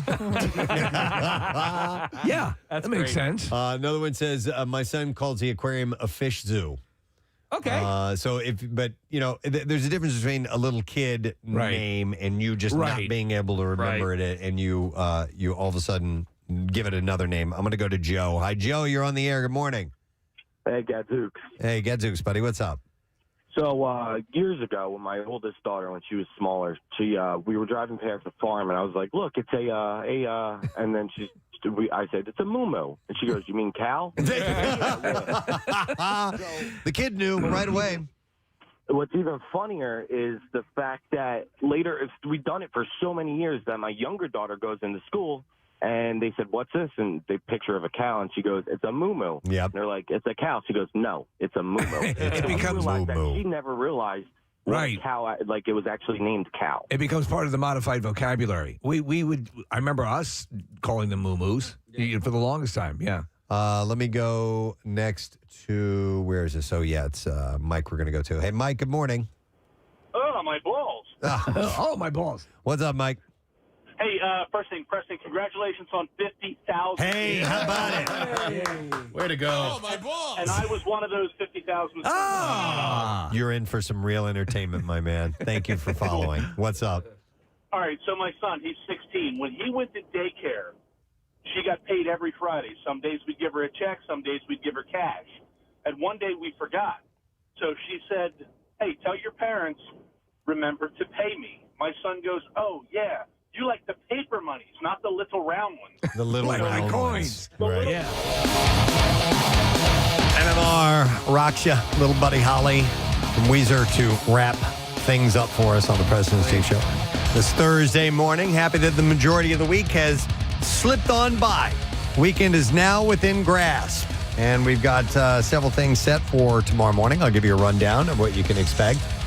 But in the meantime, a little thank you to those who are involved in today's program. And first and foremost, I want to thank actor Blair Underwood, who was on the show. Blair was checking in to tell us about a book that he has, which is available coming up on the 14th. It's called The Soldier's Wife, My Mother, the Marvelous Mrs. Marilyn A. Underwood. So it was a nice chat with him about that and then some of his other work projects and stuff. But a very, very nice guy. And then I'd like to thank everybody involved in putting together the celebration, the anniversary of 10 years ago today, Casey's Ranch Dressing Meltdown. Oh, boy. Which is one of those historic moments on our show as far as we're concerned. Things that we will always remember. Yeah. About never forget Casey in this program. And Marissa did all the hard work on this. So I want to thank Marissa and also Chef Andrew Farley from Enswell, who made up special pastries, essentially, savory pastries with ranch dressing. Very interesting. They were excellent. And he brought in the ranch dressing fountain that we had too. That was ridiculous. And thank you to the West Powelton Steppers and Drum Squad. Man, are they good. And a portion of them are the Stixers, which are the drum line that you see at the Sixers game. So thank you to Johnny, Javon, Antoine, and I didn't ask, is it Shaheen or Sheehan?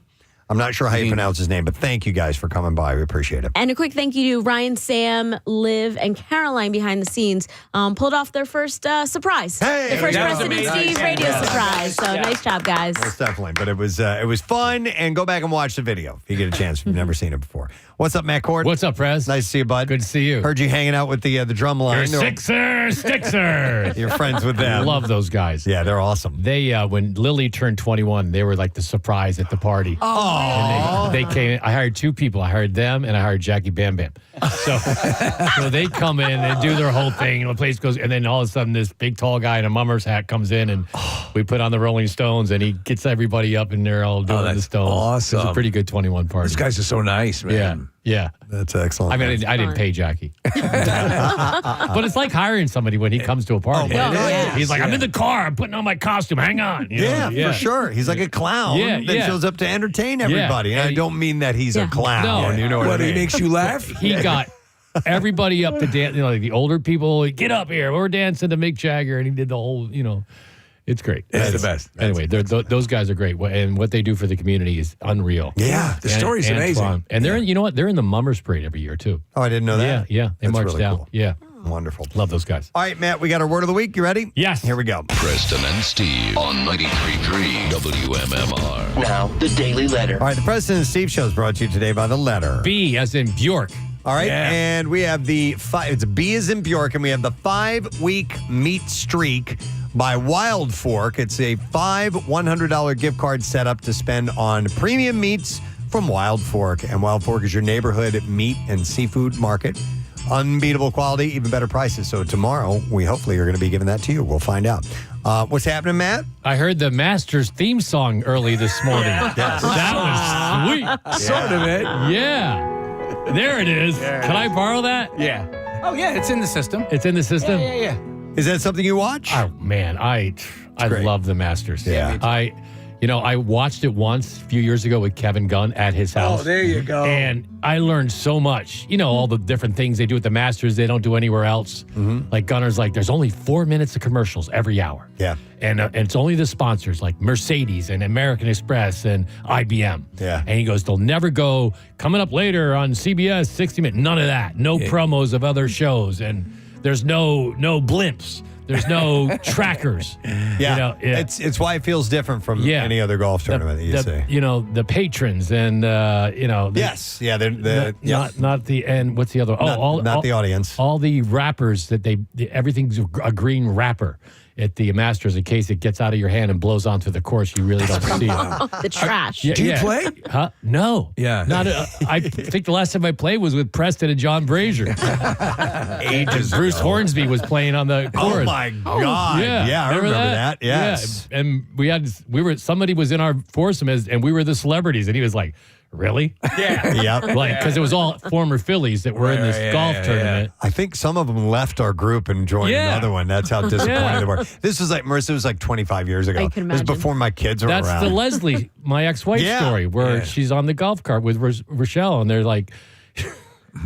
The guy goes, stay off the greens, and she comes flying up in the golf cart. Hey, that guy just said stay off the greens. I'm like, yeah, well, so what? Where do I go? Everything's green. Oh, that's great. Seriously. That's so good. Yeah. I remember Harry Callis was there. Rochelle was totally flirting with him. It was so funny. No, Yeah. anyway, that's the last time I golf. No. But, All right. A Masters update. Your leader right now is a 60-year-old. Is a 6-year-old? 60-year-old. Oh, 60-year-old. Who is Jose Maria. Really? Olafable? Olafable. Yeah, I mean, it's only 8 holes, but his mind is 2. Do you want to hear something really funny about that? Is back in the day, back in the Preston, Maryland, and Steve days, these guys chuck me a bone. They throw me a bone, and they let me do sports. We were a Y100 media, and he won.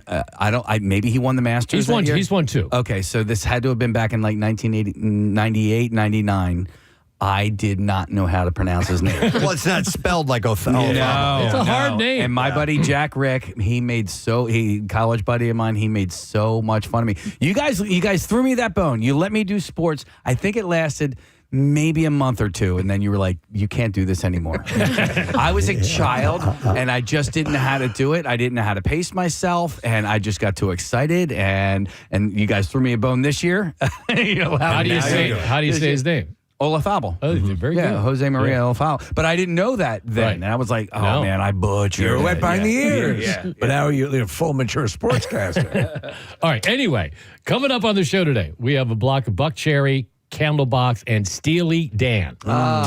And today's vinyl cut, we're going to go with The Cure, Disintegration. Ooh, that's a great album. Yeah. Were you at DRE when I was there when they played Giant Stadium? It was Yep. We had The Cure, Love and Rockets, and the Pixies. Amazing. Wow. And I've seen The Cure. It was sold out, like 45,000 people at Giant Stadium. Damn. Yeah. 7 or 8 times in concert. They're great. Yeah, I think I'll play Love Song. I don't know. There's a lot of great songs on this one. All right, Matt's going to make his decision, and you'll enjoy that a little bit later on. I want to thank our sponsors. Preston and Steve Show is brought to you today by Dunkin', and the Preston and Steve Show runs on Dunkin', of course.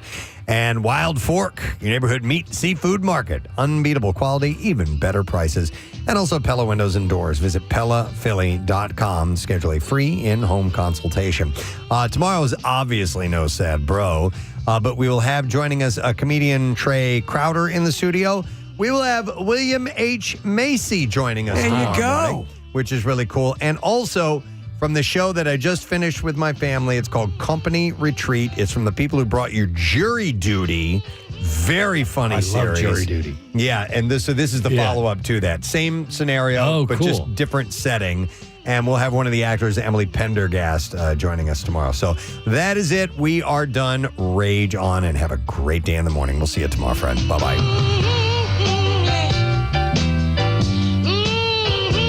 Preston and Steve on 93.3.